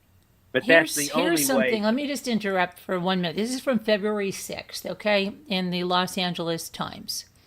And it says, a ransom note demanding money in exchange for the return of Today Show host Savannah Guthrie's mother was carefully crafted and included details not previously released to the public, according to the people who have read it. The note has taken center stage as authorities are still frantically trying to find Nancy Guthrie, and after her apparent abduction from her Tucson home. Officials say they are taking the ransom note seriously, but still have not identified any suspects in the case. On Friday, the 5th day since Guthrie disappeared, Arizona news outlet KOLD reported it received a new note from the alleged abductor. The station did not report details from the new letter, but said that the new note contains information the senders seem to think will prove to investigators that they're the same people who sent the first note. FBI and Pima County Sheriff's officials confirmed they were aware of the message and said they are actively inspecting the information provided in the message for its authenticity. Members of a federal forensic task force were visible at the news station Friday afternoon. It's been years since such a high-profile abduction case, blah, blah, blah. Let's go back to this. Let's see. Although the entire note has not been released, some details that were included have been shared publicly. The letter contained a first deadline of 5 p.m. Thursday and a second demand with a Monday deadline, said Heath Janke, the special agent in charge of FBI's Phoenix division. He declined to say whether, if anything, was requested at each deadline, or if there was a threat if the deadlines weren't met, Nancy's son, Cameron Guthrie, issued a video pleading with the kidnapper Thursday afternoon around the time of the ransom letter's first deadline, saying, "Whoever is out there holding our mother, we want to hear from you. We haven't heard anything directly. We need you to reach out, and we need a way to communicate with you so we can move forward." Harvey Levin, founder of celebrity news website TMZ, has reviewed one of the 3 identical letters that were sent to media outlets and told CNN on Thursday that the Monday deadline is far more consequential. TMZ reported receiving the alleged note earlier this week via email, said that the letter demanded millions in cryptocurrency for Guthrie's release. Levin said Thursday night that TMZ had confirmed the Bitcoin address was real. The family and authorities are particularly worried because Nancy Guthrie has many physical ailments and requires daily medication. Who said this? Pima County Sheriff Chris Nano says, "I'm fearful about her health concerns." Okay, let's see now. Levin and a Tucson area journalist both said they've seen the ransom note, and they offered a few additional details. This is a letter that really spells out precisely what they want done, what the consequences are if they don't get what they want. Levin said in another interview with CNN, they begin the letter by saying that Nancy is okay, but scared. Levin says, adding that it includes a line saying, "There will be no way to reply or contact the sender." They went to great lengths in sending this email to us and making sure that it stays anonymous. It was a carefully crafted letter, and it's not something that someone threw together in 5 minutes. Law enforcement sources who spoke to the Times on a condition of anonymity said the ransom note is being considered legitimate because it contained at least 2 details about Guthrie's home that hadn't been made public. Jenke, the special agent in charge of FBI's Phoenix division, said there were details about an Apple Watch and a floodlight, but declined to elaborate. According to Levin, the note specifically mentioned a detail about the Apple Watch, which he found to be key. The placement of the Apple Watch, if this is true, is something where they would immediately take this seriously, Levin told CNN. Mary Coleman, the anchor at KOLD, said a lot of it is information that only someone who is holding her for ransom would know, some very sensitive information, and things that people who were there when she was taken captive would know. Authorities described the investigation as a race against time. Right now we believe Nancy's out there alive, yada, yada, yada. Okay, then there has been no proof of life, Jenke said. Time is of the essence. Let's see what else, if there's anything else about this note. FBI officials say they are working with the family, but ultimately any decision about how to respond to the ransom demand is up to the Guthries. Horace Frank, a former assistant chief of Los Angeles Police Department who oversaw kidnapping investigations, said the family's videos try to appeal to the captor's humanity. Okay, if you give too much information, the problem is you could be compromising some of these deadlines, said Frank Walder, the former FBI agent, on Instagram. Let's see here. They're talking about Patty Hearst. Let me see. Frank Sinatra's son, who was kidnapped from Lake Tahoe. Several decades earlier, a ransom payment didn't end well for the family of Charles Lindbergh. Okay. Yeah. See, that's another thing that I find almost inexcusable. There's the history of kidnapping and how it almost always ends in failure, you know, somebody, the person ends up dead. So all I can say is, again, that was another reason to pay the damn thing, be on time, and just get it over with. There's nothing you can do to bring your mother back to life. All right, she's either dead or alive. But let's catch the criminals. You know, let's catch them. Let them collect the crypto, and then you'll solve the case. Like maybe this will take 20 years to solve. I hope not. I think they're on to the people already, but that's just my opinion. But, if they had done this the way I'm talking about, I think they would have already caught everybody. I mean, we would know what the thing's about and where they got away, whether it's over in Russia or wherever, but I just see it as a big, what a mess. And see, that LA article you're reading there, you stated word for word in there. I heard you say it. They said in there that the ransom letters were 3 identical. That's not what Harvey Levine himself said. That I heard him talk about it with his partner, attorney buddy, in a podcast. So this is why I say you get all this misreporting when you get stuff secondhand. You have to hear from the person's mouth. All right. That's just why, because this stuff gets twisted. So, Carolyn, does that, what you just read, does that leave any doubt in your mind as to whether the ransom letters were credible or not?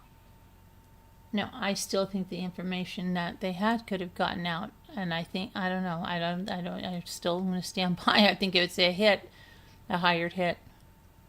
Well, I thought what you read was excellent, and it actually clued me into a few details that I needed to understand, and one of them was the continuity between both of the letters. Because I'll just give you an example. So when you're the FBI and you get the first letter, let's just say following it through, and you say, okay, there's supposed identifiers in here that can tell us whether or not this is really the people that were there in the house. So they go and they check it out, and sure enough, it's exactly the Apple Watch is at the foot of the bed or wherever it was. And they then conclude that they can go to the family because it's credible. So they go to the family, and the family gets ready and makes the announcement. And now then they get this second letter. And the second letter has another deadline in it. And it's serious enough that they go back to the family again, and this time telling them, we're basically going for broke here, and just tell them that, you need your mom back, and you're willing to just take even the body at this point. But where I'm going with this is that, so they wouldn't have went to the Guthries in the way that they did with that if the letters were unrelated. In other words, they were going there because it was escalating. It was one was tied to the other, and it was escalating, and they knew that, and they were basically telling the Guthries that we've got to up the ante here and go for broke, and tell them like we need our mom back, and even if she's dead because the deadline is passed, that we're open to pay. It's still, we still have this unresolved problem as to, well, then why didn't they pay? But I'm just pointing out the fact that everything that you just read to me reiterates, corroborates that those 2 letters were from the same individual, which does show that, they both, it's kind of like self-corroborating, right? Because of, well, if one's real and the other one matches the other one, then it's kind of showing that you have this sheen in place, that they're trying to make something happen here, because it's verifying itself basically, because he's coming out with another letter and he's trying to make a continuation of the deal to make it happen. And I'm thinking that at that point, well, even you said, was that the second letter where you said that it said she's okay? She's scared but safe. Yeah. And was that the second letter? It didn't specify. I don't believe it. Okay. But at least we know by the first letter, if that was only referring to the first letter, that at that point she was alive. So it would justify why you would write the letter, because she is alive at that point. Now, when the second letter came along, we don't know for sure if she was still alive or if they were just trying to get the money at that point, or whatever the case was. But I still don't think we've come to a sound explanation as to why, when Savannah was wealthy and easily could have paid the ransom, that why the FBI didn't say go ahead and do it.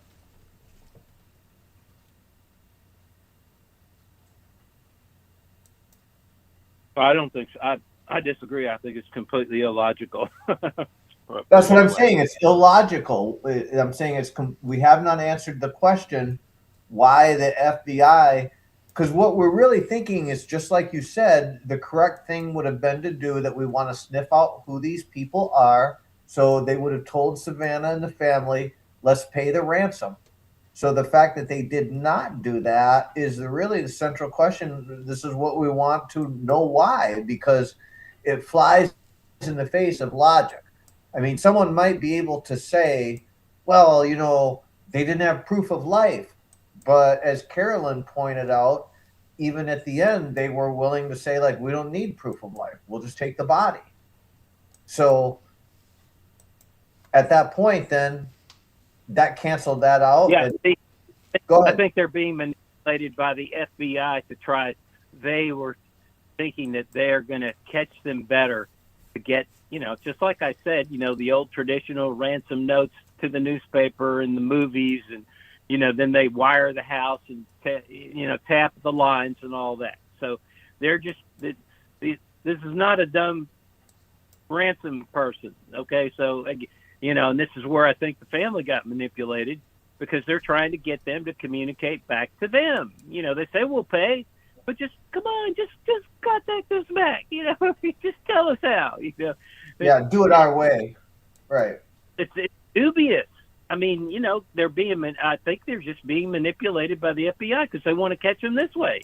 And this is something that the like I said, the detective people, they all discourage. They do not like their victims. They do not like their victims to just pay the money and then watch the criminals get away with it. They don't like that one bit. So. Well, I certainly, I have to agree with you that when Cameron came on and made that statement, which you could tell that was very much contrived and, staged, and the FBI said, make sure you say this, that, and the other thing, cross the T, dot the I. But that, him being told to do that, it doesn't sound like that would have been something that he would have normally just came out and said, listen, you need to communicate with us, when it was already clear in the letters what the ransomers wanted. Because that was already made known. He wouldn't have needed to go and address them and say, we need you to reach out to us and tell us what to do, or blah, blah, blah. It was already evident in the ransom letters. So that had to be the FBI's construction, making him go out. Go ahead.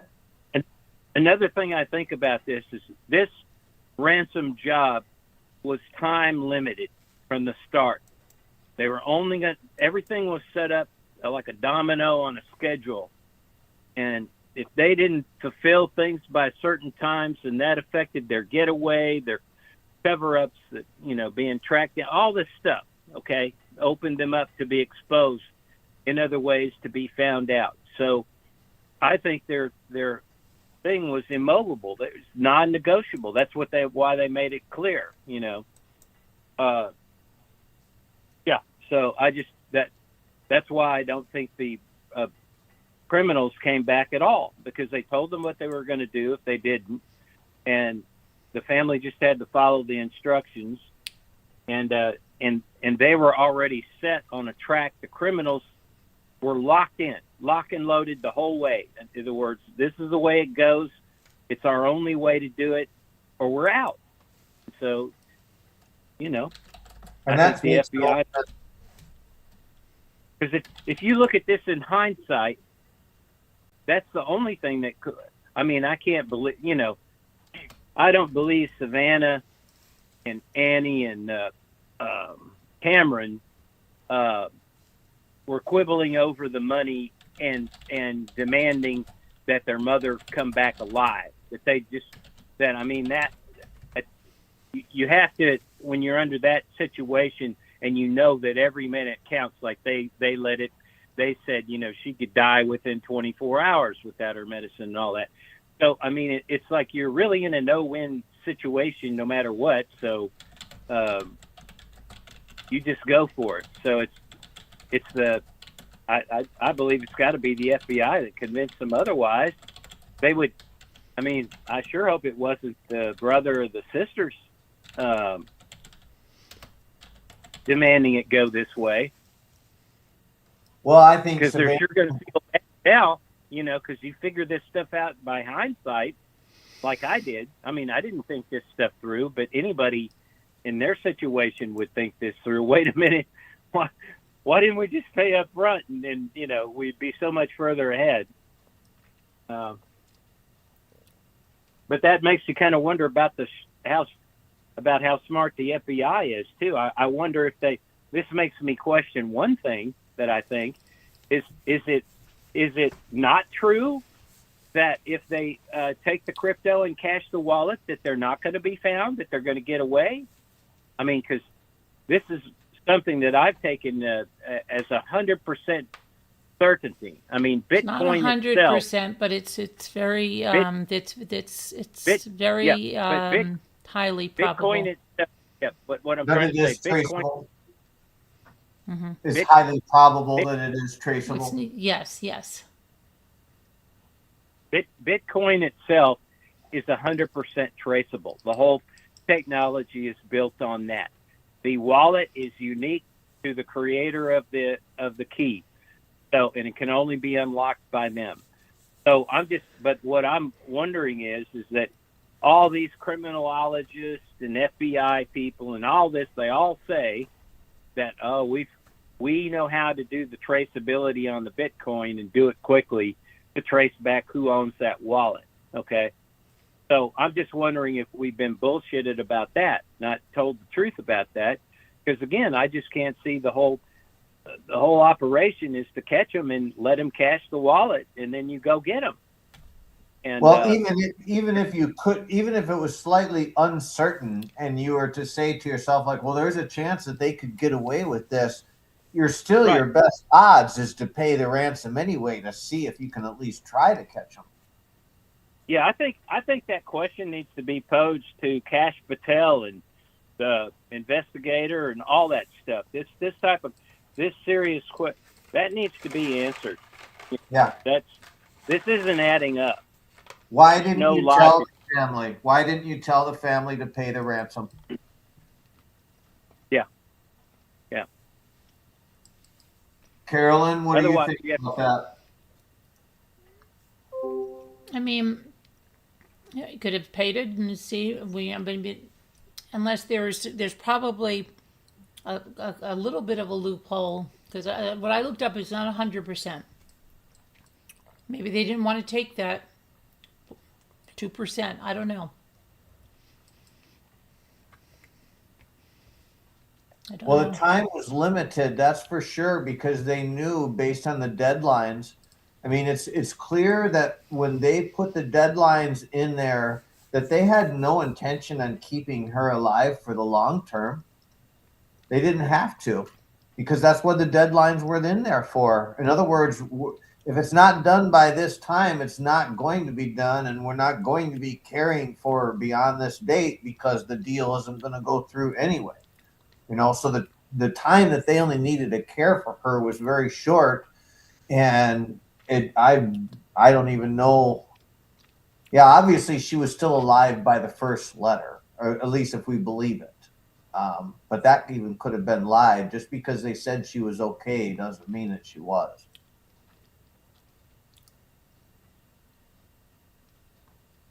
Because I still wonder too. I mean, that's the other part of it that is the tricky part, is so that, let's just say that you're the perpetrator on the other side, and you say to them yourselves, well, yeah, we'll tell them that we'll give Nancy back, but we don't have any intention on giving Nancy back. We'll just go and take the Bitcoin and run.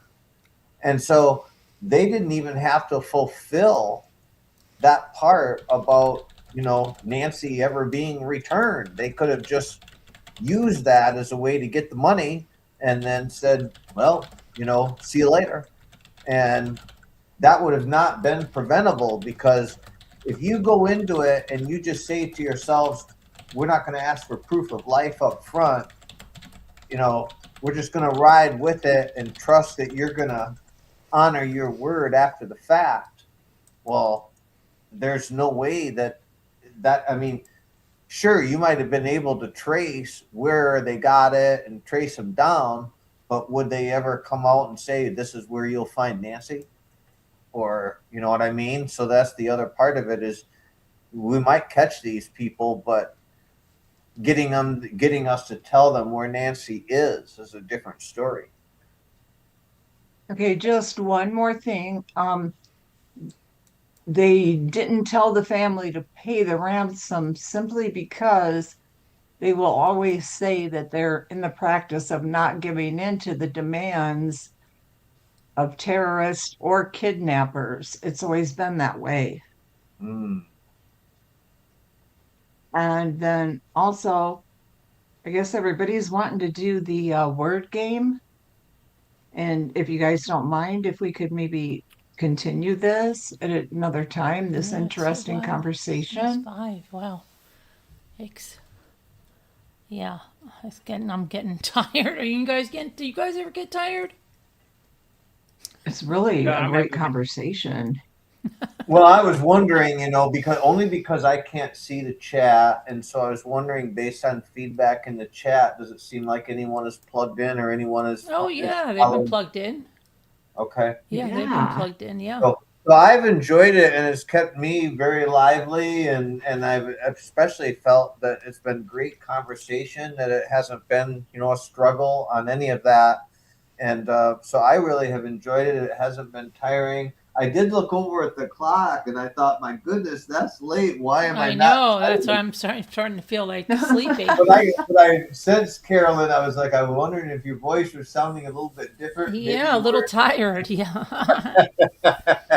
And I But know yeah, that you are the I'm holder. on every night. I go on every night. So Yeah. you're always welcome back. And Well, that's very kind. So okay. I've had a great time, and we certainly can shut it down if you would want. But Yeah, we're gonna do the word. We always do a word game because it clears our mind of all this crazy stuff before we go to bed. and since I don't know what it is, since I'm new to it, if you could tell me.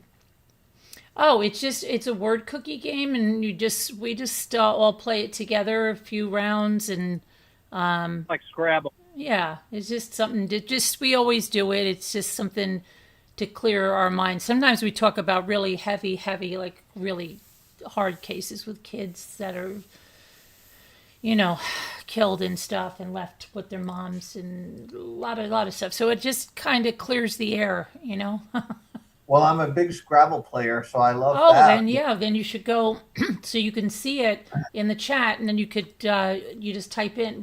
You'll see. It's easy. Cheryl came Carolyn, on. how long have you been live? Because White Angel's saying Carolyn's always tired. She's always sleepy when she starts her live. She's tired. I didn't start my live. I started my live at 11:30. White Angel, that's 5 hours. I'm pulling up the separate session right now, Hey, but I'm gonna. Christine. Yeah. Hi, Christine. Christine. Hi, Christine. How are you? Hey, I ain't the boss, y'all. Why? What'd she say? They want to stay on? They're wanting to stay on. They're saying you have 60 people in chat. People are liking the conversation. Okay. Well, then you'll come back tomorrow. Well, Unless Scooter wants then to stay up with you guys. No, I'm going, y'all, but you all have a great time. No, I've got to go to sleep too, or I'm not. I have to go out with Gia tomorrow in the Hey, daytime. Carolyn. Where are you all going? We're going to go do some shopping together, her and I. Oh, that'll be fun. Yeah. Hey, Well, that's Carolyn. great. You got Yes. If I wanted our audience to come back, maybe we could give them an idea what we might be talking about this next time around, or Sure. maybe some suggestions from the audience about what could be some topics that Yeah, they of would course, like. we'll talk about any new updates if there's anything new. But then if you guys want to bring your questions, if you have certain questions, You could type them in the comments on this video. You guys, that's what you could do. And then we'll look at them tomorrow and go from there. Yeah, Huh? you got chat. Absolutely. Just put their questions in tonight or tomorrow when we talk. Right. And is Yeah. 11 o'clock Eastern time too early for you, or could we start by then? That's about good. Yeah, I'll try to do it 11. But you guys, yeah, just take all your energy tonight and write your questions in the comments, and then we'll look at them when we go live. Or what time did you start tonight Eastern time? 11:30. Okay. Yeah. So 11 would work. Yeah. And Jason, if you're interested, you can show up tomorrow at 11 Eastern time. I think you're Central time, aren't you, Jason? I'm Eastern. Are you Eastern too? Oh, okay. Yep. So is that Okay. 11 Yeah, Eastern? you're like me. You're just the same time as me. Yep. Okay. Yep. Yeah, 11. And then people write down questions and stuff because. But see, I like this debate between all of us, and even though it may seem I get persnickety with Carolyn about her quotes and stuff, I'm telling you that It's okay. It's okay. I don't have any hard feelings there, Space Cat. I'm Yeah, I know done. that. But I'm just saying that it's not me. It's the way the reporting is done, secondhand, and people. There's always an interpretation. All right. So No, I enjoyed it. Don't worry about it. I'm not. There's no hard feelings. Yeah.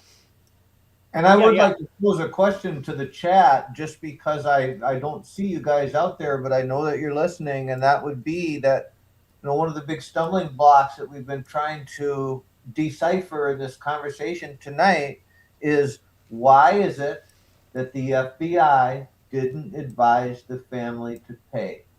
And so, from your perspective and all of your minds, if you could put some explanations in the chat as to why you think the FBI didn't persuade them to pay or told them not to pay. See, Tori said, let's see, she said, the debate was good, y'all. Were swaying me both ways at one point, LOL. And she said, I'll try to think of a question for the live tomorrow. It was a great panel, she said.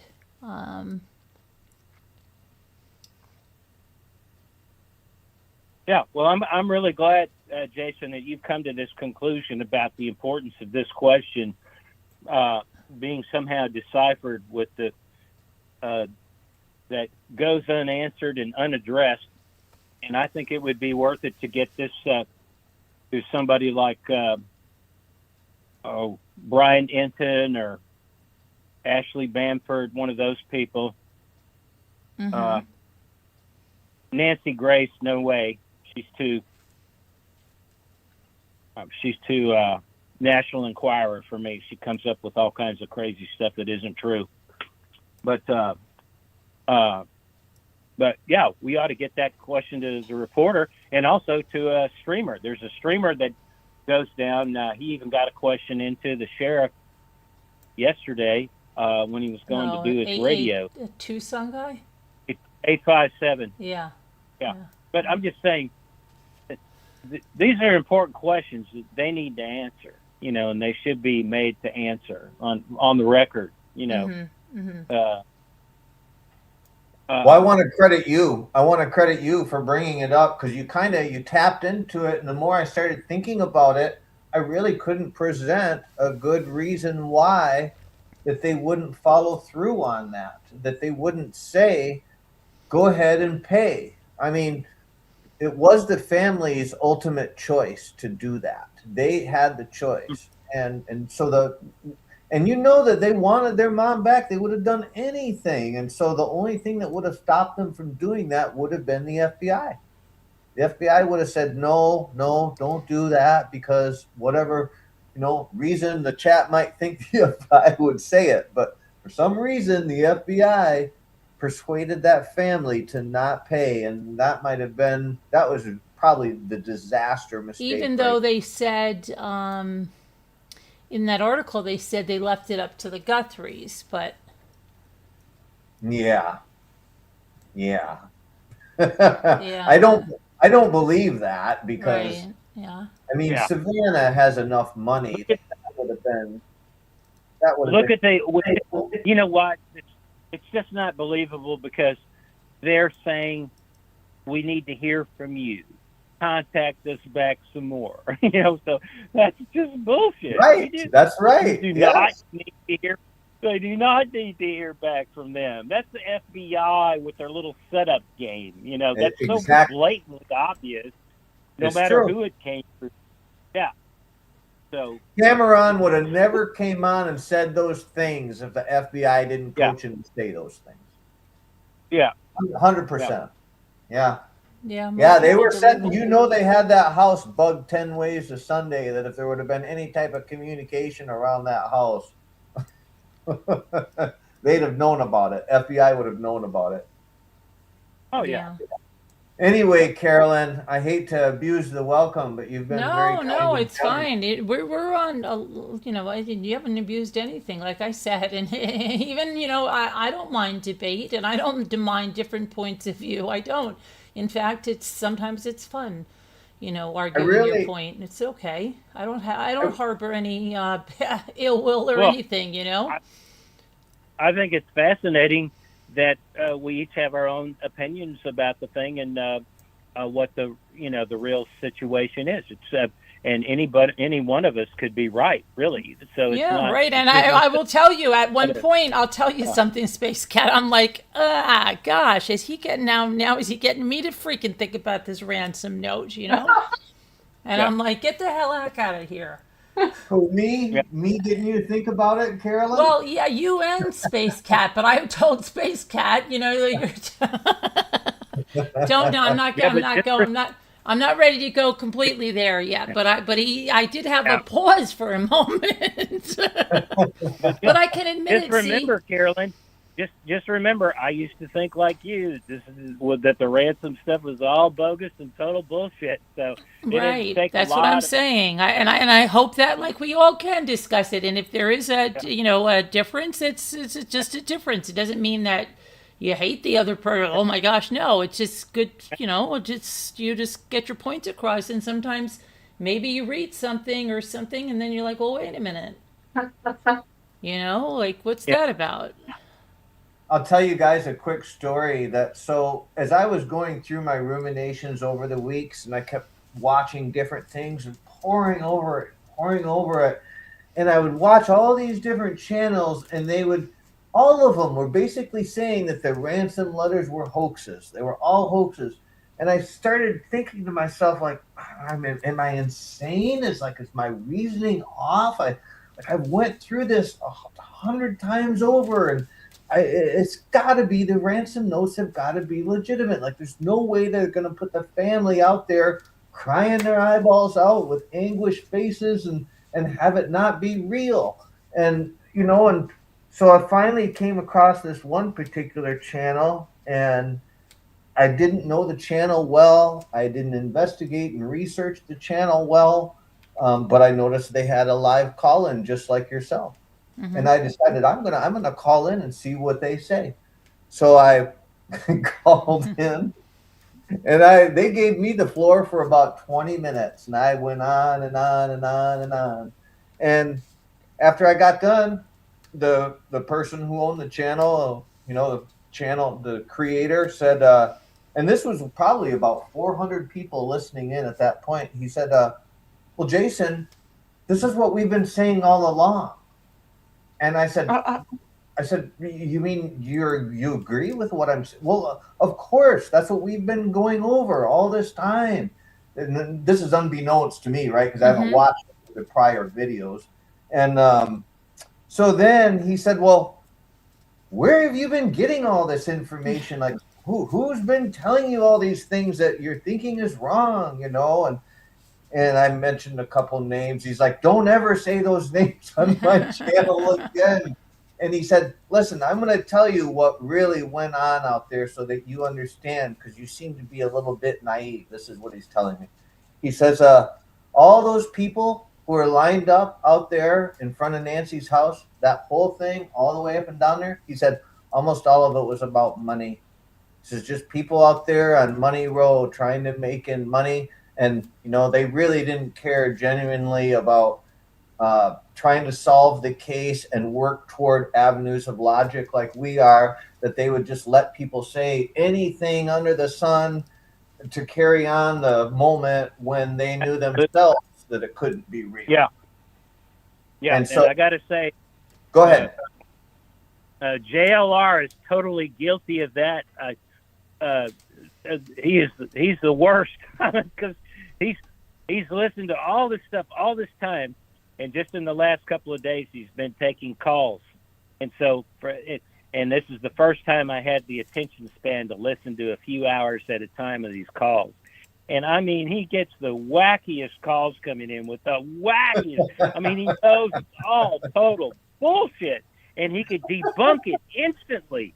And he listens to them say the same thing over and over and over. And let me tell you, 80 to 90% of his audience is absolutely wants to hang Tommaso. And he just, he tries to tell them he doesn't agree with that. He says he thinks they've been cleared and the sheriff's being honest and that, he doesn't. But then he just goes right along and flips that after he says that every now and then. He says, yeah, that's interesting. And could be you're entitled to your opinion and stuff. But there's anyway, it's just, I mean, there's such crazy stuff that comes on. But anyway, in some ways, it has some entertainment value if it wasn't repeating Tommaso over and over and over. Because that drives me crazy. Because I think they've been. I don't think Tommaso or any. I can't. There's just no advantage the way this thing is that it was anything that he got.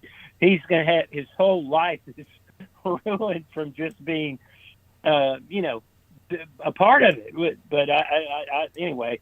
He and Annie, in my opinion, had nothing to do with it. But then I'm just going to say something because there are going to be a lot of people even listening here. I think Margaret was one of them that still believes Tommaso's into this. Then there's this guy. He has a channel, and I've mentioned it here before, so I can say it again, is this Monk's Intrigue guy. And so all these people that believe that Tommaso has done this, oh, my gosh. Now, some of Monk's intrigue stuff is good, but some of it is not good. And so when I just give the name out, I'm not endorsing it by any means. But he found a pattern of walking from the guy on the porch with the steps he made, and then matched that up with Tommaso and Savannah and Annie coming down the sidewalk to leave the flowers out. And he got them to mirror the walking stance in just a very short few frames. I mean, it's only like one or two steps, a few steps, but it is eerie, And so all these people, and I'm still saying he's innocent, but all these people that think that Tommaso did that, if you watch that, boy, that's going to really blow your mind. But what I think here's where I think this is deceptive, and he doesn't know it. Monk doesn't know it. But I've seen so many suspects that have been drawn up on the face with the eyes, the eyebrows, and the beard so many times, and when I see them do this drawing and stuff, it really looks like this could be the criminal. Like this could be the person. And yet when you look at and this is it, I could give 4 examples right now on the porch guy with the facial stuff, and each time I thought it could be the guy, and we know it can't be all 4 of them, but it's just something. It's called pareidolia, but you tend to, and so what I think what this Monk guy is not realizing is that you can't compress somebody's walking style just down to a couple of steps, and you also have to analyze the stance that the person was what were they doing, to get some measurement, because it's possible that because of the maneuvering stance the body is in, everybody would naturally kind of move their feet and legs that way. You see what I'm saying? Mm-hmm. It's not that uncommon. You would have to get many people to be doing the same movements and weighted things, all that exact, to see that this really is a unique pattern of the way you're moving.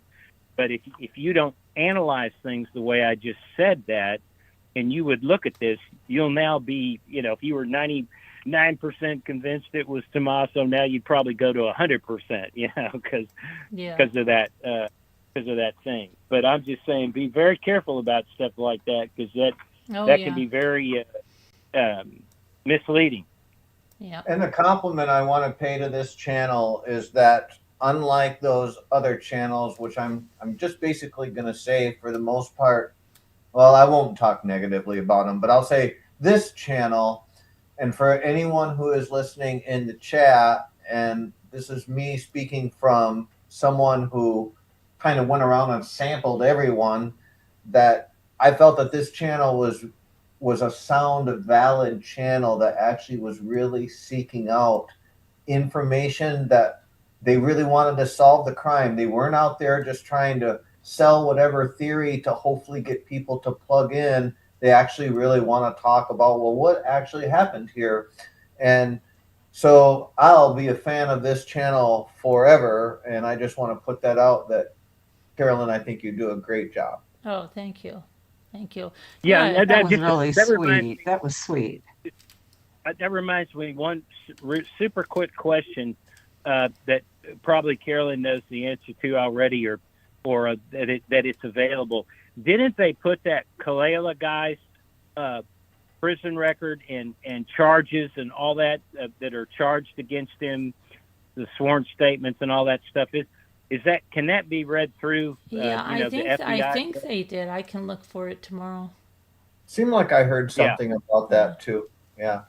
Because that would be something, if that's not out there within the detail that we should get it, I think that should be FOIA, just to see there, because he has such an odd history. I mean, whether he had anything, I don't think he had anything to do necessarily with the ransom as far as committing the crime or anything. But he has such this odd, they talk about these degrees of separation from people. Like you're 1 degree 6 or 2 degrees, degrees. yeah. that famous movie, whatever. Yeah. But this Kalila guy has such short separations in this underworld. He's secret mutilator, and he's into this dark death, suicide, masochistic torture music, and he has connections to people that do human trafficking to Mexico, and he's traveled to Mexico. So as you commented, Jason, the other night, he does have a dark side to him. Just even if it's a prank that he was pulling on Tommaso, or just to get money out of this, you have to be a very dark person to be playing along that role. But he goes so much darker when you look at all these interconnections, and then it connects through the DJ music producer who produced for him Mojito in Tucson, who was the DJ music producer for Secret Mutilator, the guy in LA, and also for Tommaso's band. So there's this interlink there. And, these concerts that they put on in Tucson, I mean, they're really psycho, man, stuff. I mean, you have people up on stage hanging themselves by metal hooks through their back muscles and swinging in the air. Scooter used to do that, right, Scooter? You know it. I know. I mean, it's crazy. Yes, ma'am, I sure did. Oh, but yeah, I'll look for that tomorrow. And like I said, it's been fun. I enjoyed it. And don't think because I have a different opinion. I don't, like I said to Space Cat last night, I don't mind the debate, but it's funny. And I can admit, really, there was something tonight that I read and I'm like, crap. She does not like being That was a wrong, nice you piece. guys. That was a nice piece that you read, Carolyn. I Yeah, really did. that was the one I was like, crap, you know? So, but I I have can a admit it. I'm not like I don't have to be right all the time. Like I could say, well, okay. Yes, you do. No, I don't. Stop it. And I have a question too for the chat and everyone else as well. So we know that Nancy had this pet that passed away, Mm-hmm. and it would be nice to know if that pet, why that pet passed away, and how old that dog I think was. he was old age, but I think it was in December. But do we know for sure that it was old age? Only reason why I'm asking, there's a Yeah. reason why, and I'm just going to say, so that if you were someone who was reconning this home and you said to yourself, well, we have to get up fairly close enough to at least know if the owner has a pet, because if it does have a pet, we can't really do this job because it's going to create a problem. So they would have to get close enough to know. And so just hypothetically, that if they did get close enough where there was a dog that barked at one point, then that normally would have told them, okay, well, the deal is off. So that suggests that they either would have had to start reconning after the dog had already passed and therefore thought that, okay, this target is viable. Or the more sinister, unfortunate thing that maybe may or not have happened, but this is why I was asking about why the dog died and how old it might be, is heaven forbid that in their recons, if they left some poisonous treats out there, and you know, I don't know that that would happen, but we'd like to know why that animal is no longer with us. Right, yeah. Scooter's going to turn the lights off on Yeah, us. there's a No, I'm just picture. saying, bye, Amanda. Oh, bye, Amanda.